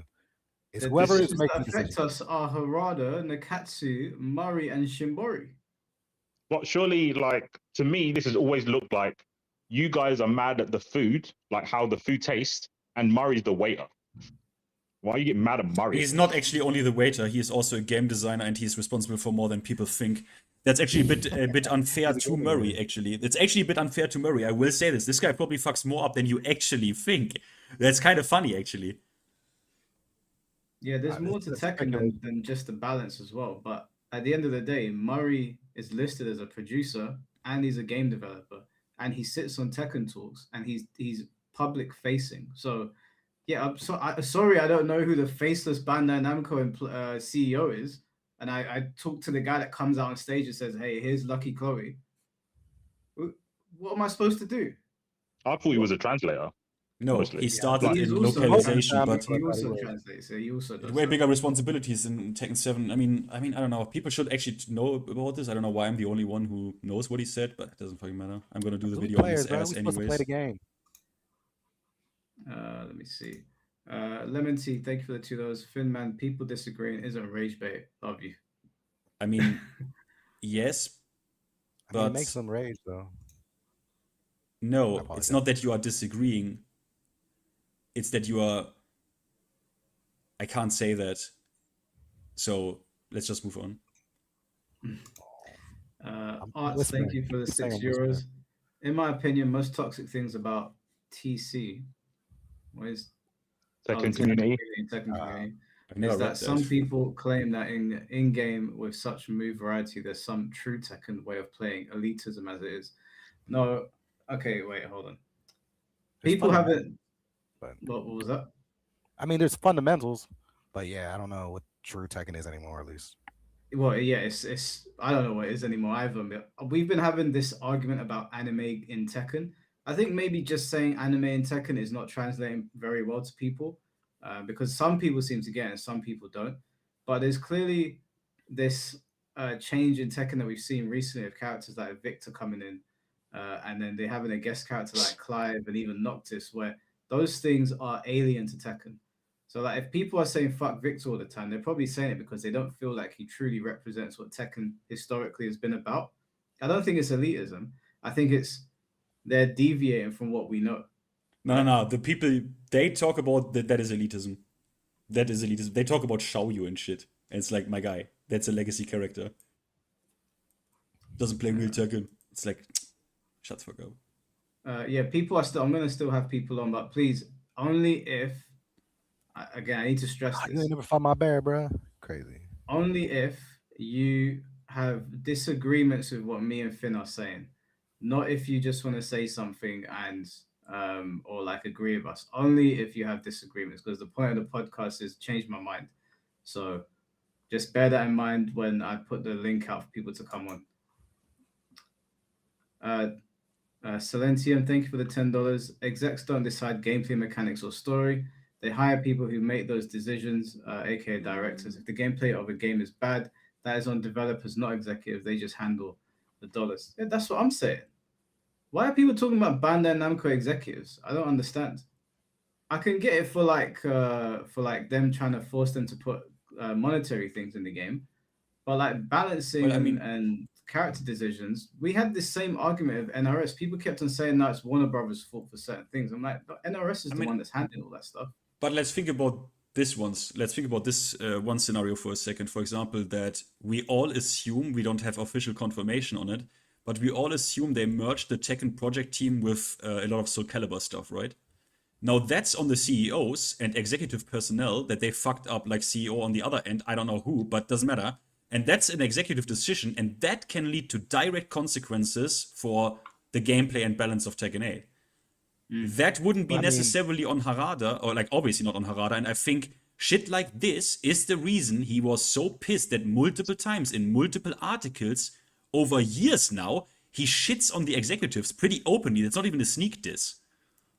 Well, I mean, Murray said he's been fighting corporate for 20 years. Yeah, but I think we also do need to point out that there were several instances where people pointed out that Murray and Harada might not have been telling the truth about things and skirting blame or making excuses. So him shitting on executives, it might be true given what people have said about Bandai Namco, but again, we don't really know.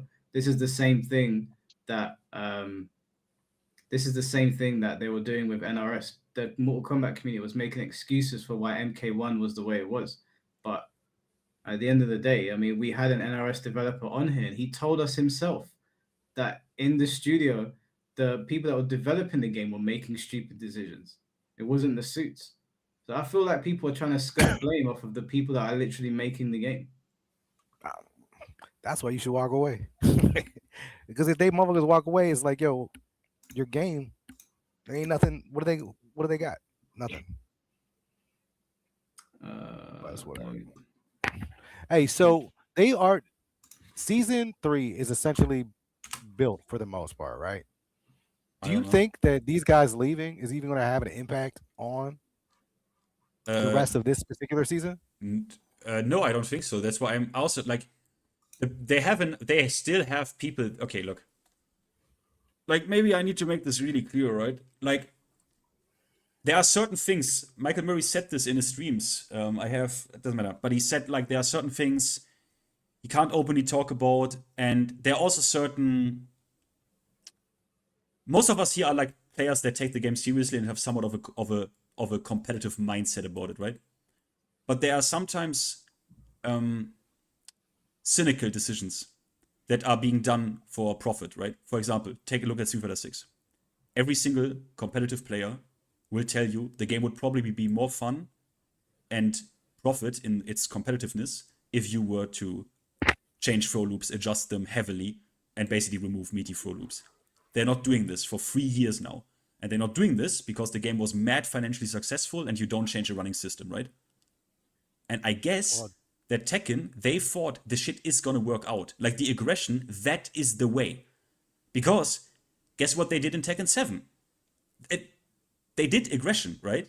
Like they did. If you think about it, what they did from Tekken 2 to Tekken 7, They tried. no movement reduction, rage drives, it's all like plus frames for free, power buttons, power crushes, god buttons like Claudio Back 1, power crushes, insane DLC characters. But the game was still kind of fine, right? But then in Tekken 8, they went more into that direction and said, okay, now let's remove this counter hit shit. Like the game plays way too lame. Let's remove this. And they thought we are gonna like it. They thought we're gonna like it. And honestly, could have worked out. I mean, if I describe to a Street Fighter 4 player or a Street Fighter 5 player throw loops in Street Fighter 6, you would think no one would play this shit. And yet that game, Street Fighter 6, has the highest player retention that I have ever seen on God's green earth. So sometimes, to make it really concise, sometimes developers are kind of cynical and they leave the game in a worse competitive state because, bro, it sells. Like, the mass wants it. It's successful. Can someone give Typhoon Does Truffles and Arts the Discord link so they can join? I'll have them join off. I'm just going to quickly read these out so we can get Chad on here, and then we can get these other guys that are disagreeing with us on here as well, because those are the people I want to talk to. Cheese, thank you for the $10. Free Shinblade. I agree, justice for Shinblade. Silentium, thank you for the $5. The people to blame for a bad game are the people who are hired to develop, manage, and decide the mechanics of a game, developers/directors. Yeah, I agree. I 100% agree. I don't think pointing the fingers at faceless board members is going to get us anywhere. OJ, thank you for the $5. The long and short of it is that that's not being explained is that this boils down to them being horrible communicators. Don't know how that's not understood. That's what I was saying to Reborn. That's what Dell was saying to Reborn. Michael Murray is a terrible communicator. He doesn't get it. Rain, thank you for becoming a member, bro. Appreciate you. OJ, thank you for the $5. Shinblade is again explaining why Bamco are trash at communication at the base level. That's no one's fault but theirs. Yeah, I don't know if Shinblade realized that he made the point for us. Again, I want to make this perfectly clear for anyone listening. I'm not saying Michael Murray is a bad person. I don't agree with all the people that are saying nasty shit about him. I don't agree with the bullying. I just think he doesn't know how to use his social media account responsibly. I've never seen a game developer like Michael Murray before. I've never seen him behave like that. Lemon Tea, thank you for the $5. Why should I care about what old head Tekken players have to say if I genuinely enjoy the game?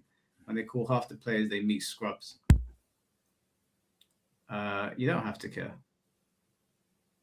I don't understand why. Yeah, you don't have to care. The same way they don't have to care about new age Tekken players.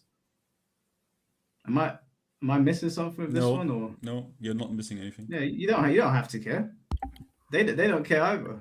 Like when I make my videos, I'm talking from my perspective. Obviously, because I've been playing since Tekken 1, I'm going to be talking from like an old head's perspective. So like some of the new age players are probably not going to like the things I'm saying.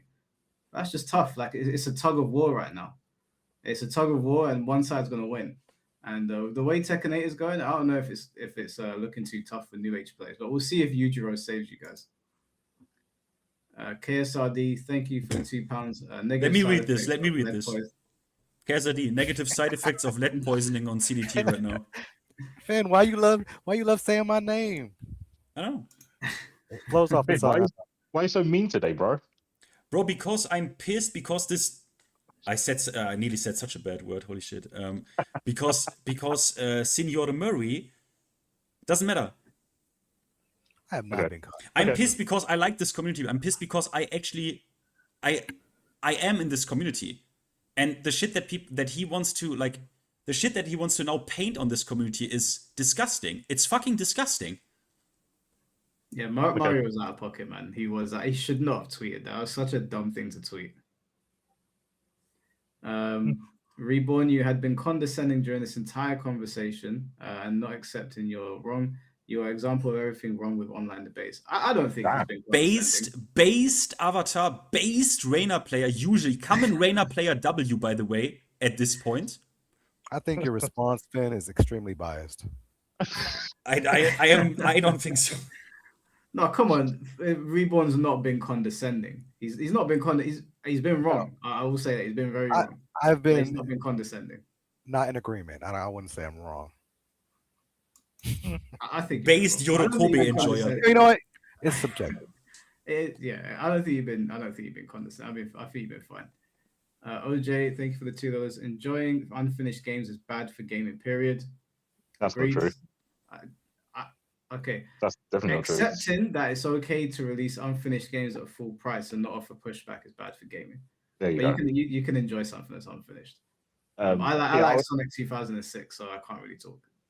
I think as soon as you have to pay for it, then it might become a problem. But if it's something like 2XKO, which is free, then they can fucking throw out whatever. If it's not finished, it doesn't matter because you're not paying for it. What if they tell you it's unfinished?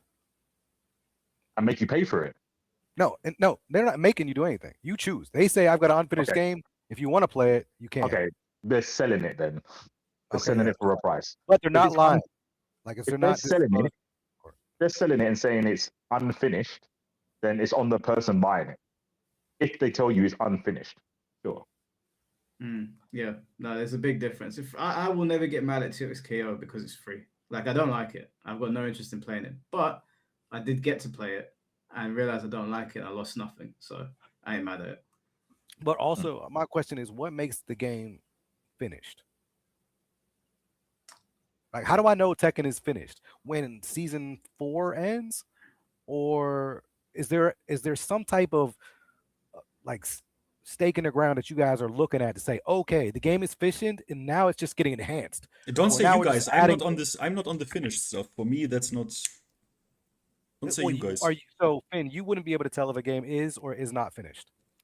I don't even know what this means. For me, it's just about. For me, I don't care. This game could have launched without a story mode. I don't give a fuck. I only give a fuck about the gameplay or the fighting, like the round-to-round gameplay, right? But for me, it's a balance. For me, it's literally the numbers and properties on moves and things like heat. Like that for me that's my problem. Like it's my problem. I got you.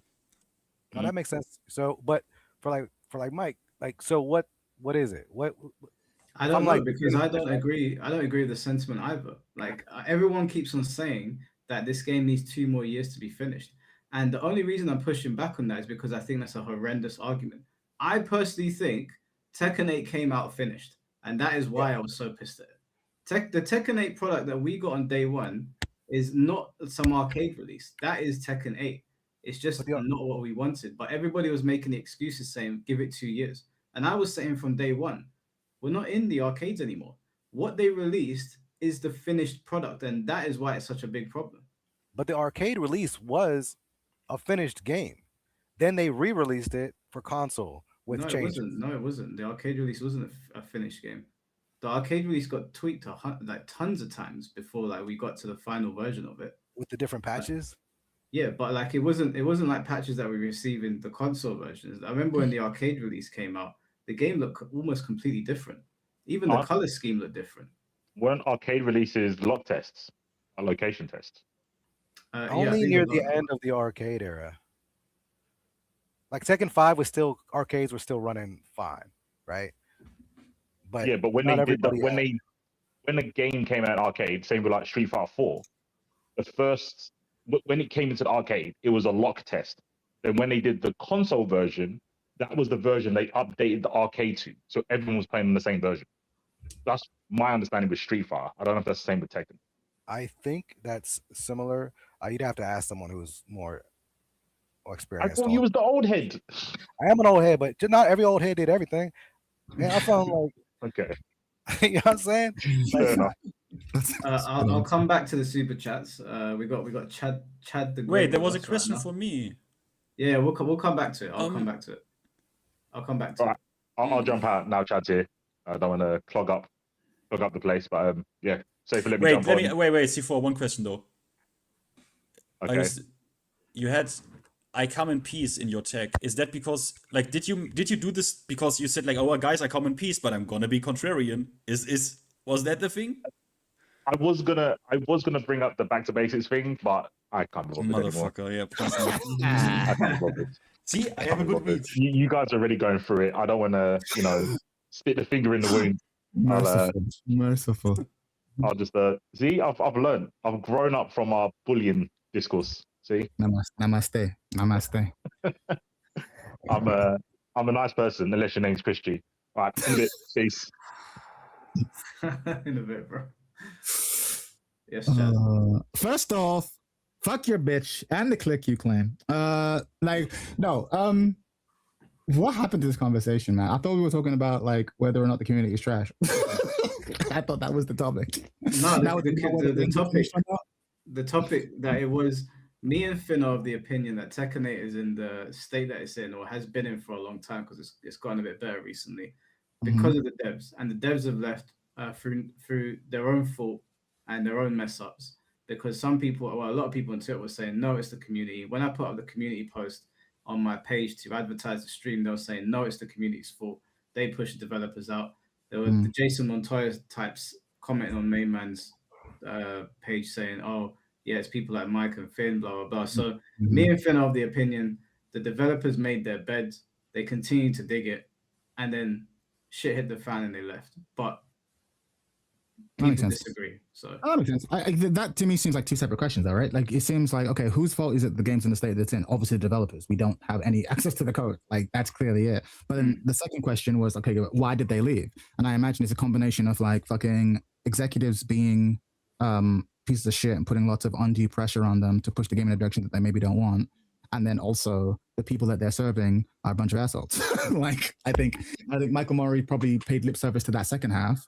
And a lot of people got in their feelings about it because, like, how dare you blame us for them leaving as if they didn't shit the bed? It's like, no, they totally shit the bed. But I remember the initial comments, the one I think is the most important, where it's like the fans made it easy to leave. And I'm like, are we really?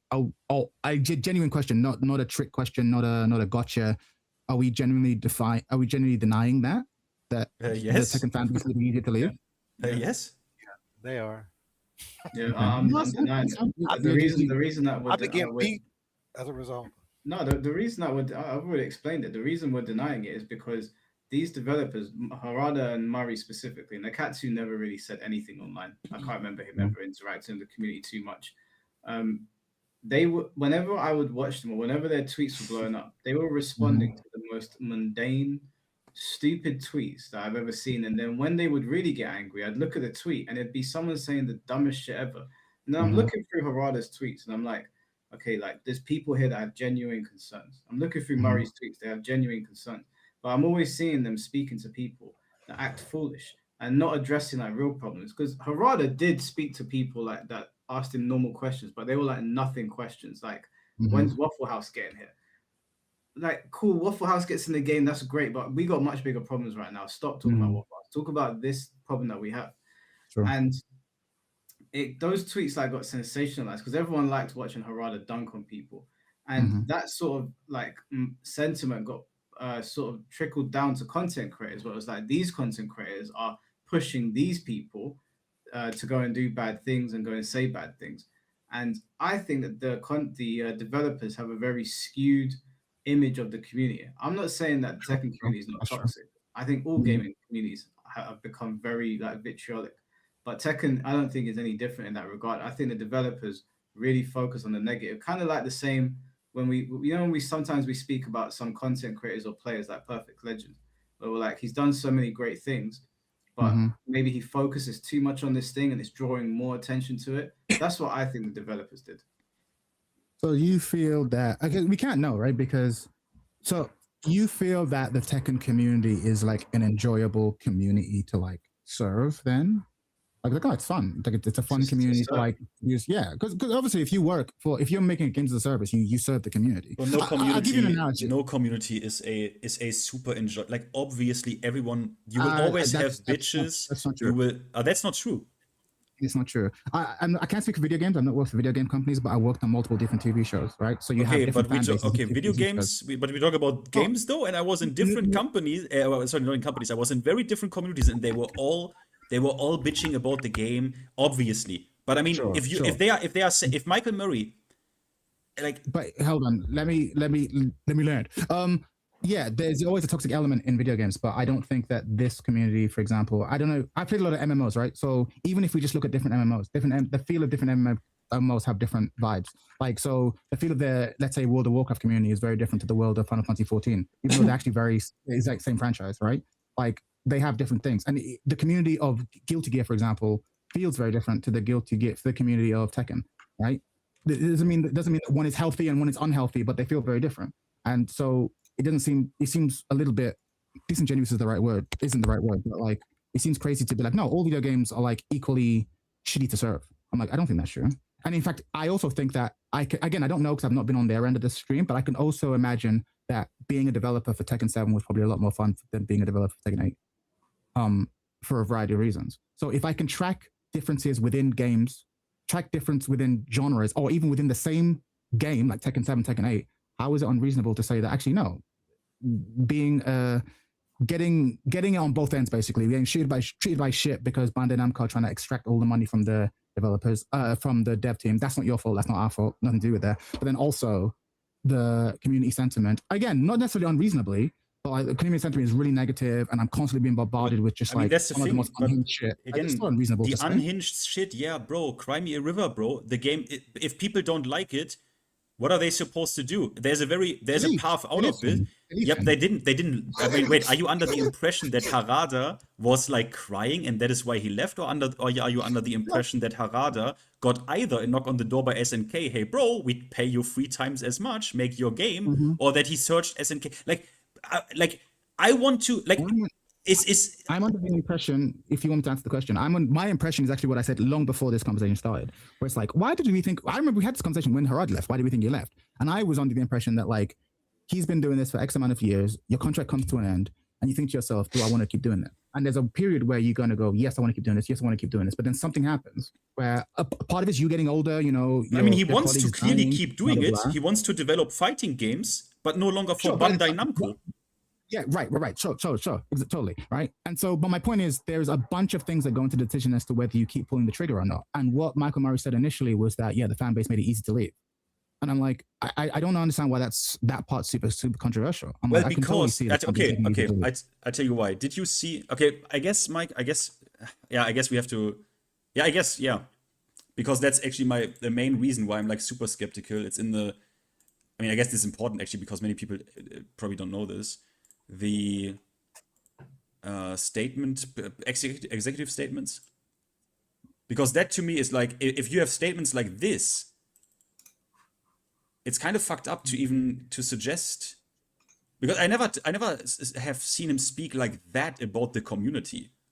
Let me pull it up. Yeah, executive remark. So this is the first one, right? Like that is 2023, even before the game came out. Give me context. Who is this? IGN interview. Yeah, it's Harada. So Harada, he blah blah blah. Harada, he gets asked shit, and then he says like, he gets asked about like throwing someone in the volcano and shit, and he obviously says that the first people that come to mind who he wants to throw in the volcano are perhaps certain executives at our company.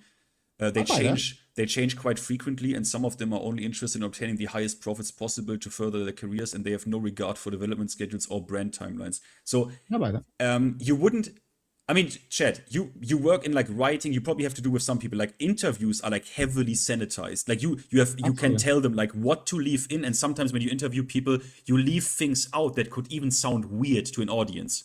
So you would be really picky about this. And he left this in, where he makes a joke about this. I have not heard him say this about fans, and then we have. Yeah, no, I hear that. I want to make it clear. My argument isn't that like the fans are 50% or 51% or the majority of the reason, and I don't think they have to be for what Michael Murray said to be true. I've been in situations where the job sucks, but the people I work with are awesome, so I stay. Right? The people suck, the executive suck or whatever, but there's enough good things going. Or the job sucks. Okay, the energy of the fans is worthwhile. I end up staying. And my point is, I just think that he's at the point where it's like, okay, not only does the board suck because they've always sucked, but also the fan base is soured in a way that we've actually all talked about. I understand this. I just want to. All I want from Michael Murray is to like kind of like communicate this to me, because when I look into what I believe the Tekken community is, I don't see this, and I have literally quoted or named 50 people who are members of the community, who do content, who do all of this shit, who partake in the community. No one of them did this. When I looked at every 500, I actually did this, through the 500 replies that Nakatsu got, because I specifically took him, because I assumed people are in general a little bit more favorable towards Harada and a little bit more disfavorable towards Nakatsu. And even under his tweet, it's only like, thank you for your work, good sir, I love you, I love you. Like, only, if they, and yeah, some people could say, like, what do you mean? Now you leave, fix the game, motherfucker. But the overwhelming majority of people didn't.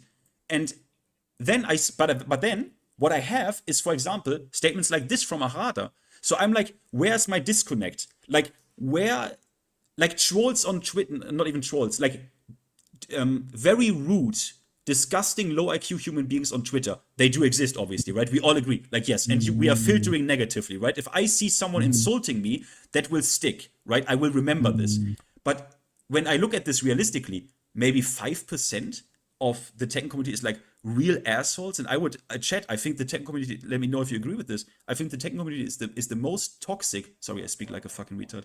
The Tekken community is the most toxic towards its own members, its own players. Like classic character elitism, like what people write on their profiles, right? Sure. Okay, yeah, where it's up to, yeah, sure. Yeah.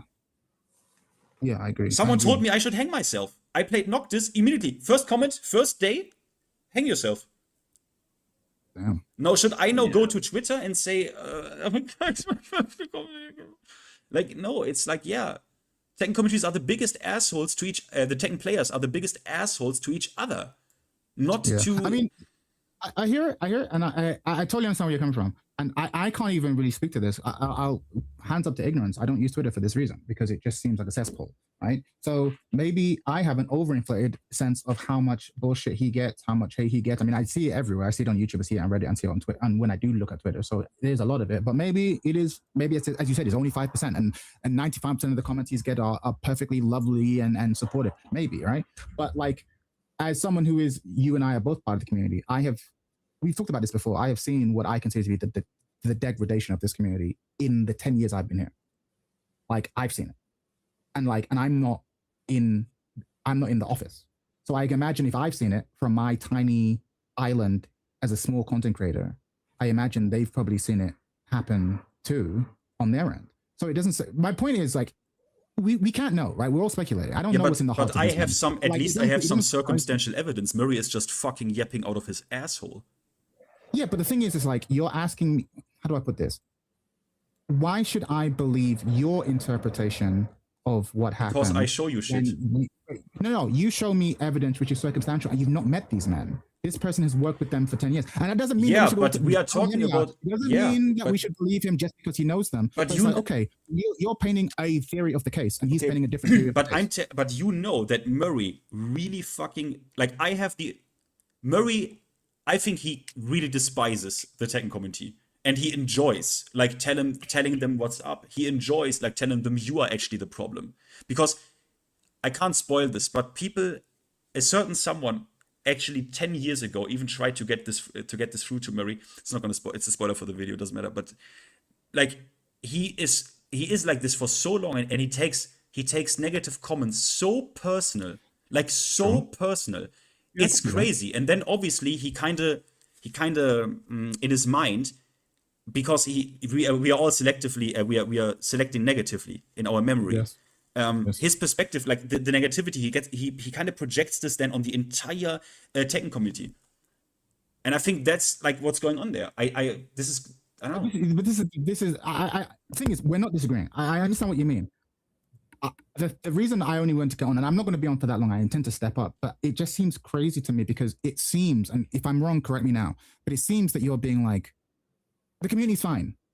It's just Murray and everything he said about, how do I put this? You're basically saying that the community and their treatment of them, not just displeasure with the game, which is fine and legitimate, but also just like the toxicity of the community, had nothing to do with making it easier for Nakatsu and Harada to walk away. And I'm like, I don't know how you can make that claim with such confidence and dismiss. Well, I'm not saying that you should take Murray's claim 100%. I'm saying I don't know how you can dismiss it 100%. Because to me, logically speaking, right? Logically speaking, let's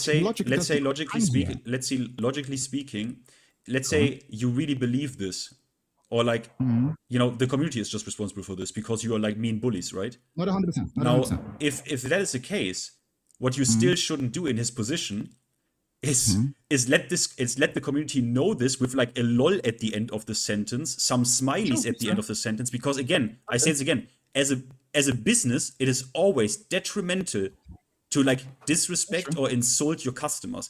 Even you know this, even if the customer is the biggest piece of shit, you are saying yes, good sir, yes, good sir, 100%. and You are right. and that If they're leads cunts, me you can't tell them they're cunts. Yeah, exactly, that's right. and that leads me to believe he's full of shit, bro. This guy is not normal. I'm gonna be straight up honest with you. This is not normal behavior. Yeah, I hear it, but I think Can I just Yeah. like, say something real quick? Like, obviously, the Tekken community has, like we said, there's been a serious collapse in decent behavior for a while now. It's observable. Like, it's gotten really bad. But what we're saying, or what even when we had Del on here, and he was saying that Michael Murray's conduct as somebody that is one of the like what we perceive as it's terrible. And I think he, over the years, and again, this is going back many years, and this is before Tekken 8, Michael Murray has been stepping on the toes of the community and saying really snide and disrespectful things, and he takes things very personally. And a lot of the time, like, you see that will make criticisms of the game and criticisms that are deserved. The developers won't even necessarily be tagged in those criticisms. It's just people talking about the game. But I think Michael Murray, and to a lesser extent Harada, I think that they poisoned the well a little bit, because I think they kept on quote retweeting really insane people. And then when they saw like us guys making videos saying, oh, this isn't good, we all got lumped in with those insane people because of Michael Murray and Harada's influence. So where people are saying it's the community to blame, and a lot of the time people use this argument against us all the time, especially on this podcast. They say don't influence those kinds of, or don't what's the word? Don't host those kinds of people. Don't host those kinds of viewpoints. But all they did was quote retweet people that say mad things and then make everyone else that is criticizing the game also look mad. Sure. So when we're talking about who helped who push out, who helped them leave Tekken, I think that it was more their fault that they experienced this than it was the community. It's not me saying the community is good, because all the fighting game community as a whole has degraded over time. Like, it's gotten worse and worse across the board. Some are worse off than others. But they 100% focused on really stupid people. And then Murray said, yeah, well, actions have consequences. And I'm like, yeah, they do have consequences, Murray. All the things you've been saying for the last 10 years have finally gotten to the point where you even breathe now and the Tekken community gets annoyed. That's where my mind is at. The Tekken community is not they're not angels by any stretch of the imagination. We have our own problems with people in this community as well. And we're probably gonna have problems after this live stream as well. But in terms of the developers and their conduct, they did this to themselves. Again, nothing you've just said, I disagree with. I think Michael Murray's conduct, he treats his personal Twitter like it's personal Twitter. And he gets emotional when you're going to have, of course, if you have an open one-to-many interaction, you're going to get tons of sociopaths. And if you start reacting to the sociopaths, you get more sociopaths. And like, if the game's in a poor state, some people are going to respect their criticisms legitimately, and some people are going to be unhinged. I totally agree with that. He should have gotten off Twitter a long time ago, get a community manager. We discussed this, we already know. I'm not relitigating that. All I'm interested in the game, I can't prove this. None of us can, because again, we don't know the hearts of men. All I'm saying is that when I read that comment of him being like, yeah, the community made it easy to leave. I've not worked in game development, but I've worked in entertainment. I can be like, yeah, no, it's working in entertainment is really stressful, but there are communities that it's easier to handle, like the weight of the world, like the Atlas sort of situation. There are certain communities it's easier to do that for than others. And I think I can totally see over the past couple of years, it's been hellish for them. And again, I'm not being like, pull out the violin, sad times. Like, a lot of it is their own fault. They, back to basics, defensive patch. I'm not saying that like the negative will towards them is unjustified. But like, I can totally see how just being the faces of this company once upon a time was a enjoyable experience, and interacting with people was an enjoyable experience. And then that same thing that used to give you joy becomes a fucking dread. And you're like, this is a nightmare. We're going to do it. Once upon a time, doing the lives was an exciting thing to do. And then it became one of the most terrifying things you had to do until you had to do it.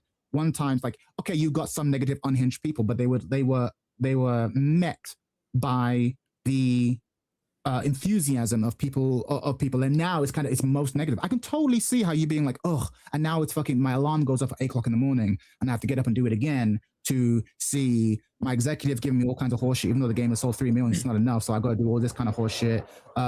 The fan, we're asking for this amount of money, we're not going to get this, so I have to deal with the executive. And then I turn on Twitter and like a large number, again, we can debate the percentage, a large number of these people are just fucking unhinged assholes. I'm like, this sucks. But are a large number of them unhinged, or a large number of them upset with the product? No, I think a large number of them are upset, but like there are enough unhinged, even if it's a smaller percentage, it just gets you like, I just don't want to do that. That's like, fair. That's fair enough. But I would say my only pushback to that would be the flip side of that would be they're looking at it as that we made it easy for them to leave. But the flip side is that didn't you produce a bad game and then not listen, and then you got pushback for that, and then you started to feel uncomfortable, and that's why you left. Like I think his remark is very layer one. It's like, okay, cool, we made it easy for you to leave, but why did we react that way? Do you have anything to do with it whatsoever? But again, his response was not he was not writing these are all the reasons why Harada left. He was having a single interaction with a singular person being like, yeah, this made it easy to leave. Like, so you're right. You're being like, oh, but what about these other factors? The other factors. I don't think, at no point did he say that this was the only reason he left. The words were, it made it easy to leave. And I just don't know how that is like this controversial thing. I'm like, I can totally see myself in that situation being like, yeah, actually, the current fan base probably would make it easy to leave. I just don't know why that's sort of ridiculous. How can you possibly say that? That's clearly not true. The reason that I'm like, what? It just seems wild to me. The reason that it set people off is because if there are loads of factors and you've got a Twitter account, you know people are going to be paying attention to what you have to say. But you know that if you boil it down to the lowest possible denominator and you give no nuance in the discussion, and you go, yeah, the Tekken community made it easy to leave. Okay, yeah, cool. But you've left out a whole bunch of points, and you've focused on us. And in that regard, I think he didn't deserve the death threats. He didn't deserve to get insulted, the harassment. That's all nonsense. But to be criticized for that, he deserved that. Yeah, no, he deserved to get criticized for that tweet. That's like a juvenile layer one tweet. Like, yeah, no, I agree with you. He shouldn't. Let's make that clear. He shouldn't have tweeted that. But there's a lot of things he shouldn't have tweeted. Like, he should have kept this to himself. But I'm literally just saying that, like, the things that he's saying don't seem unreasonable to me. And after listening to you for the past couple hours, because I've been streaming for a bit, but listening in the background, like, everyone's being like, everything that came out of this man's mouth is like super unreasonable. It's completely like, what is he talking about? And I'm like, no, it makes a lot of sense. It's probably it's inappropriate for him to say that in a corporate thing. People are understandably upset because, like, how dare you say that my hero Harada and potentially Nakatsu left because of me, blah, blah, blah. People are reading all this stuff. But when I just look at the actual interactions of what he actually said, he was like, no, man, the way the community acted made it easier to leave. He didn't say it's the reason I left, not even the main reason. Made it a lot easier. And again, if you've ever had a shitty job, like a job where you're like, I really don't like this, I really don't like this, oftentimes there's a few things that make it worth getting up in the morning, worth answering that alarm clock, right? And like, I can totally see a situation where it's like, you know what? Once upon a time, putting up with these board of executives was okay because the fan base and the community was such that it was like, it was worth doing the effort. And I could see that being like, you know what, actually, and also he's getting older and he has a could also be that he just by accident blocked MrsPlayStuff. Could all be, yeah. He could mean that, he could mean this, yeah. I think my main issue of what you're saying, Chad, is that the Tekken community is it's been on fire for some time now. And like any little thing sets people off because everyone's annoyed at everything. And I would imagine, like, if it was you in charge of the Tekken community and you knew that the temperature in the room was sky high, I don't think you would drop even if it is a mini. I wouldn't tweet. I don't have Twitter. I wouldn't tweet. Yeah, but my thing is that what you're saying is it's not what he said is unreasonable. But it is unfair and it is inaccurate as well. It doesn't paint the whole picture. And because of the temperature in the room, it's also it's completely reasonable to understand why people would go, "What the fuck are you talking about?" I hear it. I think my only, I'm done. I've said my piece, and like again, we're all just speculating about the hearts of men. So it's like whatever. Yeah. Like, but I just, like I said, I've been listening for a while, and I've not seen any sort of there seems to be the community's fine. Everything's the devs. And like, if I even heard like 10% of like, yeah, our community actually has been sharing, it probably has made it easier to walk away, but blah, blah, blah, then I'm with you. But I haven't been hearing that, but blah, blah, blah. All I've been hearing is just like, how dare he say this? Like, as if the community is fine. I'm like, no, it totally makes sense why like serving this community. I Has mean, I probably told you been a why shit the show. community is mostly fine. I told you. I don't know No, what's I've so heard hard. you say why. I've heard why you think the community is mostly fine, and I believe that you Okay, believe. tell that. me why. I Tell can't me believe somebody concretely who- why you think the community is not fine, and who exactly is it? Like, because if we're really again back at like some Twitter bots, we can go to every, like, we can go to some McDonald's ad and you see people down there like kill yourself. Like, it's like, what are we doing? For me, I don't know all these people, these Twitter bots. So I can't. If you're looking for like IP addresses, I can't give them to you, Finn. But what I have been doing is I have been a content creator for a long time now.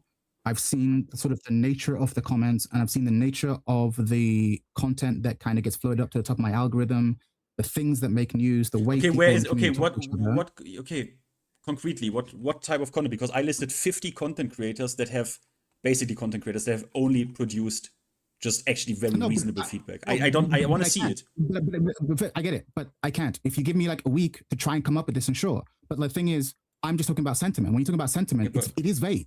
It is vague. Like, I don't, you know what I mean? When I saw a negative comment, I didn't think to myself, oh, let me write this down. So when Finn asked me in a week's time, blah, blah, blah. No, but I don't I mean, have that. I don't have it. I mean, there are moments where like everyone is actually destroying something, right? Like that. So, Like that happens sometimes, right? Where like you have gaming communities that will destroy your game with extremest vitriol, and even like every content creator jumps on. But what I have seen in the Tekken community is, yeah, you have people on Twitter. Again, it's not this the absolute majority, but yeah, you have people on Twitter being frustrated with season 2, right? Yes, some of them obviously completely went over the line and said like, bro, like shit that's actually unstable, right? Not even threats or something. Shit that just reads very unstable. Like, okay, you take the game actually a bit like even more serious than me, right? We can all agree this happened. But what I don't then actually see the stand-up pillars, basically the actual community members do, like Joker, all these guys, Duelist, right? They don't do some hate videos. They what can we do? How do we hear some ideas? I think that's my problem. Mary they asked for feedback. I think this is my problem. I make a tweet well formulated, like Kane, like Gosain, like Tetsu, like so many other. Like that is that not the community? Why are we suddenly acting like? Why are we suddenly acting like that? Twitter, who doesn't even like. Twitter doesn't filter if you have the game. You remember the guy from the beginning who said "fuck you, Harada," actually a threat, and then he said, "I don't even care about Tekken like that." But with YouTube, I know, okay, this guy makes Tekken content. That's a Tekken guy. This guy streams. That's a Tekken guy, right? Like, isn't that the community? I think this is so unfair to even. No, that is. But like again, I hear what you're saying. I am not saying no. I don't think he is saying that everyone, or even the vast majority of the Tekken community, are all a bunch of pieces of shit. Yeah, but he said Yeah, you can have a community that is mostly good, but has enough people in it that it sucks to interact with the community as a whole. Okay, that can happen. I mean, okay, but can you and me still agree? Like, even if we just literally have to disagree here, could we probably are still in agreement that in his role, you shouldn't fuck. Like, why are you saying this? We're not debating that. We're not debating that. He shouldn't be tweeting. He should have stopped tweeting years ago. He should have been in Tekken 7. We have agreed on this. I think he is too emotionally sensitive to be tweeting in this regard. He should make a burner account like fucking Kevin Durant and just tweet anonymously and just not represent the brand. He absolutely should. I agree. We've agreed on that. And even this, even if his observation about the community is accurate, he has no business posting this. It's dumb for him to post this because it's going to release this backlash. I'm not disagreeing with you on that. I just think it's interesting as a part of the community that we're going to look at us and be like, how dare he call us? How dare he say that our community has become toxic? How dare he say that? And how dare he lay that as even 10% reason as to why it was easier for our heroes to leave? And I'm like, as someone who's been part of the community, I'm like, I see it. Don't you see it? Have we not discussed that same dynamic happening ourselves? Like, it just that's the only thing I'm saying. That, and again, we're debating hearts of men, but I just think it's. I don't know. Maybe I'm just not okay. Look, maybe it's literally that I'm just not that soft because I grew up like. If the first Counter-Strike server I joined when I was 12 or 13, they immediately told me to kill myself in Minecraft. Not in Minecraft. So I don't know. I don't know. Maybe You I also just have way less pressure. see You also online have way less discourse pressure, like for what it is. Like if someone just blurbs something into I hear Twitter, it. I like hear it. literally But- some but- unhinged shit. I hear it. I mean, I don't know. You Like, have, okay, you have way less pressure. You have way less pressure than these men. I think you receive a fraction of the number of messages that they receive, and you can walk away yeah, but anytime. You can okay, play another game. if you no want one to. It's the forced. same. Look, no one. Street Fighter 5 went through some heavy shit, right? Street Fighter 5. Mhm. I don't look when you choose to be on Twitter. Like you're not like they can't be that dumb. They know how degenerate some people are. Yes, a minority in the online space. Like people are fucking unhinged, or not even unhinged. Sure. They just type shit because they think it's funny, or they don't think about it. Right? It's not even that they are bad humans. And I mean, you know this. Like these guys are. I think Harada or Murray's Twitter account is like from 2010 or something. Like, should you not I know hear it. this? So No, maybe you should know- you if should you know this. don't They're want not- to be subjected to this, that everyone knows to be true about the internet, then don't expose yourself to this. It's not that hard, bro. Like, it's not that hard. If I go on Twitter and I get shit, you would say, Chat, you would say, Finn, yeah, don't go on Twitter. Like, are you dumb? Sure. I totally get that. And I can't vouch for this. I don't want to speculate even more. But I think they've been on Twitter for I don't even know how long Twitter's been around. But like, when I imagine Tekken Tag, they probably got a lot of love. I imagine Tekken 7 got a lot of love, and Tekken 8, they have really been under the cosh, in part because the game has been in a shit state, which we all agree. I'm not defending the state of the game. And so you're saying like, oh, they should know any better. I'm like, actually, I think reality probably hit them in the face. In Tekken Like, 7, where they got a lot of love, Murray just casually proceeded to basically call the Tekken community roaches. So I mean, to me, it's just crazy. Like honestly, this is why I hate it so much. This is why I'm actually annoyed by Murray. I'm so annoyed by this that you produce, like you provoke. You fan the flames and then you complain about the fire. That to me is so dishonest about it. The Hellstream tweet. Just say you fucked up. Like just say, okay, my bad guys, dumb. With MrsPlayStuff, just say, my bad guys, I unblock her. It was a mistake, right? What did he do with the Hellstream tweet? With the Hellstream tweet, he made under the tweet, he said, here's my roach hotel.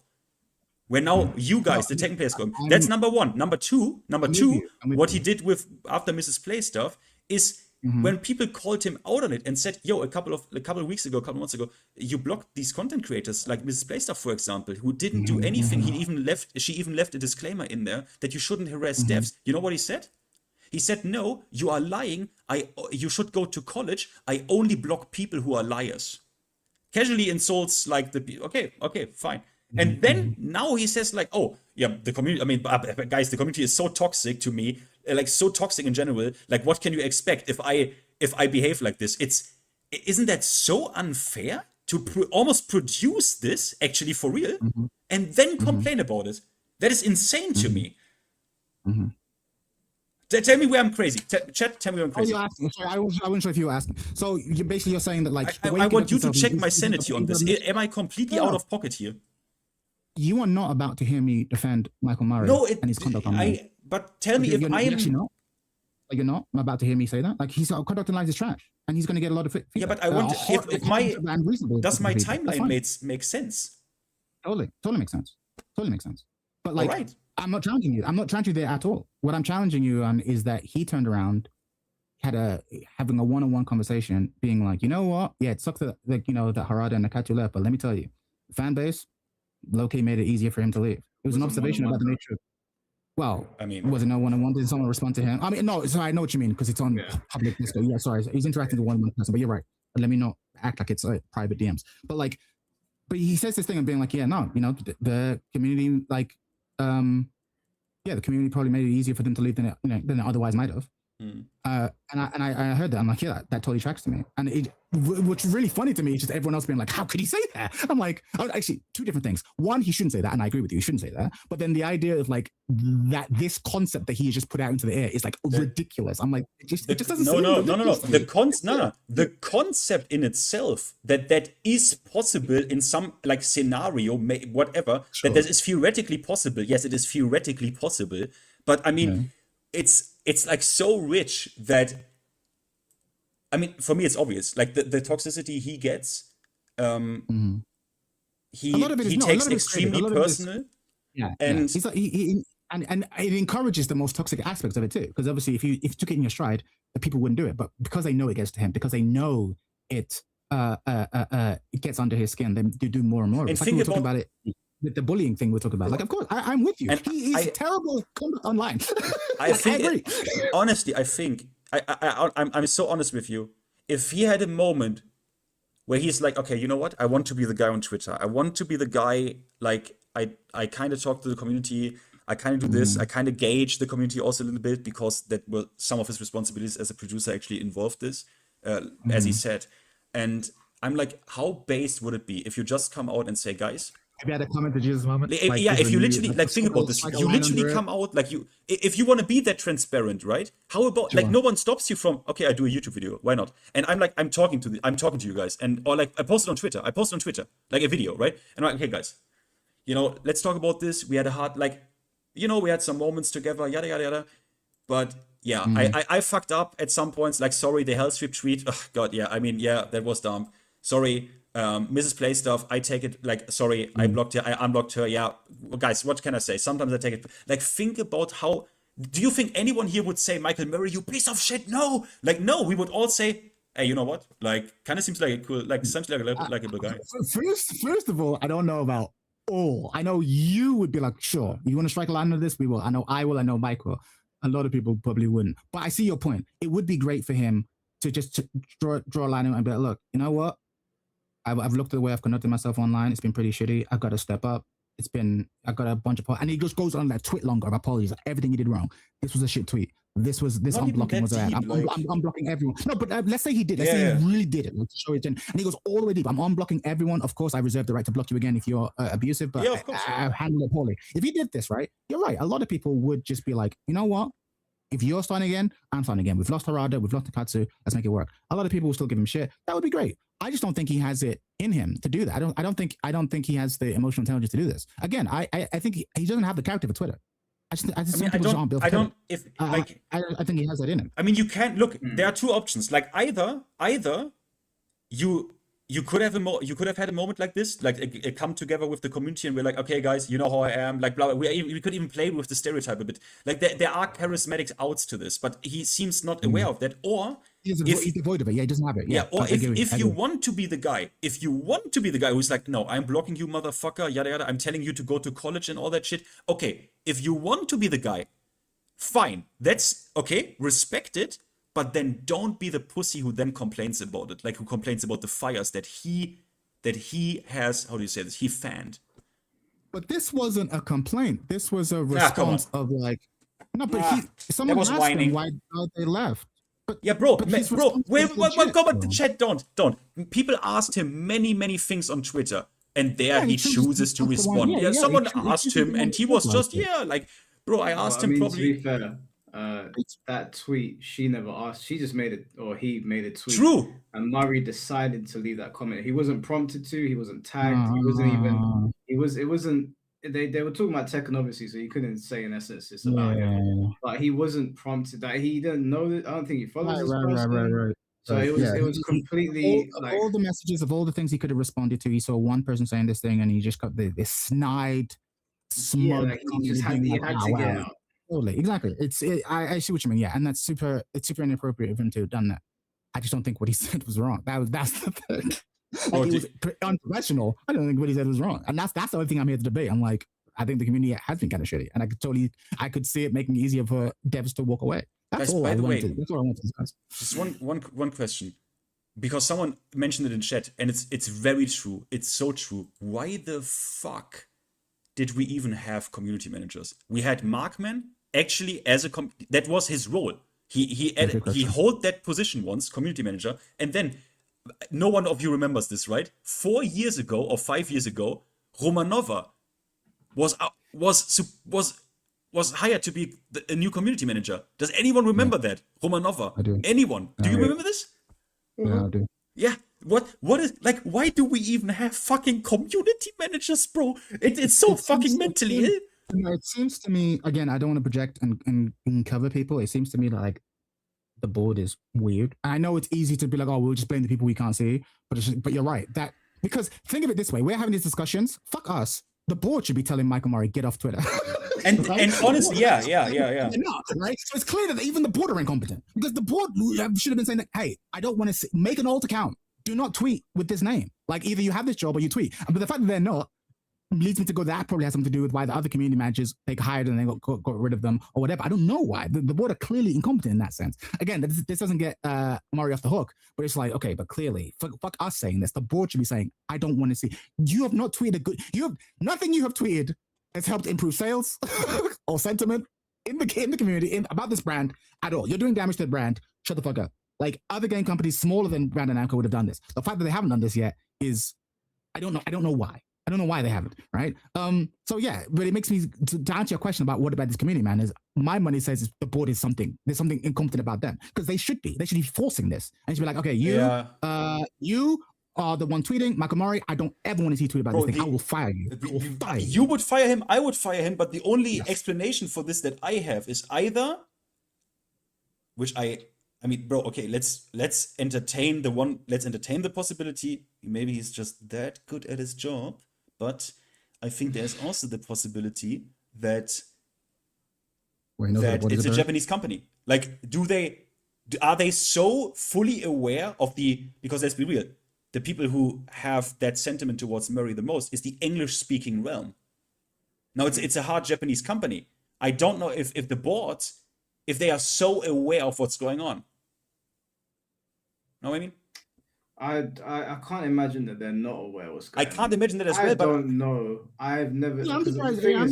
They probably would have earned a lot of goodwill if they just fired him.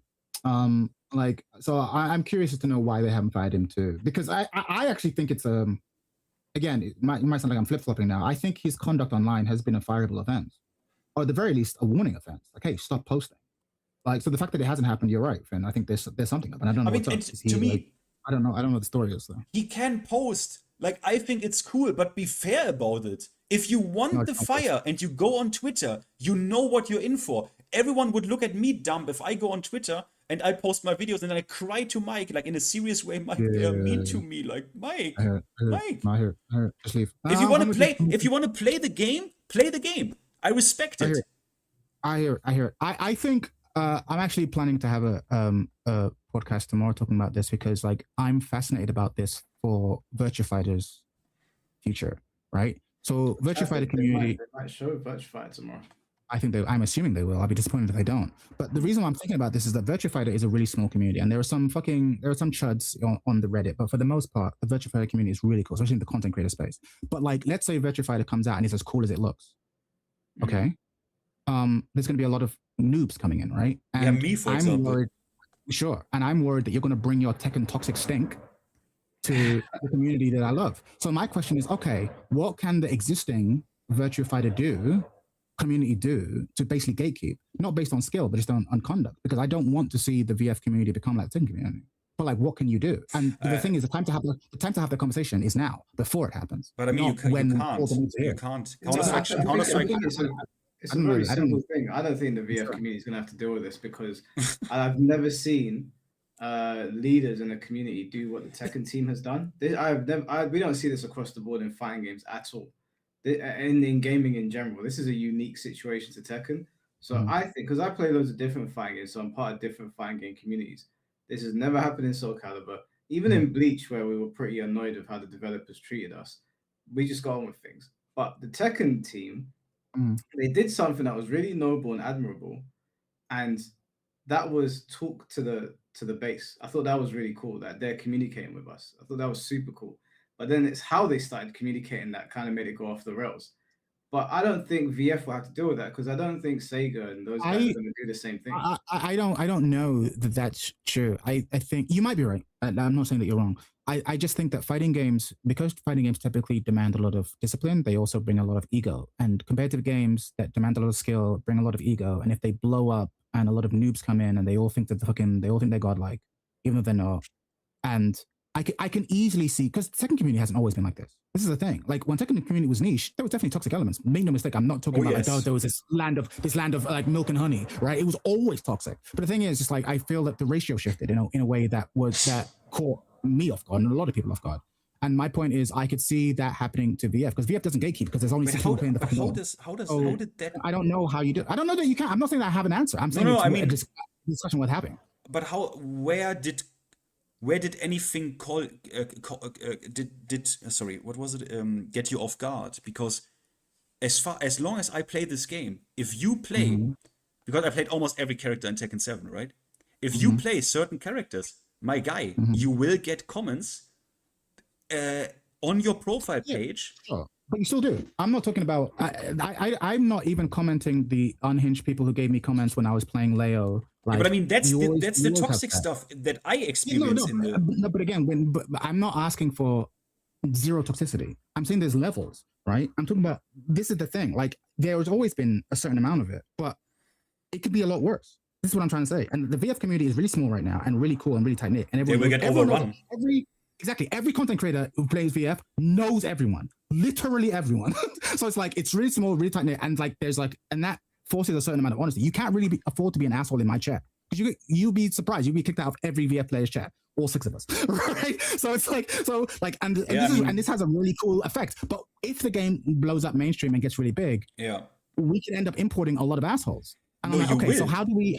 Well, we will. You Right? will. My point, yes, we will. But my point is, every culture, whether it's a virtual culture or a physical culture, the rules can be set by the biggest names in it. Yeah, like but for it's example, it's not unreasonable to say that the main man has a disproportionate effect on Tekken's culture than most other content creators, right? For good or ill, right? So that happens. So my point is, I think that it's worth the VF community talking now and thinking, okay, what if anything are we going to do?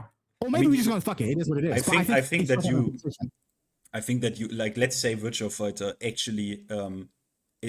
Like I mean, there is a shot that maybe hey, it's gonna stay like now, right? It's just your game. It's your. There's a chance, right? The chance is pretty small, to be honest, because just by the way the game seems to look like, that game will get players at least in the beginning. Community is about to explode, and that's the thing. So at that point, it's gonna be honestly, if you're right now a hardcore VF guy and you're in the community, it could get really sucky. Like in the sense that even like people might take it over, right? Because bigger content creators go in, and it could get honestly, I feel you. It could get really shit. I'm just gonna warn you about it.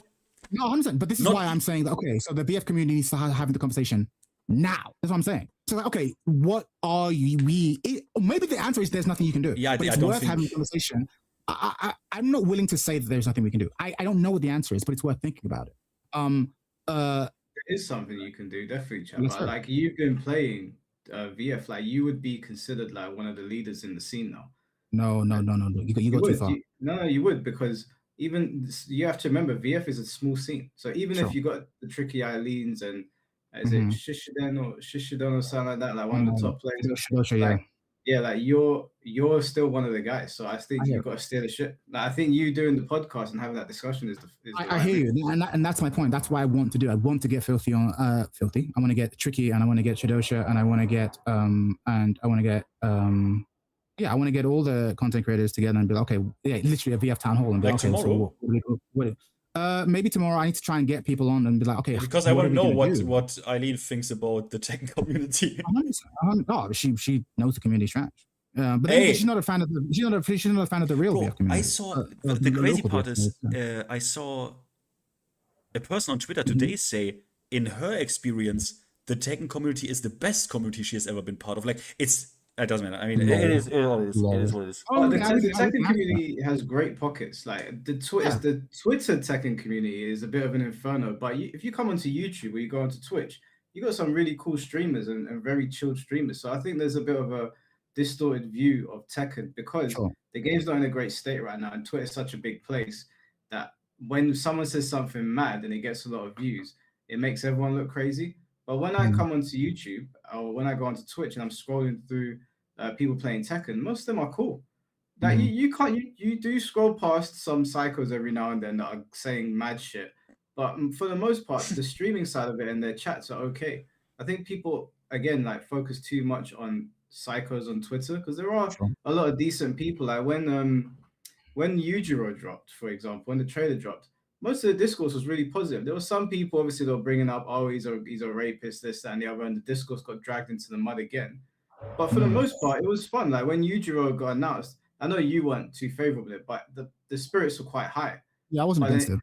Yeah, but if you look on Twitter, for all of your information, yeah, the Tekken community looks like a fucking dumpster fire. But I don't think the VF community should not do anything. I think you and the other people that are like bigger in the scene and know the game more, I think you should get together because you are going to get new people. And I'm gonna get bum rushed. He's gonna get bum rushed 100%. yeah, they're going to jump in. So I don't know what you do really, because people can do whatever they want at the end of the day. Because people have tried to say, what do we do with the new people in Tekken? What can you do? But there are a couple examples that I think about. So, for example, like I'm not some woke person or an anti-woke person, but like I don't really care about pronouns and stuff like that. But I'm always amazed by how like the guilty gear community, obviously very trans friendly, and it's just like they have imbibed culturally that like trans acceptance and use of pronouns and stuff. That's part of the community. They just built that in. They just built that in, and I'm fascinated by that. Most of the fighting games community haven't done that. How have they done this? How has this been enforced? And it's to the point that if I play if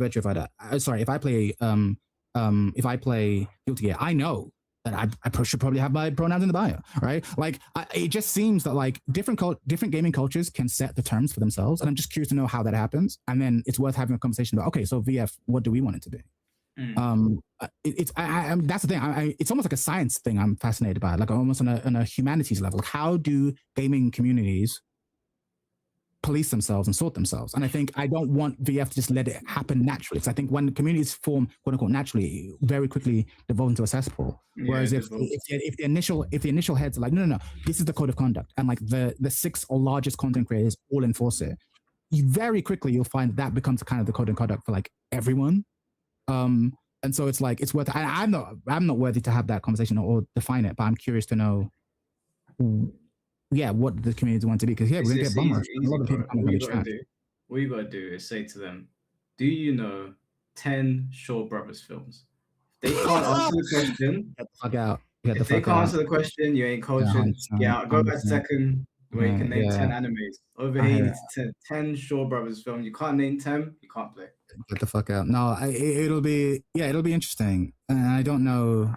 Yeah, I'm happy for VF, but I'm also worried for VF because I think this is going to be the first VF that's come out, a new VF that's come out in the age of social media.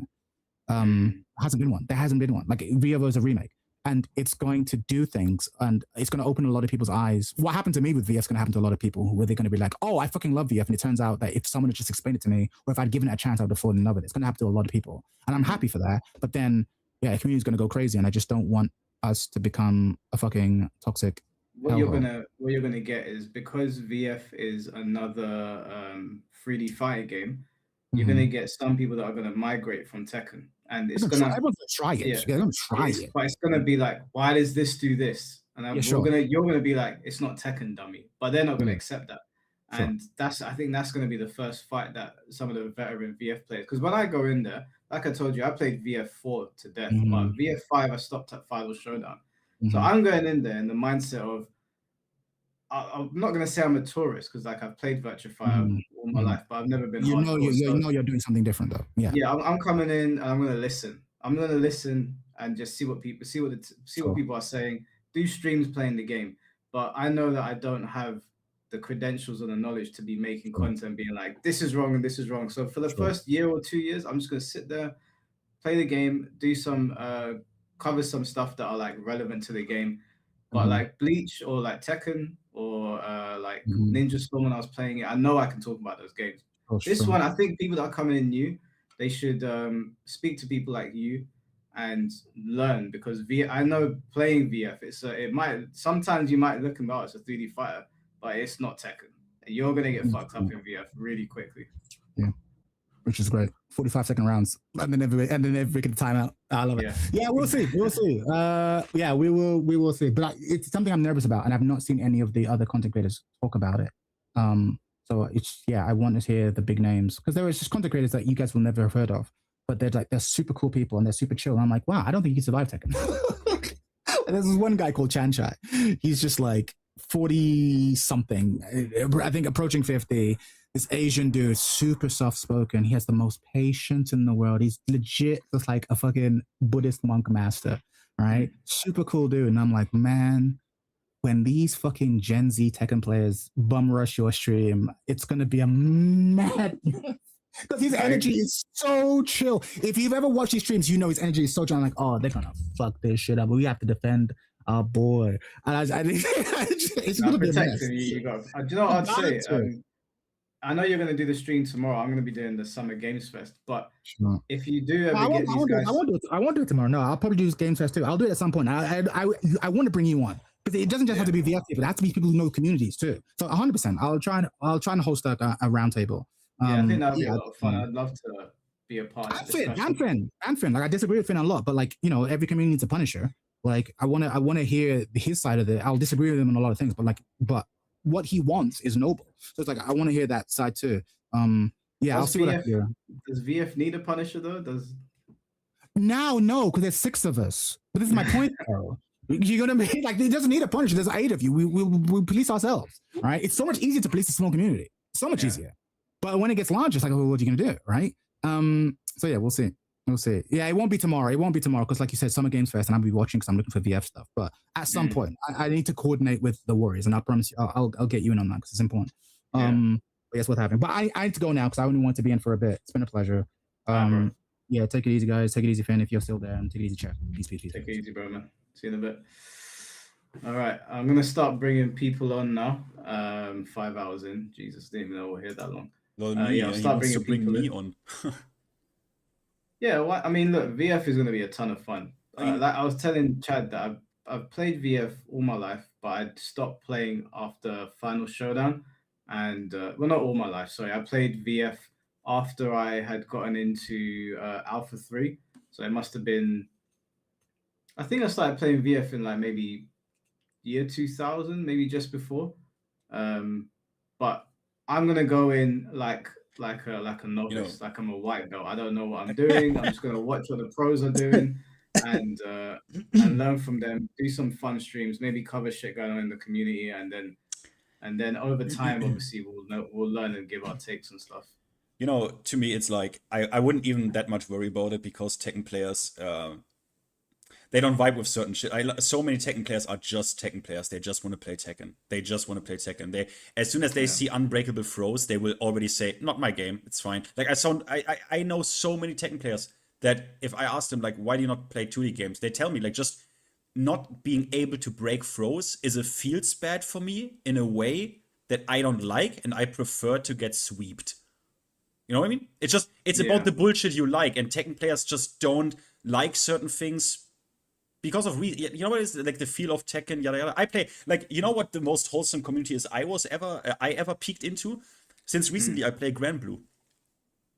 That is a wholesome fucking community. I really have to say. Very, but you know very... what, like the smaller the community, the more wholesome it is. Exactly. The Soul Calibur was great. Like I remember like coming up in the Soul Calibur scene, specifically Soul Calibur 5.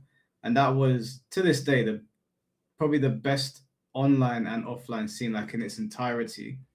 Barely anyone had any fights. I think I had one issue with one guy the entire time I was playing, and it wasn't even that deep. But yeah, when there's, obviously as it gets bigger, you get more people coming in, you get people that are playing for a little bit, they're not really in the culture like that, and then it turns into a fucking mess. Yeah. Which is what we're dealing with now. All right, I'm going to start bringing people on. Now, like I said, there's only 2 people actually that are coming on right now because the other ones left. I guess they got tired of waiting. But if you have disagreements with me and Finn, not if you're agreeing. If you have disagreements, then jump on. I'll put the thing back on screen. But yeah, let me just catch up on these super chats and I'll bring in Jay Wukong first. Wait, Mr. Master... Huh? The one you had was the one that was directed at me. Which, oh, sorry. Arts, thank you for the €2. Question to finnT. How much did you lab? Okay, I make it really short. I labbed him in Tekken 7. The funny part about this is everyone will know it. The character was so rare that you forget the knowledge because you cannot apply it. So I forgot a lot, but the most fucked up shit that I did with this character just when I like played ranked with him was, obvious, right? 1-1, like 10 frame punish was 1-1, right? Into Snake, and then the new move they gave him, Snake down 4-1 into Tiger, and then I just mixed people because that's fucking cheap. And I watched the video about Tekken 6 Lay from Level Up Your Game, which I'm actually still in the process of watching. So yeah, I have lapped him a lot. Like I have made a whole document. I usually make documents when I lap characters, but yeah. Mr. Mars, thank you for the $5. At least Reborn is willing to come on here, unlike the anime profile pics on Twitter. Yeah, no, I guess, yeah, true. Reborn. And yeah, I know he left. I get on with Reborn. I think he's a nice guy. I don't agree with anything he says, but I think he's a nice guy. Grey Manga Art, thank you for the $5. Personally, I just like the way Caps look, and sometimes I forget it's on. I never really thought about it. Yesterday there was one guy who, I think it was yesterday, there were one or two guys. There's one guy in your chat. Yeah, Shark. Guys, what is he called? Guys. Yesterday, Shark. Oh, Shark. Something. Yeah, but I think Are you mentally what? Okay, like, did you have your caps lock like just glued down? He is only writing in caps lock. That to me, okay, I tell you from maybe it's German culture, right? In German culture, if you write in caps lock, on a serious note, you can't be taken seriously. Like, especially if you write like, if that's your default, we don't take you seriously. You're a dumb human being. We don't engage with you. Shark always talks in caps. I don't know why. He always comes into the chat and the first thing he says is, "Thank you, Mike, for giving me my medicine today." And I'm always looking like, bro, what like fucking ward in Arkham Asylum did you escape from? I just keep it moving. Mr. Moss, thank you for the $5. It's an issue with modern gaming in general. Most games come out with bugs, glitches, missing features, and people still defend it, and it's ridiculous. Yeah, I completely agree. I don't know how we've gotten to this point where people think it's acceptable to release full price games. Do you know, a glitch or a bug, obviously, like, that's fine, but not when it's like the game is riddled with it and the game is broken and the game's not working as intended and we've got to do emergency patches. That's kind of stupid. That's why I stopped buying games. I haven't bought a full price game. I don't know, what was the last one I got was Invincible. Fighting games are the only ones where like I'll be like, okay, I'll get it because we can stream them. But single player games, I've stopped. But I still haven't bought Resident Evil yet. I just don't trust games anymore.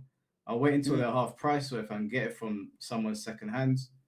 I mean, I personally, I bought Resident Evil 9 just because 4 was like hella optimized, and on that IP, I trust Capcom, even though they fucked me over with Dragon's Dogma 2. What a piece of shit optimization. But I buy so many fighting games, bro. I bought Fatal Fury: City of the Wolves. Didn't play it once. I just want to support like fighting games. Like, we need more fighting games. Like, I play fighting games. I'm mainly Tekken guy, but I play fighting games. Yeah, I mean, I say that I'm being hypocritical. I'm definitely gonna buy Onimusha on day one. I can't resist. That's like one of my favorite series. So I am a hypocrite in that regard, I guess, because I will make exceptions for certain games. But I used to buy like loads of games on day one, and then I'd play and I'd be like, what is this shit? Like, Cyberpunk fucking scarred me because I really thought that was gonna be like the second coming of GTA, and it was so much dog shit when it came out. I know they fixed it now, but I never forgave them for that.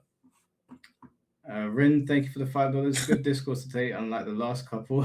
Finn, I'm looking into a Bane mask. Yeah, I seriously looked up what like replicas cost, and a good one isn't like a really sick one is actually not that cheap. But yeah.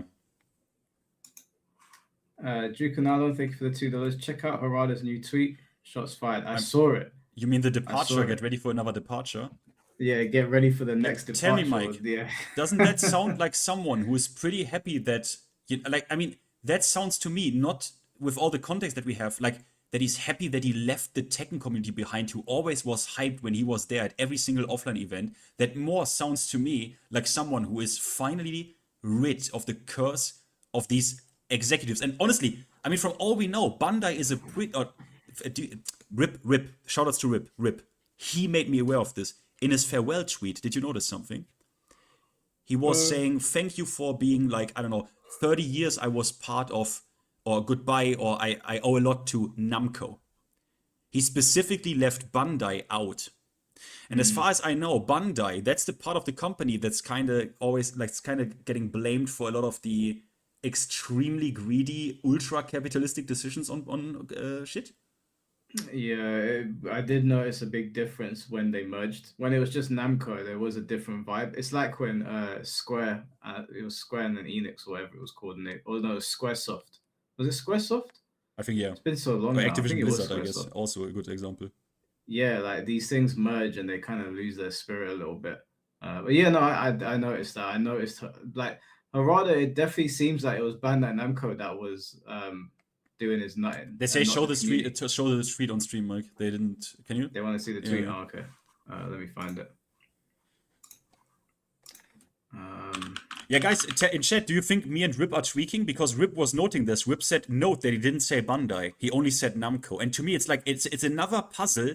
It's another piece that suggests to me, bro, fuck your community shit, Murray. Shut the fuck up. Harada always told people to shut the fuck up if he doesn't like you, if you talk crazy. He was always based as fuck. And now look at this. And Yeah, if it's Murray... very, very clear. It's super clear what's going on. Like, he is obviously pissed at that company. Yeah. And obviously, even, like, look, if Murray goes to SNK, I'm not even fucking like, oh, Murray, now the game is gonna get shit now. I would be like, okay, yeah, now Murray is there. I mean, it's like good old.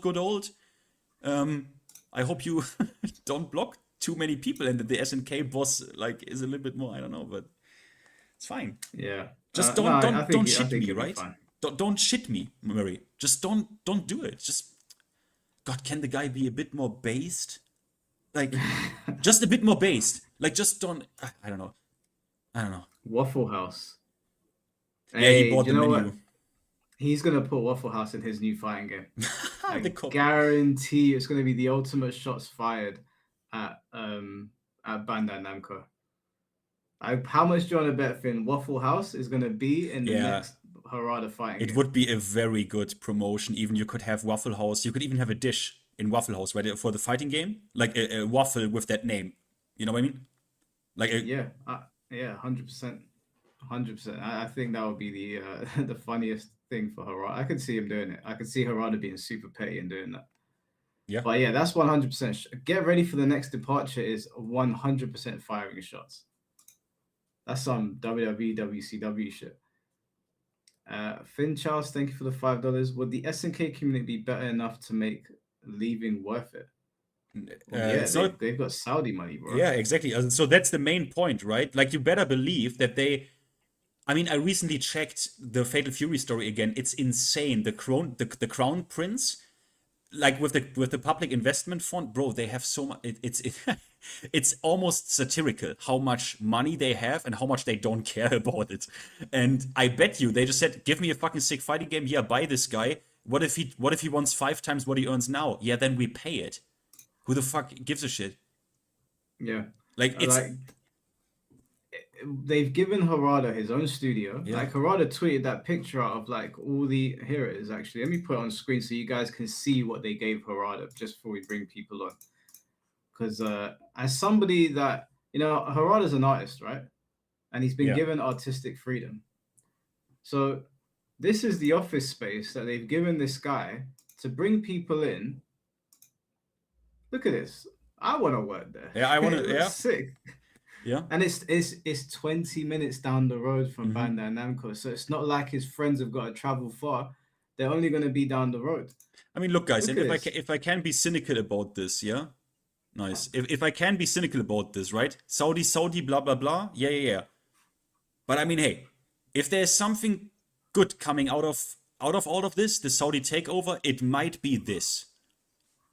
It might be this. Like, one shot, Harada gets all the budget he wants for his vision of a fighting game, uninterrupted, no excuses, take any time you need. Hey. I mean, note, Mike, none of the Tekken fans is mad about this. No one of us views this as like a betrayal or something. We are all hyped for Harada, and we want to see like what he's doing. There's no bad energy, nothing. But it won't be Tekken. Yeah, who gives a shit, bro? I want another. Who gives a shit? I'm a fighting game player, my guy. Tekken is give me another 3D fighting game from Harada's, like, from his pen. He says applications literally flooded in before we had even officially started our recruiting process, and as a result, nearly all of this year's hiring slots have already been reserved. Like, I think that I don't think he showed off this office space because he was super happy. Like, I think he was super happy. I think he showed us this office space so that the people at Bandai Namco can look and be like, look what I've got going on over here. This is what you should have given me. I think everything Harada's done is to let those people know you should have treated me with a bit more respect, a little bit more grace. I think Harada's going to cook up a storm, and I'm very happy for him. I'm very happy that he has been given this. Same. I just hope that all the money they're giving him, because the thing is, it's SNK, right? I don't know if they're going to be like use our engines or something, or if they're going to let him just build something brand new, because I don't want it to come out feeling like a standard SNK game. You know, like every company, their games have like a certain feel. I mean, like Injustice kind of feels like Mortal Kombat, yeah. and you know what I mean? I don't want that. I mean, look, if I were Saudi in this case, I would say, bro, let this guy go ham. Like, isn't that the sickest thing? If like we get a truly new, like innovative fighting game universe as well, like that's sick. Yeah, I think it would be sick, and it would. I think if they were going to do anything like, you know, typical to Fatal Fury or King of Fighters, I would say, look at that. He's got the Waffle House menu. He bought it for $5. He's definitely firing shots. I would say, listen, make your own fighting game, original characters, but get Rugal or Geese as your guest. Get Rugal, like levy some of that. Just levy some of the popular SNK characters into your game. I think that would be so sick. Imagine having Rugal as the first guest in a fighting game. Bro, the SNK characters are among, if not the best fighting game design of all of them. Yeah. Like, what the fuck is this? Are you wait, that's Mike Hollow's side profile for $1.99. Are you proud of your future AI self? I think I know who this is. I think it's my girlfriend's sister. Okay, so you have an insider, huh? Yeah, I think I know who it is. Skynet 1, take a good look at yourself, at yourself, future self. Great. Okay, which would be a better 6th Ranger, Harada or Edwin? What's a 6th Ranger? The Power Rangers, I guess. Oh. Yeah, Harada. Speaking of the Rangers, I went to a convention the other day, and this donut goes, "Oh, we're selling 2 Kamen Rider figurines for £5." So me and my girl heard, and we were like, "Oh, let's run over and get them." And I get there, and one of them is Kamen Rider. The other one is Shao Kahn, and I'm looking at the guy. It's for charity as well. So I'm standing in front of all these people, and I didn't want to crash out and be like, that's not a fucking Kamen Rider villain, bro. That's Shao Kahn. And I took it from him, and he was like, do you watch Kamen Rider? And I said to him, yes. Do you watch Kamen Rider? And he went, yeah. These are the figurines I collected. I was like, are you for fucking... I'll show you on stream next time. I was so pissed. And it was MK1 Shao Kahn. I couldn't believe it. Anyway, let's get the first people on. We've only got 3 people.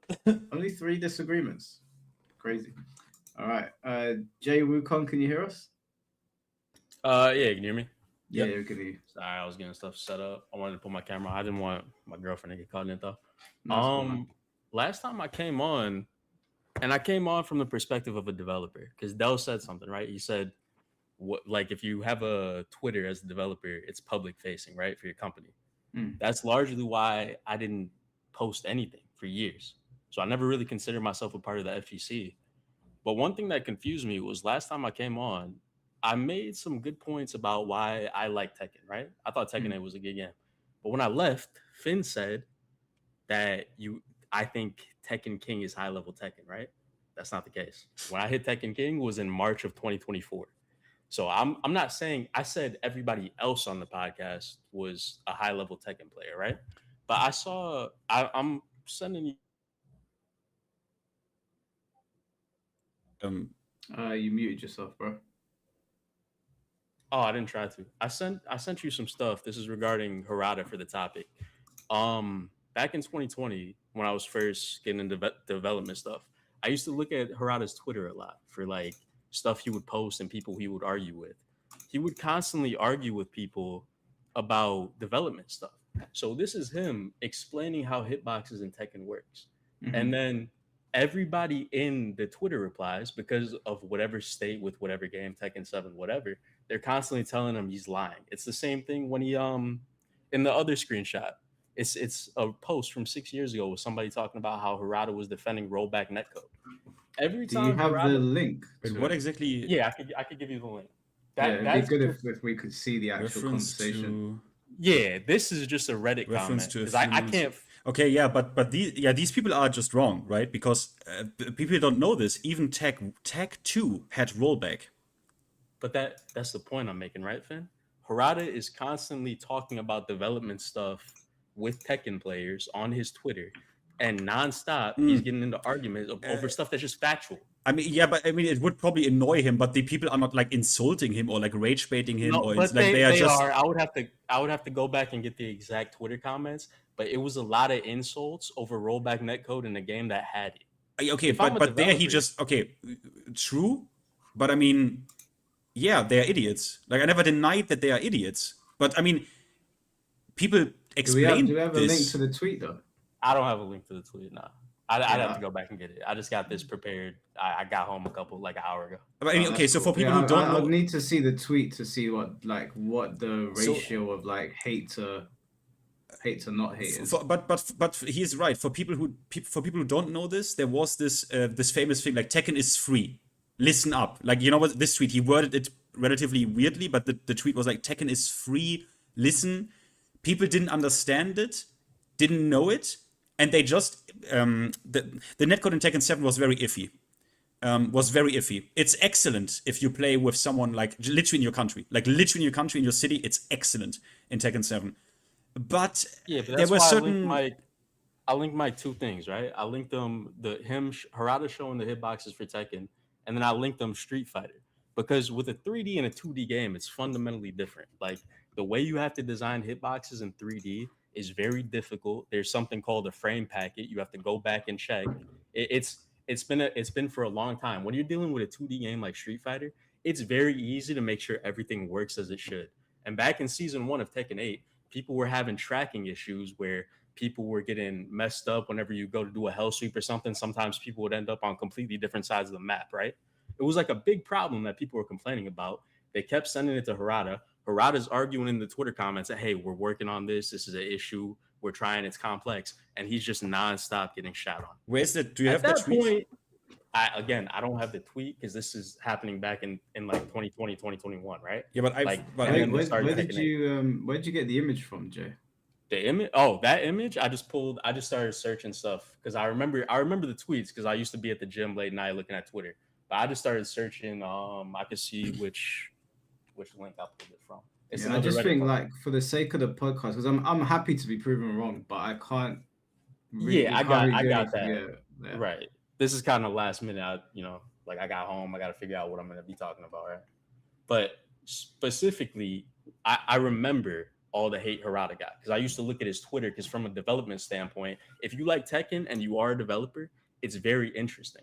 But when you see people arguing with them about shit that's just false, like as a developer, you know this is how it works. And then you see people who just played the game arguing with them, and you're like, oh, he's not gonna win that argument. And that for him, that's probably more more irritating than somebody arguing about frame data in the game. Like if you want to change frame data, if you want to do that, that's whatever. If you want to talk about balance, that's fine. But when Harada is talking on his Twitter, a lot of the time he's not even talking about the balance of the game. He's talking about stuff he finds interesting about development. And then he's getting Tekken people yapping at him about Tekken because they don't like the state of the game. And then at some point, it's like, the reason I brought up the rank in the first place is how good do you have to be at a game to feel like it's a good game? Like, if I'm God of Destruction season 1, am I able to say, hey, in season 2, I tried it, I think the game's okay? If I'm only running first to 10s with people, am I able to be like, hey, for the game, I think it's a good product because I'm playing first to 10s with Evo challengers who are playing Nina, whatever characters you're playing against that you understand the matchup. I'm just doing first to 10 sets throughout my week after my 9 to 5, and then I'm having a great time with the game. I don't think anyone can tell you that you like the game. I think guys, you can look at things like objectively and be like, the package might be lacking in certain areas.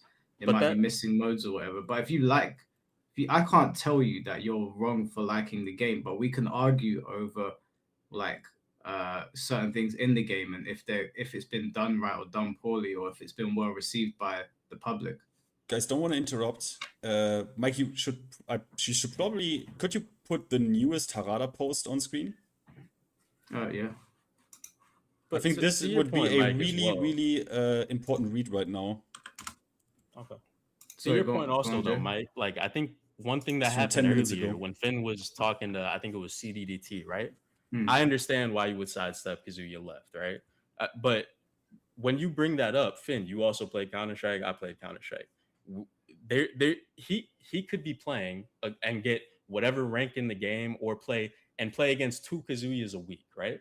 Maybe not, because people play Kazuya a little bit more frequently. But the point is, you could play, be decent at the game, and never know that information. Especially if you're playing a character who in Tekken 8 is cheap. Everybody complains about the game. Well, that's pretty cheap, like you could. But if you are like, if you comment on that change and you like, people are outraged, right? Like the timeline is different. Like, people are outraged about the hell sweep. Correct. Then like, you should try to understand this and not act like Pikachu face. What are these motherfuckers talking about? Just block it. Like, that's the problem, right? If he just said I don't know why people are outraged, that's fine, right? But I'm not defending Murray, by the way. I'm talking specifically from Reborn's perspective. But that's not the approach that he took, and I tried to explain this to Reborn, and from there on it just got worse because he just wasn't willing to, like, I don't know, understand it or something. I don't know.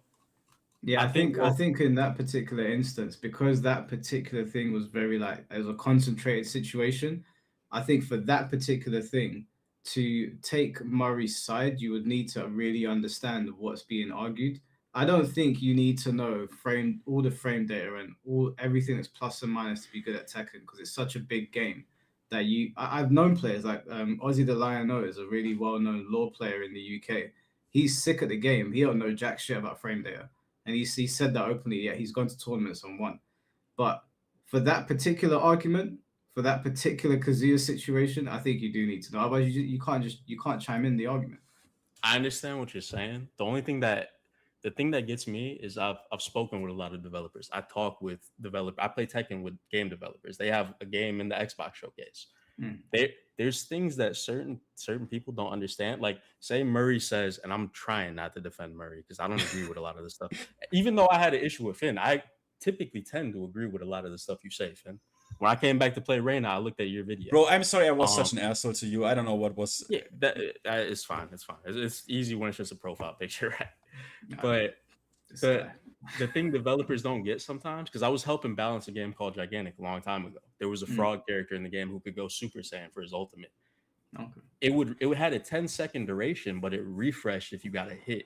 The developers thought that was fine until we played an internal test together, and they saw me stay in the mode for 2 minutes straight. Then they're like, "Oh, this has to go." But every development discussion up to that point, with 30 people talking in these discussions, was always, that's fine. But as soon as they see the one egregious moment, they're like, "Oh, that's got to go." It was the person who was making the game was the old Guild Wars 2 lead, James Finney, and he saw that because he was playing in the playtest, and he said, "Oh, this got to go immediately." Like, it was changed in the next patch, like 2 days later. I mean, like, in principle, I completely agree with you on that principle, right? Definitely, 100%. In Murray's case, though, it's like, first of all, he is a Mishima player. Second of all, he at that point, he was there for 20 years. And then the problem is not that he didn't know. The problem is that he was acting that high and mighty. And, like, basically we're telling people, like, you are all dumb. Like, just block it, bro. Like, you know what I mean? That's the attitude. That's why I'm trying not to defend Murray. I was just trying to show why I think Harada may have felt a little bit easier going to a new game where, let's say he does want to make an aggressive game. Maybe he could do it and not have to deal with people in Tekken, having the Tekken legacy, and arguing with them over stupid stuff like, does the game have rollback or do the hitbox? Yeah, bro, that shit was dumb. Like, but you can't, bro, people to this day don't know what rollback is. Like, to this day, people don't. I know. Like, But so I think when people bring up Mike's name, I'm a little confused. Finn, I can understand you just because you and me had a disagreement, right? And the way I saw you with Reborn, right? Reborn could very honestly just not know how to deal with Kazuya, but be very good against the majority of the cast in Tekken. It just, when you get that into the weeds, I get why you do it, because I used to do it and people used to get pissed off at me. but it's The thing is, that's the why thing they is, look at you as the bad guy. you are reasonable because you are like, okay, guys, but in general, this principle is like true. Like the developer maybe not seeing, but then he needs to, you know what I mean? Like there comes a certain point, he needs to be shown the severity in that moment, and then he's like, okay, yeah, that needs to go. Like you are right, you are completely right in principle. What Reborn did though is focus on this one thing, which was, well, I mean, blocking would be the optimal if you actually, for real, 100% know it's coming. Like and that is so, like, bro, come on, you're already smiling. You're already smiling. It's so, come on, bro. Let me take a different perspective. Say they turned the Hell Sweep into a snake edge. It was like after the wave dash, it was 28 frames startup. Then it's like the block is. Then if they framed it that way, the argument, if Murray had the ability to frame it that way, he gets no hate, right? The problem is that he A, missed the point, B, didn't try to ask a question before missing the point, and then after having missed the point, he's putting the Roach Hotel tweet up. Like, get that. That's a combo, bro. Like, that's a string. Bro, that's insane. That's why I said I'm really trying not to defend Murray. It was just Harada. Because definitely. I'm June 10th for my birthday. So I always thought, I looked at around the development stuff. Yeah. And I always thought it was really cool to get his perspective on game development. Yeah, I think it's super cool. I always liked reading Harada's posts when he's talking about games because I don't know the ins and outs of the coding. I just like have ideas in my head, but obviously I don't know how to implement them. So I always thought it was super cool. But then you look at the replies and then you see Harada argue it for like 2-3 messages down. It's just nonstop him arguing with people talking about the netcode's bad. And then, but like sometimes he responds to like some really stupid comments, and I'm like, Harada, why are you talking to this guy? Because now you've quote retweeted this, and all the other fan game communities are going, look at these Tekken players, they're so stupid, and we're like, we don't claim this donut. I don't know why Harada's talking to him. Yeah, but it's tough. It's tough because I had a conversation with the gigantic guys about this a long time ago, before I was ever doing anything development, when I was just a player, and from their perspective. If you see, like, say you put out a video or a trailer for something, right? You tend to look at the comments, right? And developers aren't trying to be YouTubers or anything. They're just looking through the comments to see what the public thinks about the game, and they constantly see people like talking bad about them. They're gonna feel the need to reply to a few of them, and then you reply to them, you just get into a war, and at some point you're like. I mean, I have that. Yeah. Like, you know, I'm still like, I'm so small that I can still read every single one of my comments, right? But guess who I respond to? The stupid cunt that makes me angry. Like, obviously, right? And then I get the impression, sometimes I'm like, bro, the YouTube comments are so dumb. But the reality is, if I look at the comments for real, 80% of them are not crétins or retards. They are just normal, you know, even like things that I didn't even think about, like interesting comments, right? And I should respond to them. I should respond to them. Like, I get it, right? But at the end of the day, we can still, like, I am real about it and say, you know what? Yeah, 80%, 90% of my comment section is fucking insanely nice, and 10% is obviously most brain dead. Yeah, guess what? IQ is a bell curve. So, you know what I mean? Yeah, of course, you will have some really dumb people. And I think Murray just focuses a little bit more, like a little bit too much on them. Yeah, but I think that's also where Murray's comment about Harada came from, right? Let's say Murray and Harada are out drinking, talking about something or whatever, right? And they're talking about the game development, whatever. Maybe a topic comes up about something they were arguing with somebody about, whatever, right? Harada has to then he's arguing with people who are supposed to be his fans on Twitter, but it's not a single player game; it's a competitive game, so balance matters. Single player games, a lot of the time, people just love them, whatever. The fan base for Resident Evil probably never complains about the game, right? But Harada's arguing with these people who care about the balance of the game, and then he has to also go deal with the people at Bandai Namco who are forcing him to do stuff he already doesn't want to do. So then the people he was arguing about, trying to say why he's championing them, he's then letting them down a week later. That's probably a huge mental toll on Harada. Because you go from arguing with people you're supposed to be in, like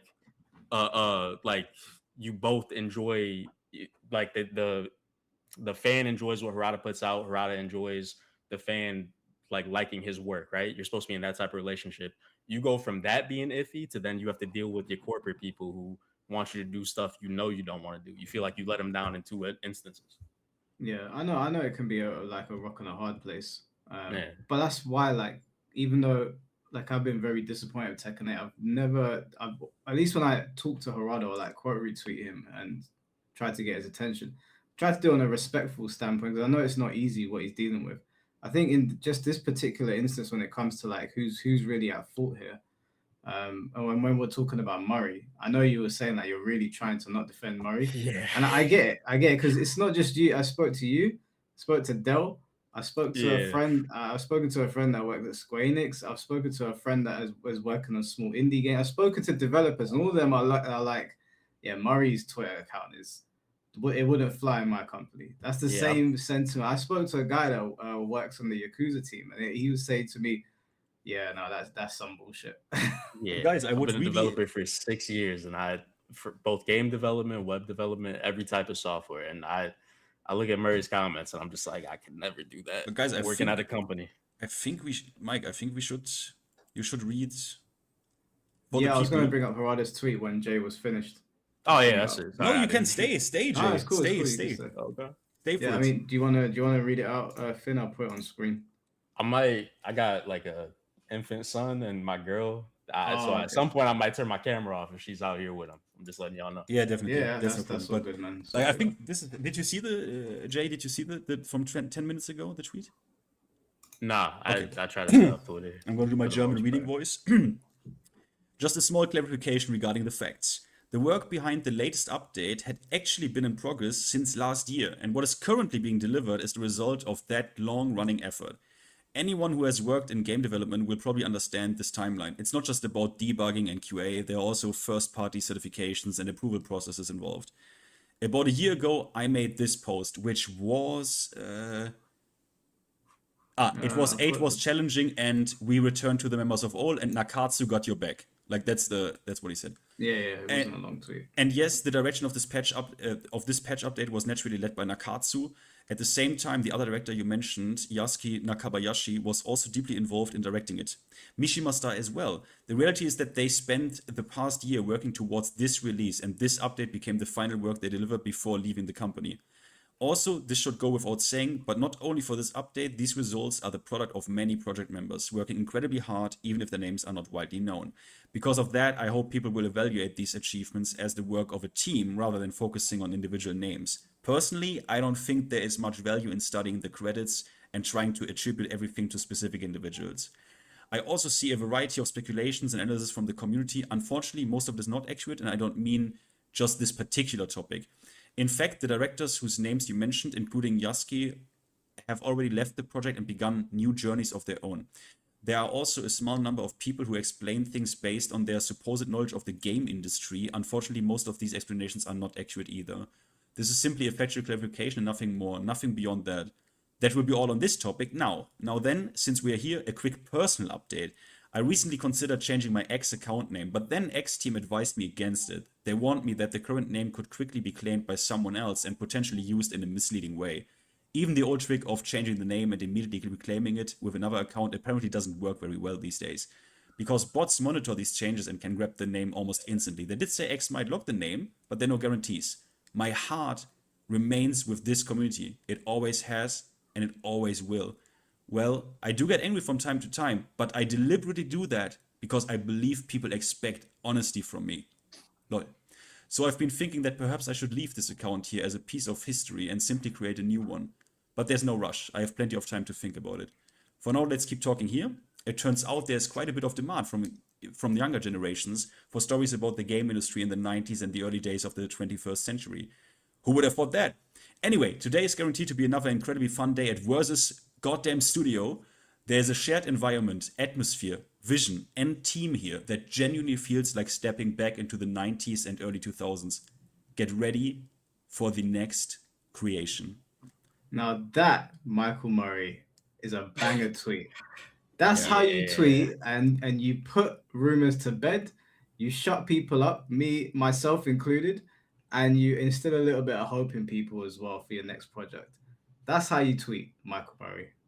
So I guess it's fair to say Harada here protects his good old Tekken community and says, my heart will be with you guys always. I don't know. That was a good tweet. That was a very insightful tweet. Well, now we know that guy that everyone was naming on Twitter is not the guy.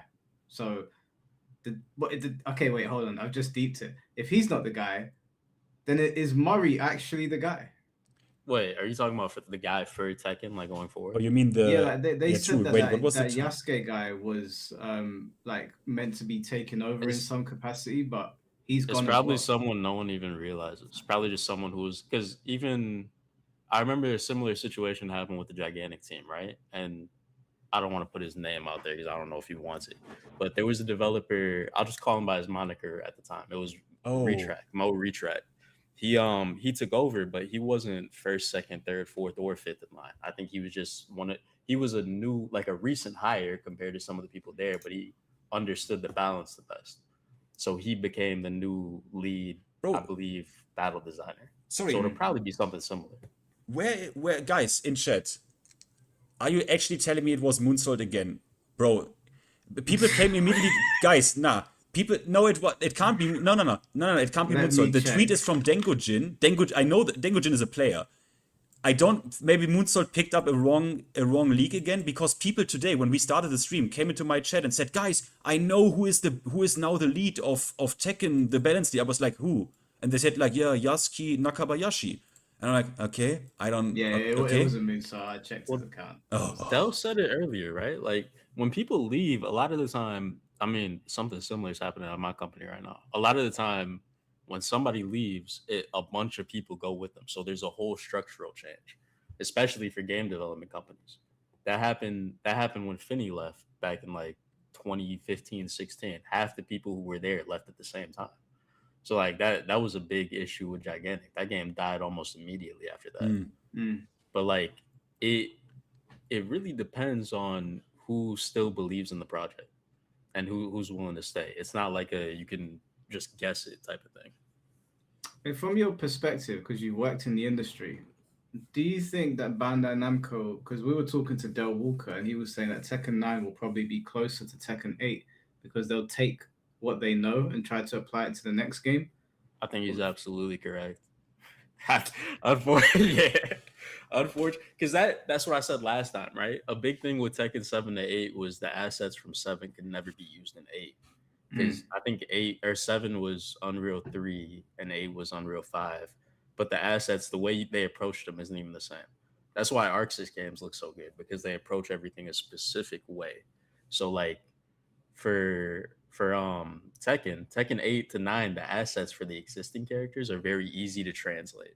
But when you talk about the experience on how to do the combat design, if everybody's leaving, then that's going to be something they might just want to keep as close as possible to how it is now. It could also be a reset, right? What do you mean a reset? Like basically, if the old guard leaves, like maybe they are also thinking like, okay, how about we like try to approach like a fresh start, like actually like even getting the crust out, you know? I think Del might be able to agree with this because we've seen it happen a lot of times. But if you look at Devil May Cry when DMC came out, nobody liked that game. Yeah, that is true. So I don't know if Bandai, with how expensive games are now, I don't know if they'd be willing to even take that chance. I mean, the Street Fighter took that chance, right? When Ono left, they brought in a brand new team. Were those guys working on 5 already and they get promoted, or were they brand new guys? No, they came halfway into 5. And then that's why a lot of people consider 6 to be like an extension of 5. Because a lot of the way 5 was at the end is how 6 was at the start, which is a more refined system. Oh, okay. So I don't know, man. That's it's a worrying time for Tekken. That whole tweet was really nice until I read that part. I was like, yeah, Yasuke's also gone. I was like, oh my god, who's left? I mean, yeah, it's a worrying time if you don't like the current Tekken. If you like it, I mean, you get more of the same. I mean, it could be the maddest. I mean, think about if Murray takes over and just turns this shit around now. Like, think about that glow up arc. Like, just imagine it. What does Murray actually do? Because producers don't always actually do much of any game design. He was a game designer as well. Like he said in Tekken 7, when he moved to producer, he said, I don't design the game anymore, but he was still like in charge of a lot of shit. So Well, when you say in charge of stuff, Yeah, a lot of the time, what that means is they just give the sign off on the okay for it. They don't like. They just set the timeline I mean, and he make even sure the said project's managed. he even said he would sometimes like, oh, the balance team, I want an update, and I can give you his quotes. I got a transcript from when he was talking about it. Yeah, if Murray's playing the game and he sees certain things, he can go talk to the balance team and be like, "Hey, I think we should change this." Yeah. But if he's not actively doing it, then it's just going to be somebody completely new. Yeah, I reckon. I don't think if that is the case, it'll just be a brand new, some young guns that come in, and maybe I don't know. It could be a good thing. It might be a Street Fighter 5 thing where like there's some new guys, they understand how the game is currently, yes, and they want to make. So it's not to say that the game is completely doomed, but I don't think it would be wildly different from how it is now. It'd probably just be a more refined version of how it is now, which might be a good thing. Which is what realistic people hope. Which is what I hoped for at the end of season 1. You know, I hoped for an actual refined. I don't have a problem with a more aggressive Tekken game, bro. If I want to Magic 4 you all day, I can play Tekken 7. All right. So, you know, I don't have a problem with that. But it just went so far down the deep end. But hey, the last patches are good. The only problem is, actually, yeah, people wanted to tell me, nah, Nakatsu had nothing to do with that. I mean, I was under the impression, okay, I was right by chance. Obviously, I didn't know, right? I was right by chance that this patch is actually the work of Nakatsu and the old, or like the 3 people or like, that were name dropped, and they are gone now. This means, I don't guys, know why people assume that. I don't know why. Do you mean that it was not Nakatsu's work? Why they assumed Yeah, that? because I don't know why. I don't know why. It's planned out like a year ahead of time, and they'll have an idea what they want to do like 6 months to a year ahead of time. They might have thought, hey, we want to make heat changes. We're gonna wait till halfway through season 3. That's already on the timeline. They'll focus on one thing, and then when they're done with that, the next thing is what they already had planned. But why would they announce back to basics and then like kind of do a 180 on that when it comes out, and then do a 180 on the 180? Like that's the only part of Harada's thing where I'm a bit confused, because when season 3 came out, it was not like it's nothing like what we're getting now. So when he says that it was planned a year in advance, I'm like, so what, you planned to drop season 3 in a state that was going to piss everyone off and then fix it? Like, I don't really understand. The issue is when you have to add something. So like when you have a game, because they use Unreal 5, right? And like for their game, when you have a game that has to have new stuff, whether any type of new content, so like a new character or new moves, if they're completely new, are new animations. So they'll probably have a content team and then like a battle design team and then QA, right? In our game, unfortunately, not new animations. In our case, because the content team will work on new animations, but Bandai likes to reuse stuff. I think Pokken animations had Tekken stuff in it, right? Yeah. So like the entire package is planned out a year ahead, and they'll focus on stuff, but it won't go out until they QA it, right? So like maybe they didn't have the time to make sure everything was completely set for the launch of season 3. And maybe some of the stuff that went into the launch of season 3, if there's like a minor buff here and there, was intended to go with the other changes. It just depends on when stuff was ready and what they were comfortable putting out. But I don't think the battle design team would have been the ones to determine the marketing for Back to Basics. Yeah. Well, I mean, whatever happens to Tekken now, at least I got you, Jura. That's the only saving grace. If this is the last Tekken for a long time, or if we never get another good Tekken game, at least I got you, Jura. But the problem with this is, now is, I was actually really positively. I mean, look, I couldn't. In reality, I mean, obviously, I couldn't just give less of a fuck, right? I can play other fighting games. I can play Tekken 6 all day. Fine. But I really had this positive, like, aura now, right? Because I was like, okay, the first... When Season 3 came out, we were all like, okay, that's it. That's done. The game is now... Okay, that's now Clown World. We are now entering Clown World. There's nothing to save anymore. That's it. And then the Miracle update happens, right? The Miracle update. And wow. And then the second update. And I had this positive vibe. And now... it's a guess again, right? I'm not saying it's going to be shit, but now I have to guess again on the next updates. You know what I mean? If it's going to continue, because the guys are gone who had the lead on that. So we keep saying the guys are gone, right? But if you look, Harada said, look at it as the result of a team working together, right? Yeah. Nakatsu's not going through, because whenever you make these changes, there are a bunch of things that got to get tweaked within the game, right? So Nakatsu's not the one going through tweaking everything. So he's telling a team how stuff should be, and if they get that input from him, maybe they can understand like, hey, this is what changes we made here. Everybody liked it. Let's go forward doing stuff like that. It's not necessarily. It's better that he had inputs in this one, and it turned out to be a good patch that received good feedback. Because now going forward, the team will probably move in that direction. I mean, think about how tragic it is when they say they plan shit that long in advance, right? Like that long.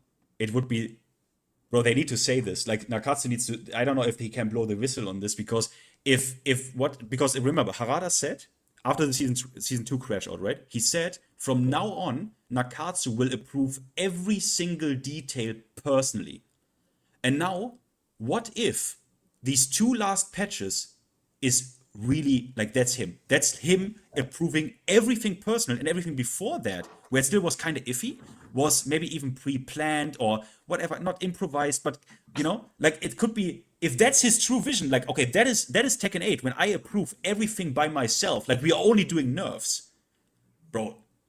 This guy should have, I don't know what happened that he couldn't oversee everything from the beginning. I mean, Harada said, yeah, it's kind of, there's not even a good explanation for this if you remember the tweet, right? He just said, yeah, he was the general manager, so he couldn't really approve everything. Now he is. And bro, if that's how patches actually look like, if he is approving everything, like the last 2, bro, I hope they have a good alternative for him. Because in my experience, it's never, even when that's said, right? Because I've been in situations where something's been a bad patch for whatever reason, right?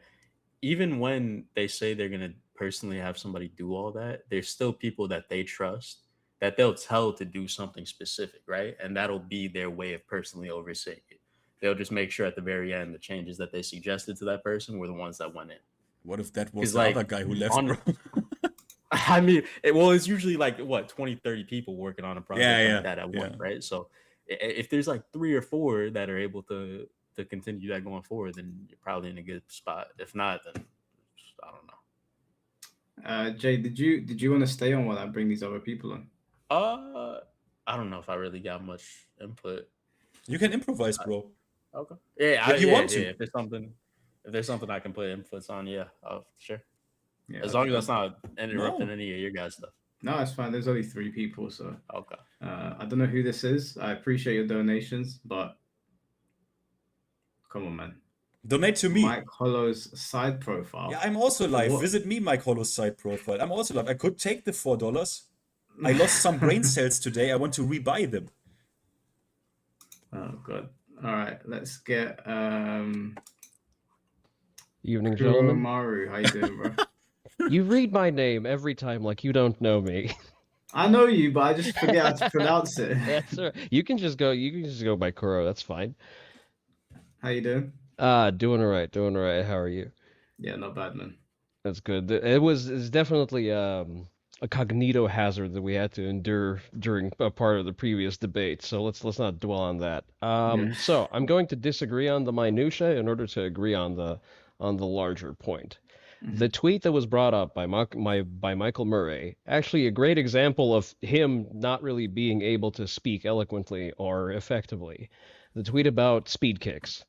Having reread it, it looks like a compliment. Well, it's not a direct compliment to speed kicks, but it looked like an attack on people attacking speed kicks in his opinions, because it reads as the new approach to speed kicks. When you don't agree with his tweet is, aren't you supposed to be smart or something? So he's poking fun at people not really having a good faith criticism of speed kicks as opposed to attacking speed kicks. But at first glance, it does come off as completely the opposite. The only reason why I won't agree with that is because of the follow-up where speed kicks seemed quite irritated. Yeah. And basically saying, I wish you'd just focus on like listening to us because we want you to fix the game, because I guess Tekken 7 was in a turbulent state towards the end. But maybe am I missing something there? Let me find the link. Let's put it up on. I can get the picture up again. Well, if you need the link, I put it in the private chat. Oh, have you got the link to the actual tweet? Yeah. Okay, awesome. Let me grab that.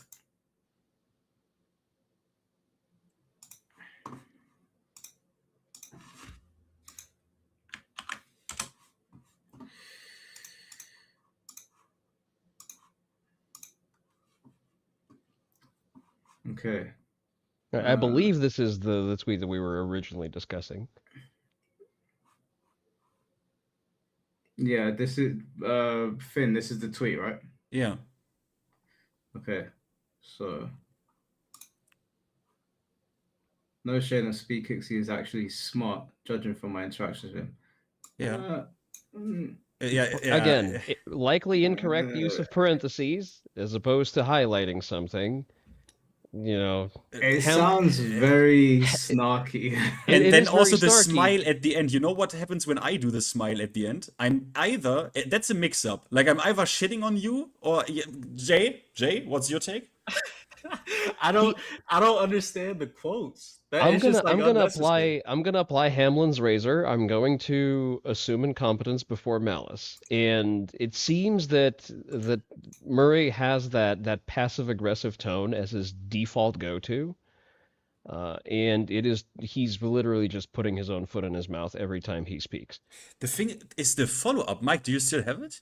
And also the comments are kind of alluding to the fact that there might have been some altercation between these two on. Okay, maybe on I'm lacking larger context in that case. Because I tried to find because I was there when people shared it the first time, but I couldn't remember anymore. But I found because people were also assuming this on Reddit, and someone actually found the Speed Kicks clarification where he was actually like not liking this. Mike, maybe you can show this again. Maybe we didn't show it long enough.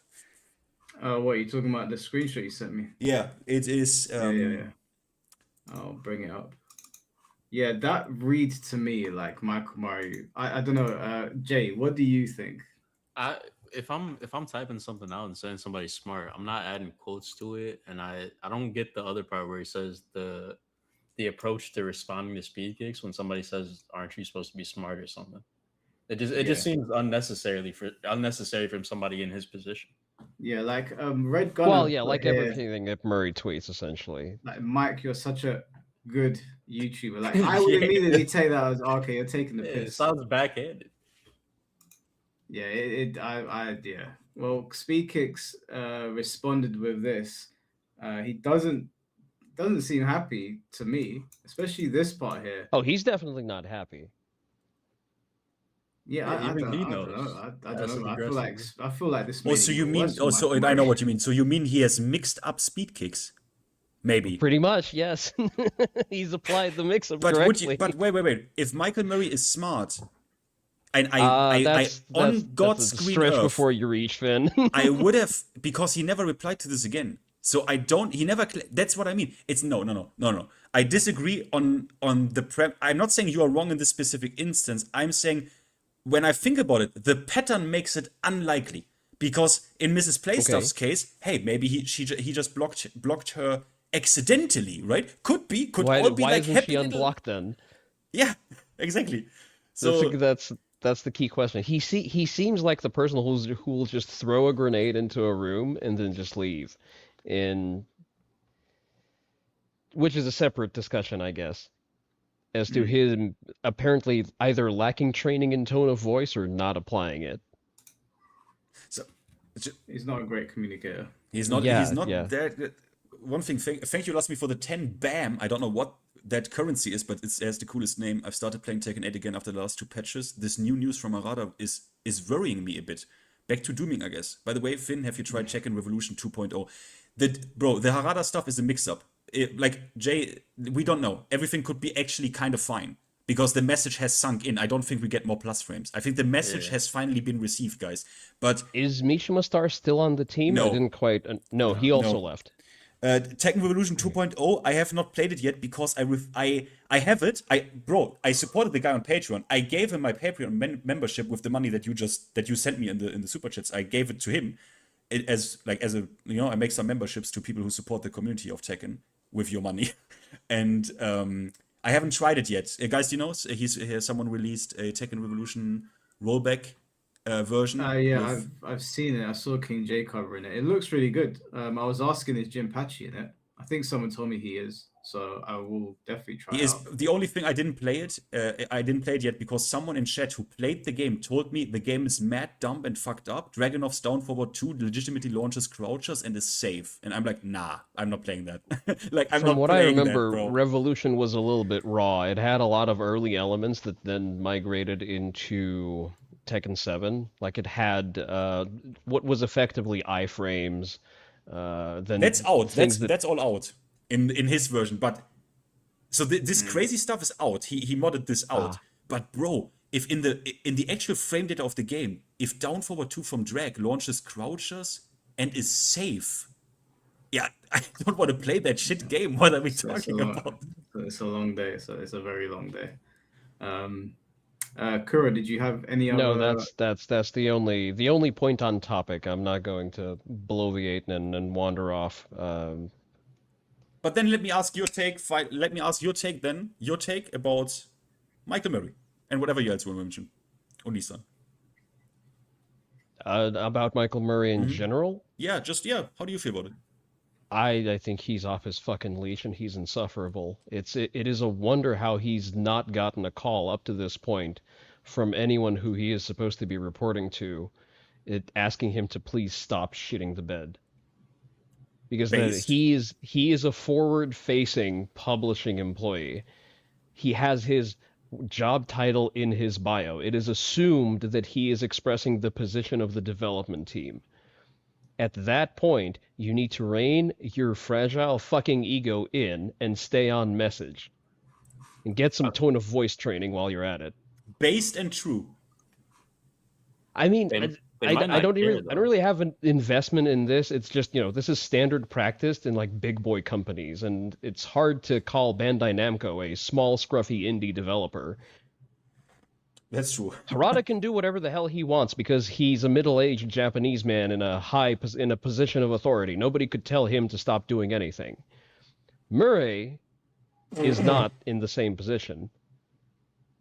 Yeah, but Bandai might also not care about what Murray tweets if it's not causing a huge stir, and he's also meeting like his timelines. Or they're not directly connecting the stir. They're not tracking the stir that he's causing. It's probably just outside of his wheelhouse that's actually being measured. It's more likely that they're more receptive of, for example, the absolute blowout they received on Steam after Season 3 dropped. Yeah, because that's affecting their money. Yes. If it's Murray tweeting and people still purchase the game, they're likely not tracking the changes in sentiment, for example, from Murray's poor communication with top players and content creators, because they don't directly associate that with moving more copies or selling more seasons. Well, I also think is probably an oversight. Sorry, yeah. No, you're good. It's your time anyway. I think we're overvaluing Murray's opinion, maybe, and I'm trying not to be disrespectful, but like if Harada said the stuff Murray was saying, it's a little difficult to value it even less. If Harada said the stuff Murray was saying, and Harada was blocking people like that, and there was all this uproar, right? I think that would affect the game a lot more, so Bandai would care more. If Murray does it, they probably don't look at him as the face of the game, even though he's a producer. Again, it is a question of what's the internal policy? Do they even track that? Do they even have some kind of intangible tracking metric for Twitter interactions? Which they likely don't, because, Japanese companies, process-wise, lag behind American ones by like a good 15 years. So in 15 years, probably he will get something to the effect of some kind of punitive action of, please stop doing that, Michael. Look at the screen. Based and true. Yeah, that's all I had. Other than that, if you don't know that the counterplay to Mishima's is sidestep left, then maybe you should measure your opinions on most things relating to gameplay. If he had handled that tweet with the right amount of, like, in that moment, shame and humility, I think he would have gotten away with it. But the way he handled the tweet... No, that's obnoxious. That's water under the bridge. I wasn't even talking about Murray. It was talking about CDDT. Yeah, yes. Well, I mean, but it only came because Murray. And Murray will also never forget about it. Oh, we need to make sure he never forgets about it. Yes. Yeah, he needs to not forget about it because There's if so he many does, ways you could fix that too. There's He so many listen. things you could say. Listen, the best way that we need to condition him that next time you have an opinion about anything in the game, you go ask an adult, you ask a subject matter expert, a gameplay expert to whom you have access in the office, you ask an adult, you vet the statement with them, and then you can go post it on your Twitter. Yeah, he needs like a save fail like system, like you know what I mean, a control system, like keep He's Murray like shit. a dedicated approver, a Murray wrangler. All right, Kuro, I appreciate you being on, bro. Yeah, thanks for having me. Y'all have a great night. Take care, man. Goodbye, Onisan. Bye. All right, we've got 2 more people. Let's get Marvin in here. Marvin, can you hear us? Yo, can you guys hear me? Yeah, we can hear you, bro. Are you guys getting reverb by any chance? No, everything is super fine. No. All right, perfect. So on the track of Murray saying that action have consequences, what do you guys think that means exactly? It's I like think he was fake basically post. saying. Sorry, go on, Finn. No, you continue. I think he was saying that your behavior online is the consequences that you're facing now is that you lost the main Tekken team. In relation to that particular tweet with how the community was behaving and his initial tweet, I think the only thing to point to is that he's basically saying we're at fault for them leaving. How true do you guys think that is? I don't think it's true at all, but I think Murray said that trying to get a reaction out of people. I think he believed saying that would wind people up, but I don't think that is actually the case in reality. I tell you what, I hope it like means. the Rufelmonger thing. It sounded like, you know how Rufelmonger responded to the virtual fighter thing? Yeah, I know. It seemed like the bro. same.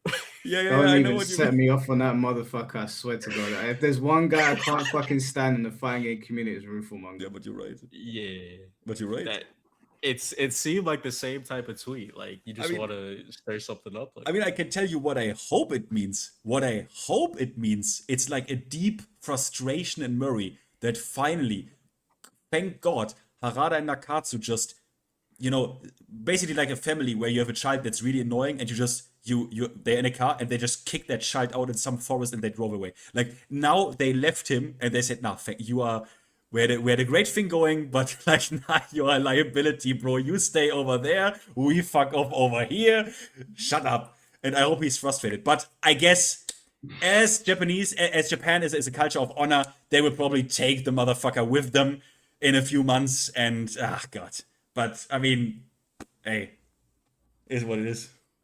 Do you guys think there's anything to, because he left one talking about Harada, he left one corporation to go to another. That probably gave him more creative freedom to do whatever he wanted to do, which I think is a good thing. I think Tekken needs a competitor. With Tekken getting a competitor, we might get Tekken Tag 2 with better online play, hopefully, and things like that. But I do think the fan base is toxic. I think that's pretty much it. I really don't think Murray is in the wrong, to be honest with you. He can say whatever he wants. I don't know how that affects like their bottom line. I don't know if many people are leaving. Like the, but I mean, what fan base isn't toxic? Yeah, there's also say what fan? Like what fan base isn't toxic? Oh, every fan base is going to be toxic, but I mean, they were getting death threats and stuff like that too. They were getting. I remember a couple of years ago. I think this was whenever I had Twitter. I no longer have Twitter, but there was something about Harada getting a threat about him getting hit with a hammer or something like that. No, okay, I didn't. It's not your fault. It's not your fault. But okay, I got the. Okay, yeah, I. But this is so funny. It's not your fault. It's so funny. The tweet is so funny because it was a miss. Wait, it's so funny. Is it in the? Yeah. Okay, it's funny that you bring it up. I don't think you sent it to me. I didn't. Okay, wait. I sent you a quick picture because you can find it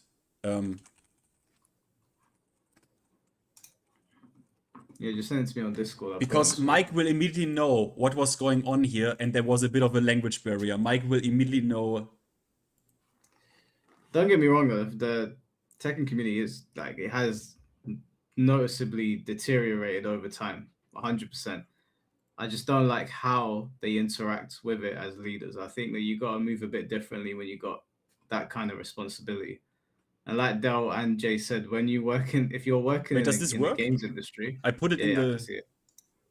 So, Mike, you notice there's a bit of a Mike. Okay, you notice, right? Yeah. Okay. The burning hammer.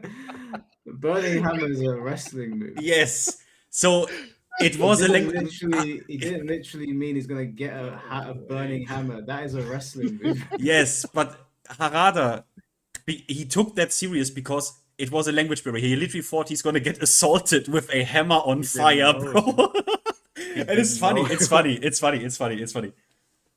I do wonder if is that where the "Don't Ask Me for Shit" was born? It's a good question. I don't know. I think there could be. Yeah, I think people memed Eddie fans for a long time, right? No, but he had the "Don't Ask Me for Shit" way before that, because he had that like halfway through 7, right? Yeah, he had that in like I know it's they presented the T-shirt at 2016 before Tekken 7 released at Game World Wizard something, Sacramento Wizard World. I think he was probably just getting a lot of requests that they probably couldn't fulfill because Tekken had no budget back for Tekken 7. Yeah, I think this is an easy thing to mistake though. Like if you don't watch wrestling or if you don't play King, you won't know what a burning hammer is. So, but the thing is, forgive him for that. To protect the Tekken community, guys, if you Google this, there is a whole Reddit thread where people say, please, Tekken, like in Tekken Reddit, right? Which is actually toxic as fuck. And they said, guys, please don't send death threats to the developers, even if they are a joke. Please don't do this. 1,100 upvotes. I mean, this shit is funny, right? Burning. I mean, okay. Look, I'm not gonna be as dishonest to say, look, see, no one tweets any shit. Bro, obviously, I got death threats. Like everyone, like, you know? So, and that's bad. It's bad. It's bad. And with some people, this shit can fuck, right? Like, if you're a sensitive human being, this shit can fuck with you. So, true. Yeah, I mean, yeah, there are pieces of shit. Yeah. The burning hammer, though. Are you guys just wanting to see Michael Murray just temper back his emotional little rants, or? Yeah, like I mean, listen, like, we were criticizing Harada before, but I was criticizing his replies to people. But Harada's actual like tweets, like his standalone tweets, are really insightful and they're a really good read, like the one we read earlier. But Michael Murray's he's either reposting stuff, which is fine, there's no problem with that, or he's just making silly snide remarks, and he's been doing this for like what 6 to 10 years now. Yeah, well, he's telling people to go to college because we're all fucking dumb. But that is, I mean, I just ignore the guy. But also too, like I think the state of Tekken 8 was. What would you guys say was the best Tekken? In my opinion, I think Tekken Tag Tournament 2. I agree, but that's the one that almost killed. It's my favorite, but obviously it almost killed the franchise as well. And that's what I'm saying. So I feel like, because I don't think Tekken 6 made the sales it needed. No, it did. So then they said Tekken 6 made the sales it needed? Yeah, it sold better than you would think. It sold almost like 6 million copies. Yeah, Tekken 6 it wasn't as big as Tekken 5, I don't think, but it was still pretty good. But then we get Tekken Tag Tournament 2, and they jam-pack that full of stuff. Yeah, that's the tragedy. As far as like, I remember not even, you know how you can buy all the items. I remember just playing online, and then past a certain number, it's just said, hey, everything's unlocked. So yeah, no, bro, Tekken Tag 2 failing to me is still the weirdest thing in the franchise's history. I really think it must have been a combination of the time it came out, what was going on with the console at the time, because I think we were transitioning to PS4 around that time. I think there was a concoction of fuckery that happened, and Tekken Tag 2 suffered, because when you play that game, it's an awesome game. There's not really many bad things to say about it. And that's the point, right? This is where Harada had not full control. Actually, it's funny. Nakatsu, he didn't do that shit, but he said, I involved myself into Tag 2's process, and certain things were so important to him that he basically commandeered it, even though he was not in any authority position on that game. He said that the poor financial performance of the game had no impact on him in the company whatsoever because he wasn't officially on it. But the funny part is, what was really important to him, and he said this in the, you can just Google Tech Tournament 2 interview DLC, where he talks about the free DLC. And he says he is a fucked up idealist, bro. This guy is old school. He doesn't believe in selling integral parts of a fighting game. You don't do that. You're a piece of shit if you do this. Yeah. And that's why in Tech 2, all the stages were free and all the DLC, the extra characters, all of them were free. Because even they were not only clones, they're not only clone characters, and he believed in this. And unfortunately, this game didn't do so well. It wasn't a complete insano disaster, but it sold, I think, 200,000 copies under projection, which is already bad enough for a company like Bandai to say, well, I mean, we don't know about this franchise anymore. But yeah, I mean, that obviously led to Harada losing the authority he had, right? Obviously, because the company's like, well, we gave you everything you wanted. We made the DLC free in a world where everyone started to do microtransactions, and look what happened. Yeah. And then it was unfortunate, yeah. Yeah, and then even before Tekken 7 came out, there is a old post from Harada in January 2017 where he says we will never sell classic DLC. We will never sell classic Tekken characters. But they did in season 2. And it's because he you know what I mean? Like, because then the executives came in. The executives he always hated, they came in and said, nah, you're not doing this anymore. We are now having the authority here about certain things. How long ago was that? The hammer thing that you just sent? That's Mike Harlow. Mike Harlow. I don't know. It doesn't have a date on it. Let me check. I wonder if Tag 2 also kind of suffered from MVC's release. That's what I said to someone. Yeah. I thought MVC probably hurt it a lot. I had to check the dates real quick. That was the same year. I honestly, whenever I used to own a gaming lounge. Whenever we had Tag 2, people were struggling with 2 characters. They can barely pilot one, and then they were struggling with 2 characters. So I wonder, like, this is what I wonder. If the complexity of Tag 2 made them dumb down the titles after. That is it. No, that is actually fact, because Nakatsu had this article. Nakatsu had talked with. They were interviewed by Bandai. Funny enough, and they were pretty transparent. And he himself said, "I was asking in the company, like in the Namco offices, in the Bandai Namco Bandai Namco offices, because he noticed less and less people were playing Tag 2 in the lunch breaks, and he asked them, why are you not playing the game that much?" And he said, because they couldn't play 2 characters. So they're literally in the company. Yeah, in the company. So yeah, I do agree. Like, you're right, the complexity was also a factor, which is kind of funny because apparently Tag 1 sold crazy good, and that game was the first tech game. I don't know, maybe it was a novelty, or I don't really know. Like, sometimes you don't really know. I don't know. Also wasn't as bloated for Tag 1, right? Yeah, Tag 1 wasn't as bloated, or like, yeah. I noticed, because a lot of my friends don't primarily play fighting games. I have like 2 different groups of friends. One play fighting games, one don't. The ones who don't play fighting games a lot, it's very easy for them to pick up something like 2XKO or Street Fighter, where you only have like 20 moves, or like they want to try out different characters, right? The minute somebody picks up Tekken, I notice they do something on one character. Maybe it's like a 1-1-2. Like Kunimitsu comes out, she's got a 1-1-2, right? Everybody wants to try her. They go to the next character. If that same string doesn't exist, they struggle. And they might not know how to bring up the move list and go through it. And it's like a lot for them. I forget who described it. I think it was FDX that described it like 2D fighters run on a system. Tekken is like every character is its own system. Yeah. And I think that I don't want to misquote FDX or whoever it was. I think it was FDX, but I wholeheartedly agree with that. That's why I love Tekken. It's just that in a way, I feel like it has to be kind of like Third Strike, where the game is better when it's unbalanced, to be honest with you. I have a lot of fun on Tekken. And you have to kind of take that a step further, right? Because like Guilty Gear, every character is kind of their own system, right? That's Guilty Gear is the Tekken of 2D, man.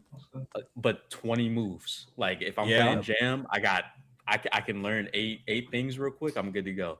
Tekken, some characters got like the setup you were talking about with Reina Finn. There's other stuff. Yeah. She might have 4 or 5 different frame trap setups you want to learn, right? Yeah. That's for that one character, and that's not even maybe the optimal way to play it. But maybe to be sometimes fair, you just block and punish. To be fair, your minds, our minds are already clouded by like way more knowledge, right? Because like what does someone who just want to play a character really need? Like not that much, right? Or am I underestimating this? No, you're underestimating it. Because I was showing my boy, because he picked up Kuni, right? He used to play Reina. I was doing a set against him, and he was struggling with just a few moves he wasn't using, right? But he has Tekken experience. So for somebody who doesn't, it's a lot, even if they just want to play the game. Because experienced players, it takes them a little bit to pick up a new character, right?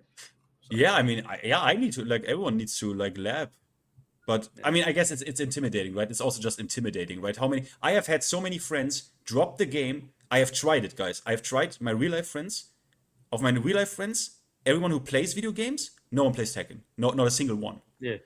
And I tried it. I really tried it. I'm like, let's try it. Okay, the one guy crashed out on me so hard that he like literally broke a controller at my wall and said, he stood up and said, I will never play this game again. Okay, fine. But the others were just like, actually like, I can see that it could be fun, but they were just they didn't want to climb the mountain because the mountain is too high, you know? I think it's a middle ground, right? Because if you look at the very bottom, like second Dan, whatever the lowest rank is, right? I forget what Tekken 8 says it. Those dudes just hop on and mash buttons, and they have the time of their lives, because Tekken don't have the restrictions where like maybe in 2XKO you push a button at the wrong time, nothing comes out, right? Tekken, you can just spam stuff, the string will happen. So for them, they're chilling. For that middle group that starts to learn, it's like daunting, and then the high level players, they're chilling. Yeah, that's the hard shit. Like the middle, the intermediate stuff, that's the giga hard. That's the wow. Like you need to work your ass off. Like good luck. Yeah. Actually, I've seen a graph for that, for what you just explained. It shows like the curve of like learning, and how it's like I started mashing buttons, then it got technical, and then at the end you're just like, I'm just smashing buttons.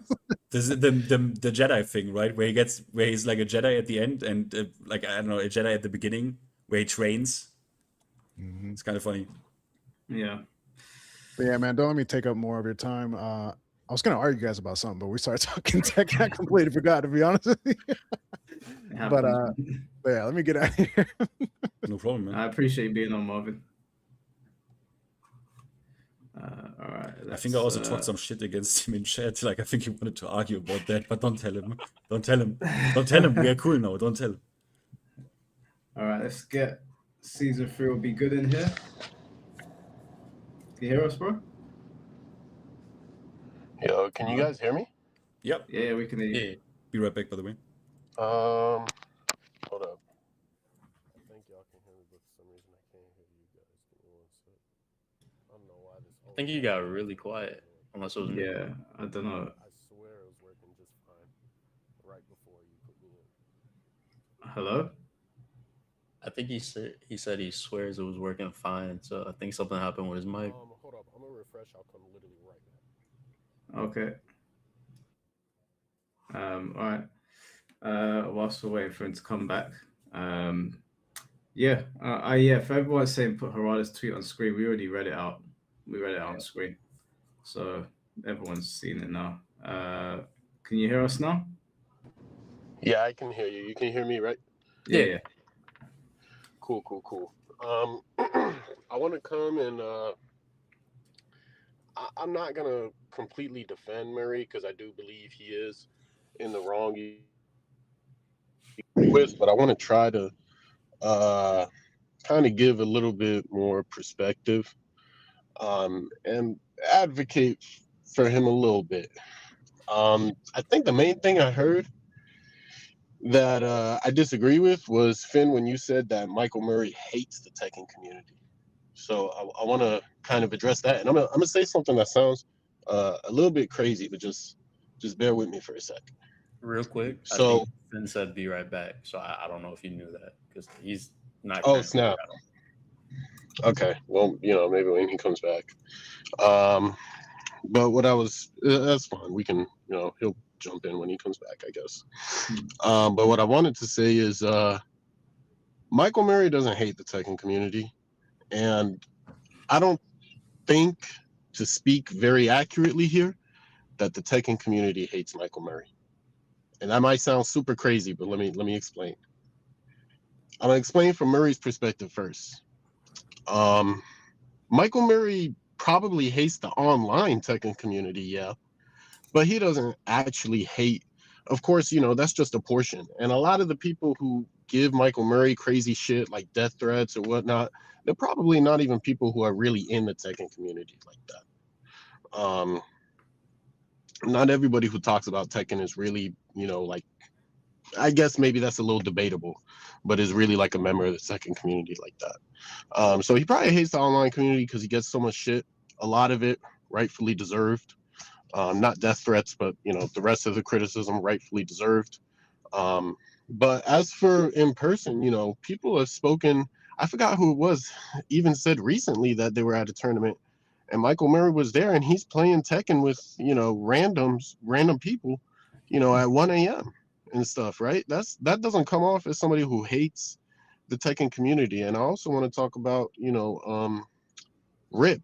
I caught a Rip stream recently, and he on his stream, this was maybe just like last week, said that, you know, he spoke to Michael Murray for a couple hours. You know, he was like, you guys would never guess who I was speaking to for a couple hours. We had a great conversation. It was Michael Murray, which is funny because Rip, you know, if any of you guys have paid attention to him, he's been extremely critical of Tekken 8, and of Michael Murray. Again, fair enough. But that, I think Michael Murray kind of does, you know, what you talk about all the time, Mike, with the anime profile pictures. Like when he comes online, it's a whole different person. That's the portion that he hates. But in person, more, I'm sure some people have had some bad experiences, but it seems like more often than not, people are like, he's totally different. Michael Murray is, you know, a very nice guy. No, So I've met I Murray don't in think person. I've met, he's chilled. Like that's why I always say, I've always said that, like, don't harass him, don't send him death threats, don't be nasty to him. But I did say I said your tweets are mad. Like, why are you tweeting that nonsense out? Like, I don't think he's a bad guy. I don't think Michael Murray is a nasty person. I just think that he's not conducted himself in the best way. And even his presence whenever they're doing presentations, he just looks like he doesn't want to be there. And I don't think that makes you a bad person, but that does mean that I can criticize you. Oh, no, for sure. The criticism is fair. I'm just talking about specifically, you know, to say that he hates the Tekken community. I don't think that's fully accurate. You know, the online Tekken community, sure, maybe. Yeah, I mean, probably. Certainly, we certainly have a lot of evidence to go off. But to say he just completely hates the community, and I mean, you know, you're talking about the his face during the Tekken toss. I don't know. Maybe that's just his face, to be honest. Like, I ain't even trying to be. I don't know. I've seen Michael Murray laughing and smiling and stuff. And then, you know, when they came out on stage and they were showing off Fakuram, and it was like off the back of everyone, like, this Fakuram was well received. But before that, we had what was Lydia. And people the crowd went mild and whatever. And they came out. And I think that was after a week of people just being furious online about stuff that happened. And Harada didn't seem like too upbeat, but he seemed mostly like Harada. And Michael Murray just looked like he wanted to like homelander the whole place. He had the ability to just laser beam everybody in there. That's what it looked like to me. Maybe it was one of them days for him. I don't know. You know, I think he's probably going through a lot of shit right now too. Because to my understanding, I mean, it seems like maybe it's just speculation, of course, but it seems like, you know, there was something past business between him and Harada, that they actually had a real friendship. And now during such a turbulent time, you know, he is getting shit. Like Michael Murray was quiet, to his credit, up until this point. And I do believe, you know, I don't really have a problem that he clapped back. It was what he said. If he said something different, then maybe we could have got a rare Michael Murray W, but his clapback wasn't very good at all. Because people were bringing up his name for no reason, you know, saying like, oh, well, you know, now we're just left with Murray, right? It's like, okay, yeah, that's true, but like Murray wasn't saying shit. Like we're putting him in shit that doesn't really. Yeah, go ahead. He wasn't saying shit initially, and people were speculating, saying, oh, well, Murray's being left. But like, if I'm Murray, I'm like, well, we already know. You know it's gonna happen. You're the last person that everybody is associating with Tekken. So even if they're wrong and they don't really know, that we know it's gonna happen. Like, is it really worth throwing a pipe bomb in the middle of a sea of sharks at this moment? And I'm not excusing people being sharks, but at the end of the day, if you are the face of something and you're in a professional sense, and you're using that very same Twitter account that you use to promote that very thing you work on, I don't know if it's the smartest thing to be like, yeah, like consequences have actions. I'm just like, come on, man. No, that was yeah, no, I agree. That was crazy. Don't get me wrong, Michael. Sorry. Yeah, that's rich coming from him, that specifically. I'm not gonna lie. And you know, I like I said, he gets a lot of fair criticism. But you know, people were being a little bit derogatory against him. Like, yeah, he's the last one. You know, it's not our ideal pick. I get it. Nobody really likes Michael Murray. Excuse me. But he again, to his defense, he was just sitting there. He was just sitting there, quiet, didn't say shit. That's probably the best thing he could do. You know, I listened to everything you say. Like, I heard everything. Oh. I give you that. I purposefully didn't underline this because no one corrected me on that, so I didn't, even though, yeah, you're right. He specifically even said the online Tekken community. I know exactly what he said. The thing about this is, yeah, like, let's say, like, a couple of hundred people on this planet, like, they travel to tournaments, like, they are the known people, right? They have the offline guys, right? Now, even when it comes to offline, Murray has made the comment, yo, pro tip, don't walk up to me at an event and say, fix Kazuya, ninja. And, okay, that's one thing. So even offline, he focuses on the one guy, on the one idiot that has no manners and walks up to him and says, fix Kazuya, N-word. The N-word I don't care about. Like, I don't give a shit that he quoted the N-word, but you know, he focuses again on this one fucking low IQ that has no manners. Yeah, rude. But then, for example, I guess Mrs. I don't know. I don't know if people would say MrsPlayStuff is like an online member of the Tekken community. It actually went to offlines, but nonetheless, right? That is a member with a face. That's a human being. She is known. Everyone is a human being, but she's also known. And there, he doesn't even have, like, I mean, how hard is it when you tweet to people online and complain? How hard is it to make one tiny tweet? Do you know how much of a win that would have been? One tweet to MrsPlayStuff. Sorry, I unblocked you. That was a mistake. Like, one tiny tweet. How? I think he was saying hello earlier. I think he disconnected. Yeah. But I also don't understand. We have so many examples of other people, other developers handling it just way better than Murray. I have like three I can think of off the top of my head. So I don't get why it's so difficult. Like, you know what I mean, right? He focuses, like, for the negative shit, he has time, and occasionally, or for example, where he followed up on the MrsPlayStuff shit, where someone said, yo, you did this, and he said, no, bro, go to college. I only block people who lie. It's like, my guy. Yeah, that was bad. And that's like one tweet, like one tiny tweet to MrsPlayStuff. Hey, yo, sorry, I like your content even. Shit is sick. Do more dance videos. Like, bro. Like, because she does the clown dance videos when, you know, or she did the clown dance videos with stupid comments in the background. Hilarious shit. Like, he could have, that would be such a PR win. And he can't bring himself to do it. And Jay, if you were his PR manager, you didn't study this, you would say, bro, make this tweet. Mike, you would say, bro, make this tweet. I would say, bro, please, make this tweet, bro. Even as a friend, I would advise him this. And the fact that you can't bring yourself to do it tells me there is something wrong. This is not normal. This is not normal. Yeah, I don't know, man. I think he's very he might be egotistical or like self-centered, or maybe he's just not social media trained. He doesn't really get it. Something's not connecting there, obviously. I don't think it needs to be social media training, right? Because like the references I'm thinking back to, even within the same company, Harada never responded like that to anybody. But Harada might have been social.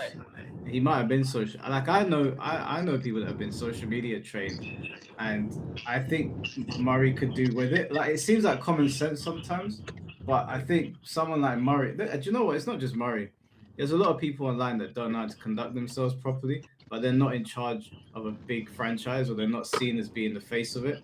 So I think he could probably do with some training. I mean, he's clearly not getting it, so it might help. Yeah, Harada has once attacked the wrong guy. Like, Harada once tagged the wrong guy and shit on him.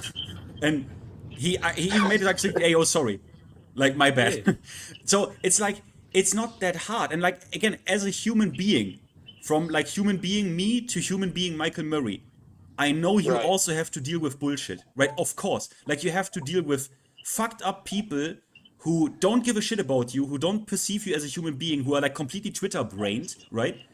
Totally, I get that, bro. I get that. But like, one acknowledgement of like, yo, but we also have some pretty sick people. Like, think about if he would like retweet some content creators or so, like MrsPlayStuff or Duelist, or I mean, you know what I mean?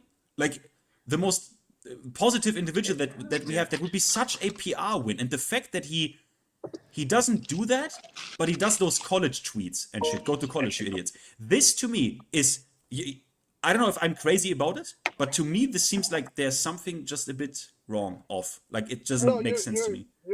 You're not crazy about it. I agree. It's just, you know, he just happens to be one of the people who, you know, like we said, some people, they just don't know how to behave online. I guess it's not really the anonymity thing, because we all know who he is. But it's just something about when he gets online, he's just a whole different person. I don't know. Bro, your voice cut again. Yeah, your voice is gone. You're very quiet. Can you hear me? I don't know why. Something happened. Can you hear me? You're getting, I don't know what, you're getting quiet, but... I don't know, bro. Are you outside? It's gone again. I am. I'm walking into my house right now, so maybe that's what it is. I don't know. Oh, okay. No, that's cool, man. Did you have anything else you wanted to add? No, I mean, I guess not. I understand what you're saying about the misplaced. I mean, I take the, you know what, but you get me to that. I take the hate back, because hate is that he hates, although I don't know if he, like, maybe, I mean, hate is a super strong word, right? Like, if we are for real, so maybe I should take hate back. I'm not gonna lie, I wasn't trying to defend him, Finn, but the more I stay on, the more, because I don't pay a lot of attention to Twitter the past couple of years, but from my perspective, right? If you look at even, was it season 1 or season 2 when the stage wasn't a part of the DLC? Season 1. Season 1. Yeah, season 1. Season 1. Yeah, I remember Harada made like a big thing about that on Twitter, and I saw it, and he was saying like how he was gonna resolve it or make it free or whatever. In a lot of companies, if you look at Xbox, back when Phil Spencer was running it, right? Yeah. If Phil Spencer tweets something, Sarah Bond also tweets something. Yeah. Just to make sure they're both front facing on it. So when Harada's saying, hey, we're gonna make this free, all Murray had to do was be like, yeah, you know, we're sorry about that, blah blah blah. That's a free win. Yeah. And that was the tweet where it's still archived, where he again dissed some executives, and that was the tweet that, if you remember, who like 2 days later was like deleted. Yeah. And yeah, you're right. Like, why? Like, if you two band together in that moment, right? Yeah, you're right. It would have been like a great win and like a show of, you know, like, I don't know, support, or like good faith. Yeah, that's what all other companies do. Every company that has 2 people at the head, they always do that.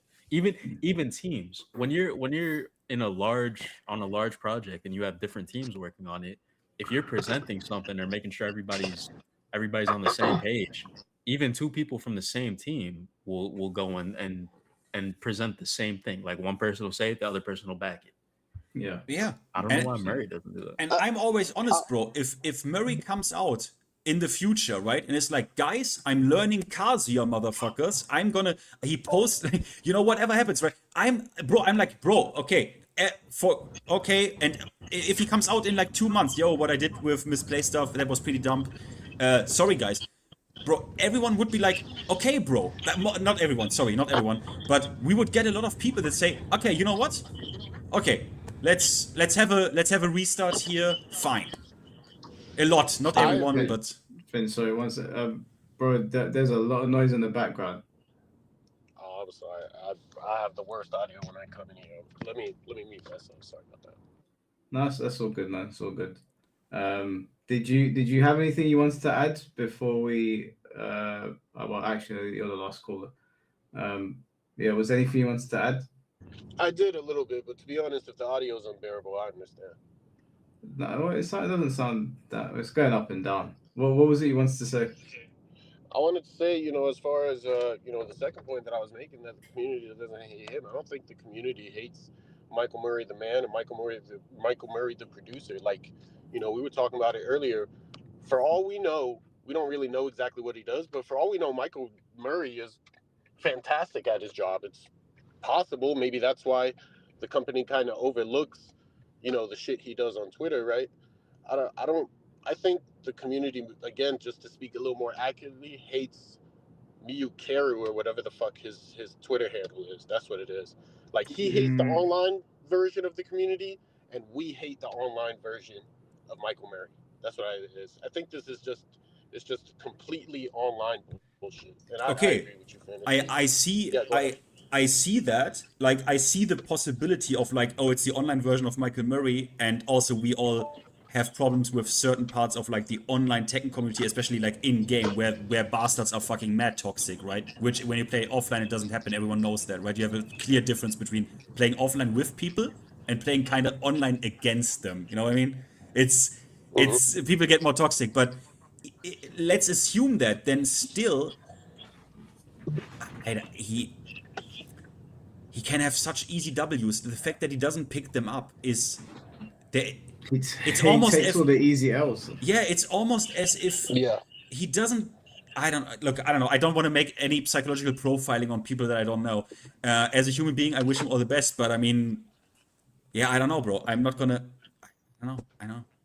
But let me say this. Let me kind of steer this into a bit more of a interesting way. Now that everybody is left, and now we're speculating Murray is the next one to leave, right? Possibly. Do you want Murray to leave? Actually, I mean, I have not even a strong opinion on that one, because all I know is the guy did game design for Tekken 6. Even he is listed as game designer in Tekken 2. What he really did, I don't know. As a producer, he said he is responsible in Tekken 7, at least. That was from Tekken 7. He said he's responsible for, like, certain pricing of DLCs, when stuff drops. Yes, he talks with the balancing team, but also he goes in front of executives and, like, clears budgets and shit like that. Overall direction of the game, he is kind of responsible. So, yeah, I don't know. No one really, like, I don't know. Jay, what do you think? Like, what do you think? Yeah, does anybody think it's more beneficial for Tekken for Murray to leave? It's hard to know because we don't really know what he's doing. If we had a clip, if I find out he's the one that put Lucky Chloe in Tekken 7, then he can go. Okay, yeah. As far as I'm aware, I don't know what he's done. But we need to know for certain. I just know his social media conduct has not been the best. Yeah, quick disclaimer on that. If I find out that he is the one who fought Bro Kazuya, my guy, I mean, let's give him the Up Forward 1 homing Season 2 launch, because, I mean, bro, if you know it's coming, just parry it, lol. If it was him that gave him that move at the launch of Season 2, I am seriously going to... Yeah, he needs to go. Yeah. I mean, I don't think Murray should be... It's funny you say that he's listed as a game director for Tekken 6, and that's your favorite game, right? So that's a little funny. Game designer. Game designer, right. I don't know, especially after the Kazuya, wide sidestep, whatever, when you can block and launch. I don't know if I'd say he should be in charge of, gameplay and balance changes and stuff like that. Definitely not. I am kind of leaning towards that. I don't think it's beneficial for him to leave. I think having some consistency left within the company, especially now that, we were all kind of like hopeful, like, oh, that next guy, I can't recall his name exactly, was, the next in line, right? And then it's like, oh no, boohoo, no, he's not, false alarm. Everything's just so up in air, which is crazy because it seemed like we were finally on the up and up. So I do think, you know, I know again it's not ideal. Nobody really fucking likes Michael Murray, at least on Twitter. But I do think having some consistency, somebody who's at least been with the project that long, is maybe more beneficial than harmful, even with the package that is Michael Murray with the tweets and whatnot, during a period of like extreme instability like this. Yeah, In am my I opinion. audible? I think my Yeah, PC, yeah. my whole PC crashed. Yeah. I was gonna say I didn't want to cut you off. If Michael Murray's doing, if he's the producer and he's managing the timelines, then you actually don't want him to leave. If he has no involvement with the actual balance of the game, and it's only the Twitter comment vitriol, then there's no point for him to leave, because the only thing that's gonna happen is whoever comes in next has to take over how he was like managing the project, right? So that's going to create some hiccups that are unnecessary. Whereas if he stays, you just have to listen to his dumb Twitter comments. Yeah, I mean, look, he must have seen all the things people said. So if he keeps on doing it, then that's on him. But I just want Tekken to be good. You know, if I can take a dumb Murray tweet if Tekken is good. And to be fair, it's going in the right direction. And you know, Yujiro is a really good way to end season 3. So I could forgive them for a lot for putting a hammer in the game, but he needs to fix up that Twitter page. Yeah, I mean, I think you're right though. Like, if Tekken is good, then you know we can handle Murray. Fuck it. Like, gameplay will always reign supreme over monetization or, you know, shitty social media, shitty marketing. Gameplay will always reign supreme for sure. 100%. I think.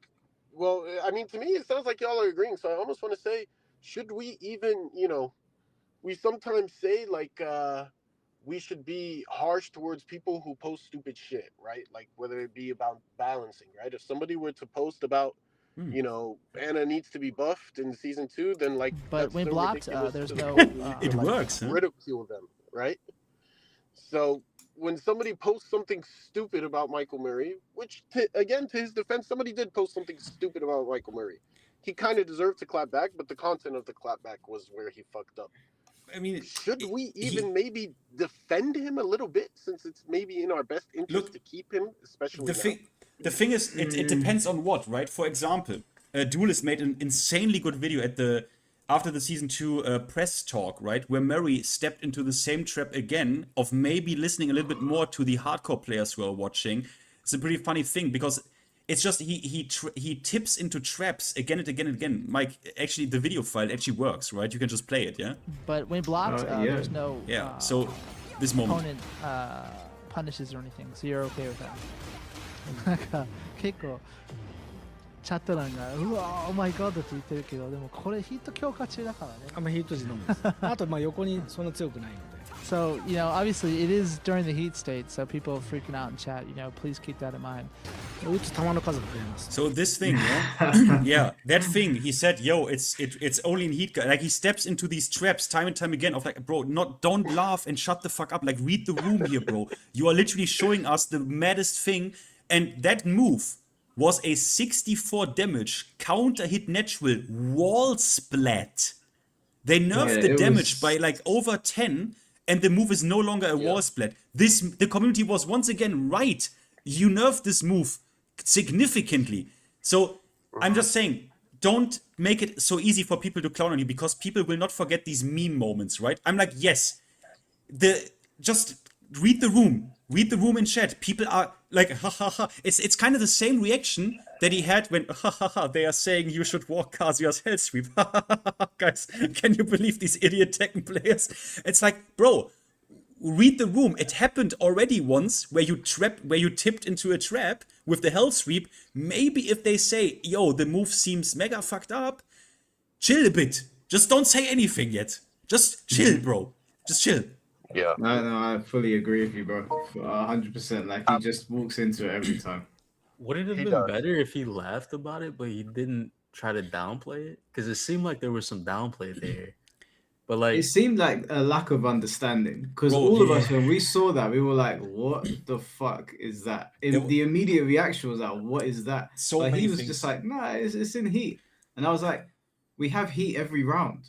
So we have to deal with that shit every round. The 64 damage is significant. And I'm really trying to bat for Michael Murray here a little bit. We don't know like if what they told him to say. Yeah, but if a little bit of that was No, scripted. I don't think you could do that one because that doesn't seem like a moment when you're told to say anything, and a suit wouldn't tell you to say something about balance. They wouldn't even know about the balance of the game. They just want you to make the product good. So in that case, the only people who would correct him in that situation would be the combat designer or whoever's doing the balance of the game. But they would have already changed it if they felt like it was too egregious, right? So he probably just thought it was okay, but he wasn't told to say anything. I don't think. The real like this. Go ahead, Finn. I'm sorry. The real bad part about this, and I think this was one of the last Tekken Talks that we ever got. The real bad thing about this whole Tekken Talk project, because in theory the shit is like amazing, right? Like, bro, you have developers doing it's amazing. The problem is there was so much incompetence on the communication side, which is actually baffling, considering that they had a whole panel there with people whose job this is. For example, this move from Anna, if you remember, they always, for the entirety of that move showcase, had counter hit on. People didn't even realize that and even assumed it was on normal hit, which made it like even worse, right? You're like, it's even worse. And maybe even something like highlighting, guys, counter hit, like make it on normal hit so people don't even see it. Like, you need to be a bit political about this, because that was already the point where people started to get really worried. Or the homing throw stuff, right? Like, in general, homing throws, it's like, what's going on? And I would really like to know from we will never know, obviously. They will never tell us who came up with that. Because even, remember, right, these are things that people will not forget. And it's kind of uneasy if you don't know who is responsible, because if you remember that moment, the homing throw outrage, the general homing throws we were all so outraged that they, even before changing it, or before the patch release, they had to make a press statement and say, I think you're talking about the chip damage is what you mean. No, in general, also homing, but yeah, the chip damage as well, obviously, homing sorry, yeah, you're right, homing and more significantly, you're right, the chip damage on broken throws. That was so ridiculous. Sorry, you're right. That was so ridiculous to people that they, even before it was implemented, I think 2 days ago, made an immediate statement, guys, we don't know what happened, obviously this is gonna go. Like, that's insane. How does this even happen? And all of this led into this feeling of utter incompetence, and then the community thinks about, hey, who is the most incompetent guy that I know? Yeah, obviously the Hellstreet guy.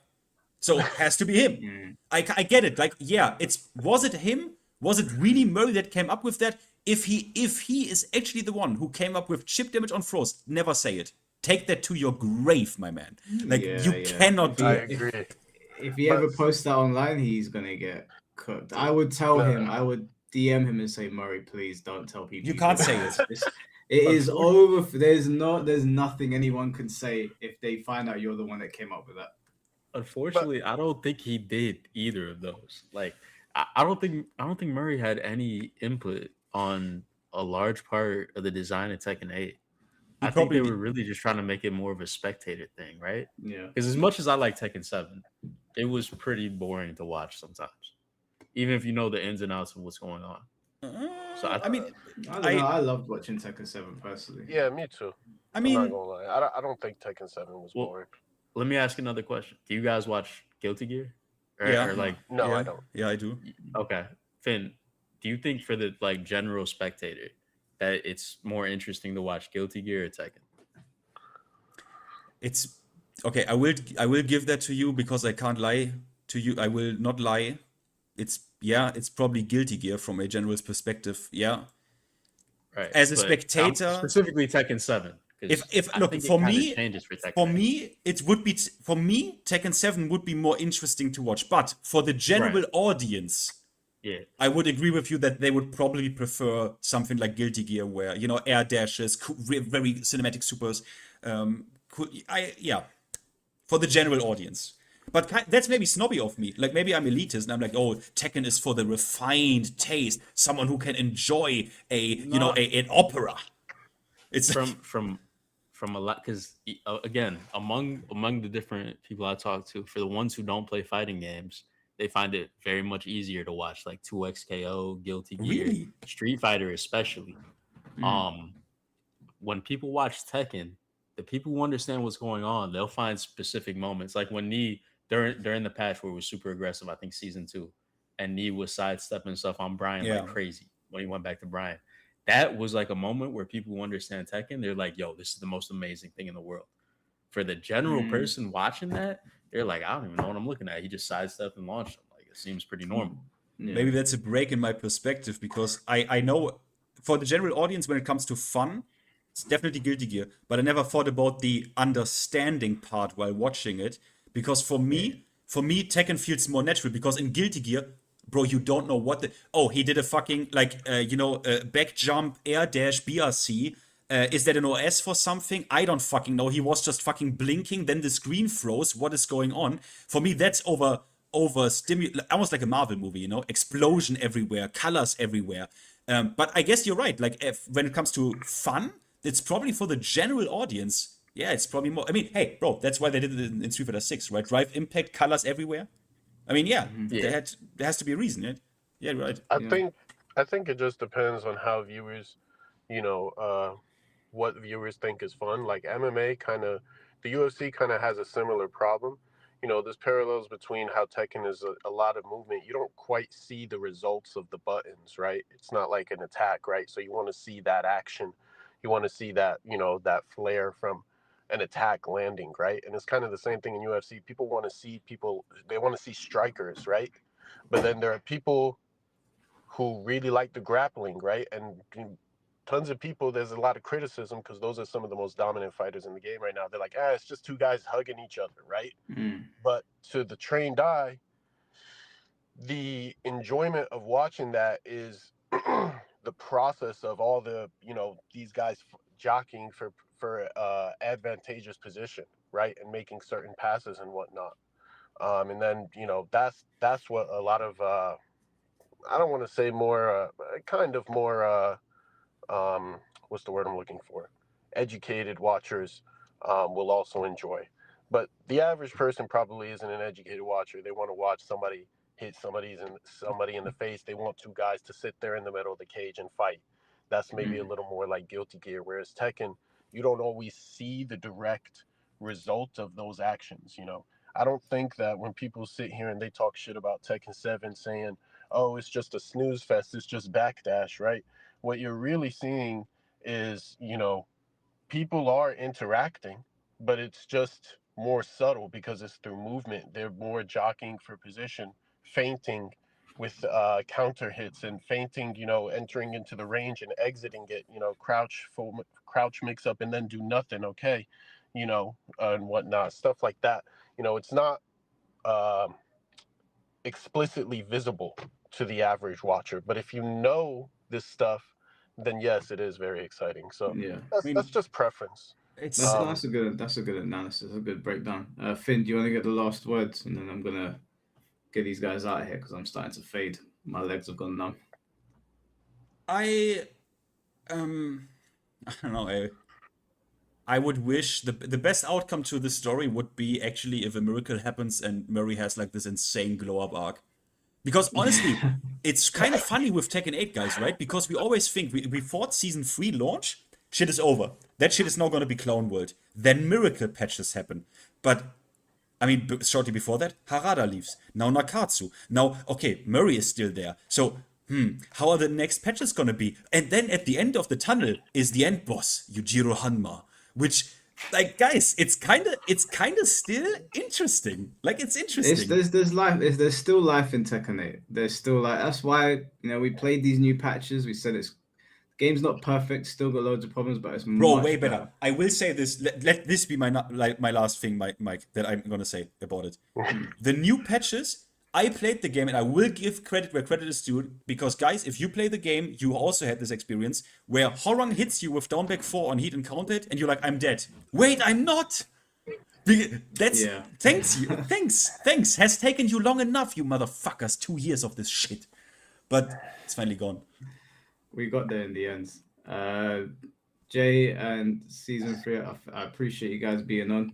I appreciate you having me, man. Yeah, man. Thanks for the insight. And Season 3, thanks for being on, bro. Yeah, I appreciate you for having me on, especially since, you know, I know it's late for you over there. No, it's all good, man. It's all good. All right, I'll catch you guys in a bit. Yes, sir. Y'all take care. Peace out. All right. Yeah, Finn, my legs are gone. I've streamed every day this week. We got one more stream tomorrow to do as well. What did you have leg day?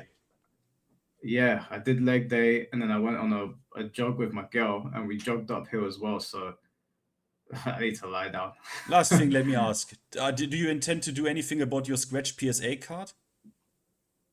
Oh, this one. Yeah. The Sabo got a fucking 8. I can't believe it. Yeah. Do you do anything about that? What can I do? I'm gonna try and sell it, but I'll probably get less than what we actually got it for. Yeah. All right. Okay. Yeah. There's not much I can really do. I could probably try and fix it, but PSA ain't gonna do anything. I will say I wish I had more, like more. I don't know. I thought the idiots would show up. Like the real brain deads, right? That we all can have a bit of fun and count on them and stuff. But as always, the ultra brain deads don't show up. But guys, last thing I'm gonna say, in the coming days, I'm gonna drop a video that is called the Michael Murray Files, because, I mean, I'm not gonna spoil it, but there are things and certain interactions and footage that I think a lot of people have not seen, because the shit is pretty old and pretty hard to find. It's gonna be very funny. It's just gonna be a clown video. It's just gonna be light-hearted. I'm gonna make fun of you. I'm looking forward to it. But yeah, for everyone that donated today to both me and Finn, we appreciate you as always supporting the streams. We will be doing Summer Games Fest tomorrow. Hopefully we see Virtua Fighter. I'm gonna be in chat. Finn, yeah, Finn, I appreciate you doing the podcast with me. It was still fun, even though not everyone showed up. And yeah, man, for those of you that were here at the beginning of the podcast, you probably saw the custom movie, custom intro that I made. Yeah. So there's a custom ending as well. Bro, wait. You had there was one, the Michael Murray special. He casts Murray's vision. That's his skill, bro. That was so funny. There's like bling Murray's vision. I've got a special ending for it as well. So all right, that will conclude the thing. But yeah, appreciate all of you, appreciate Finn, and I'll see you all tomorrow. Take care, guys. Peace out. Okay, let's check this shit.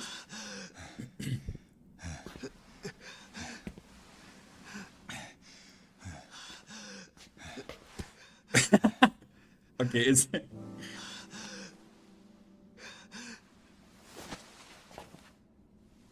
yeah, or Whisper, for example. I wanted to bring you actually up. I had you as an argument.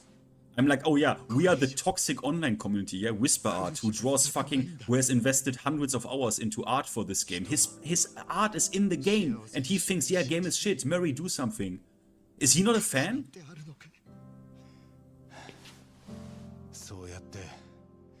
I'm toxic as fuck, okay.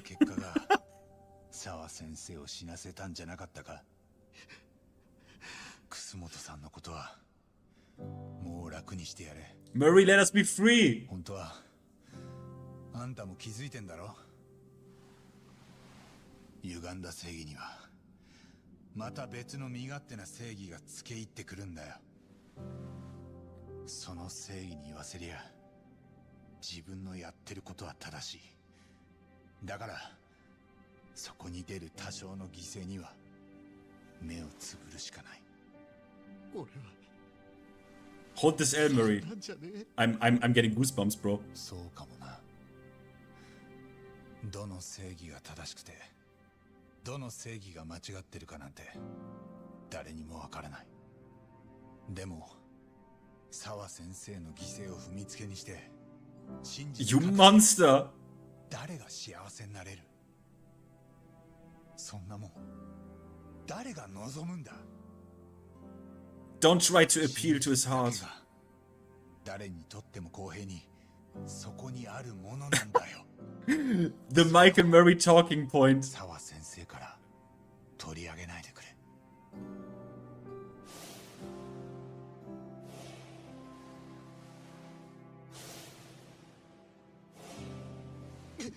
Just get rid of heat, bro.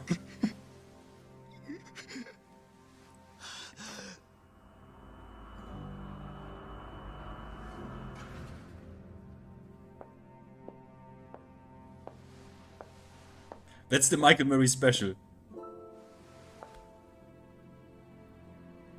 Harada-san.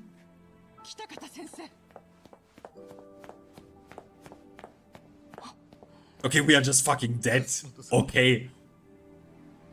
俺はあなたの秘密を守りきれなかった。顔を上げてください。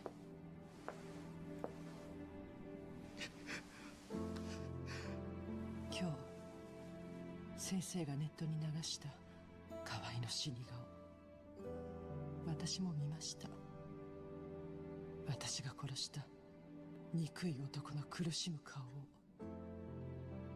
でもそれと引き換えに私は澤さんのことを Don't forgive him. しまった。先生のこと Don't take him back. 葛本さん、私は怖くなったんです。いつか充も気づく時が来る。自分の Actions have consequences, motherfucker. そして先生にも私のためにこんなおぞましい秘密をずっと抱え込ませるなんてやってはならないことだと。そんな間違ったことをさせてはいけないと。だから私は No! 警察に自首します。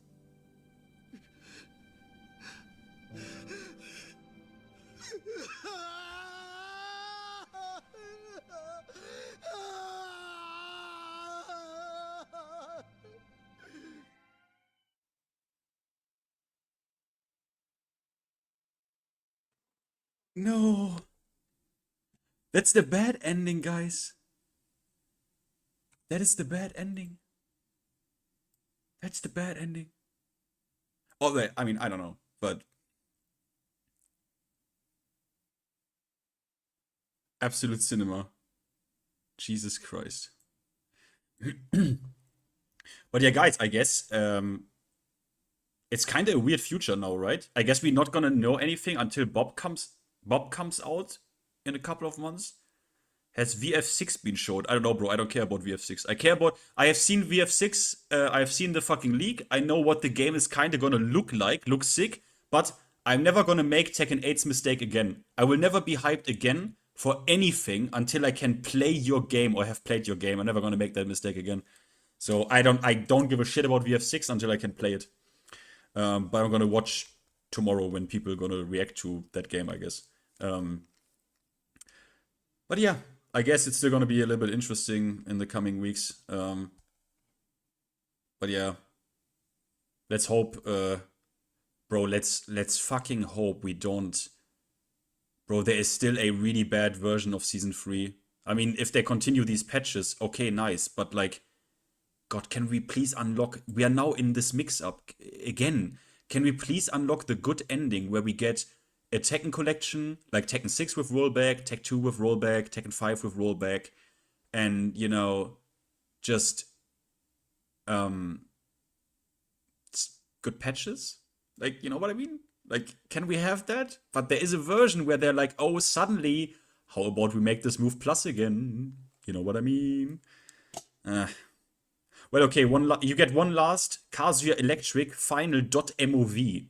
All right. So here, this is the last one. Sorry, let me restart this.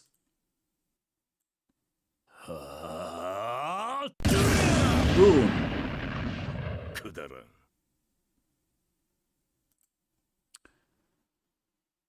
Tekken 6 Reina DLC.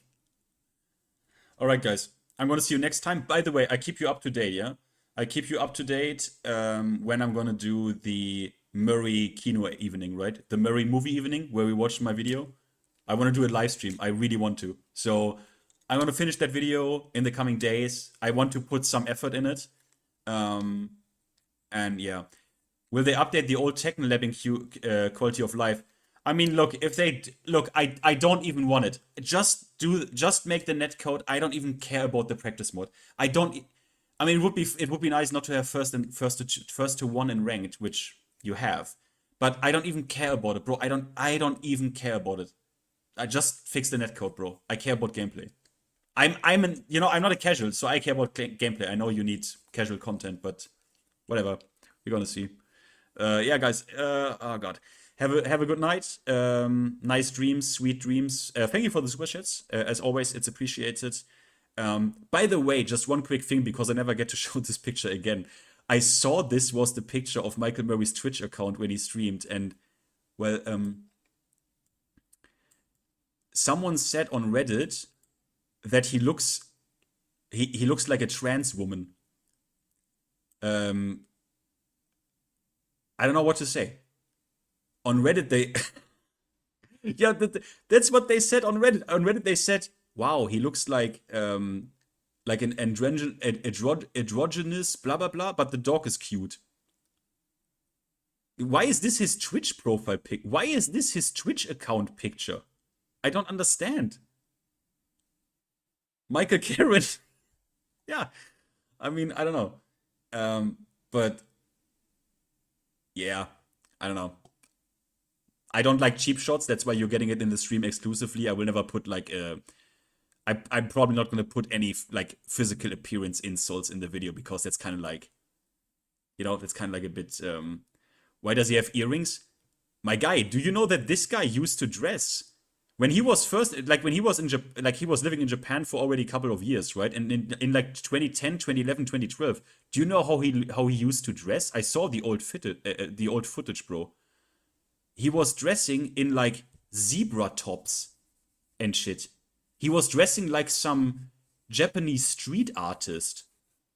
Kind of sick, but I don't think he can wear that easily, I think. But I mean, Tech 2 has no input delay. Tech 2 has 8 frames of input delay. They only made a mod for the emulator that takes 2 frames off, but it's still pretty bad. But yeah. Alright. I'm gonna fuck off now. I'm gonna go to bed, guys. Good night. See you next time. Amy, thank you. Whisper, England. Alpha, whoever. Lucky. Good night. Got 6. Yeah, nice. Super good. That's really nice.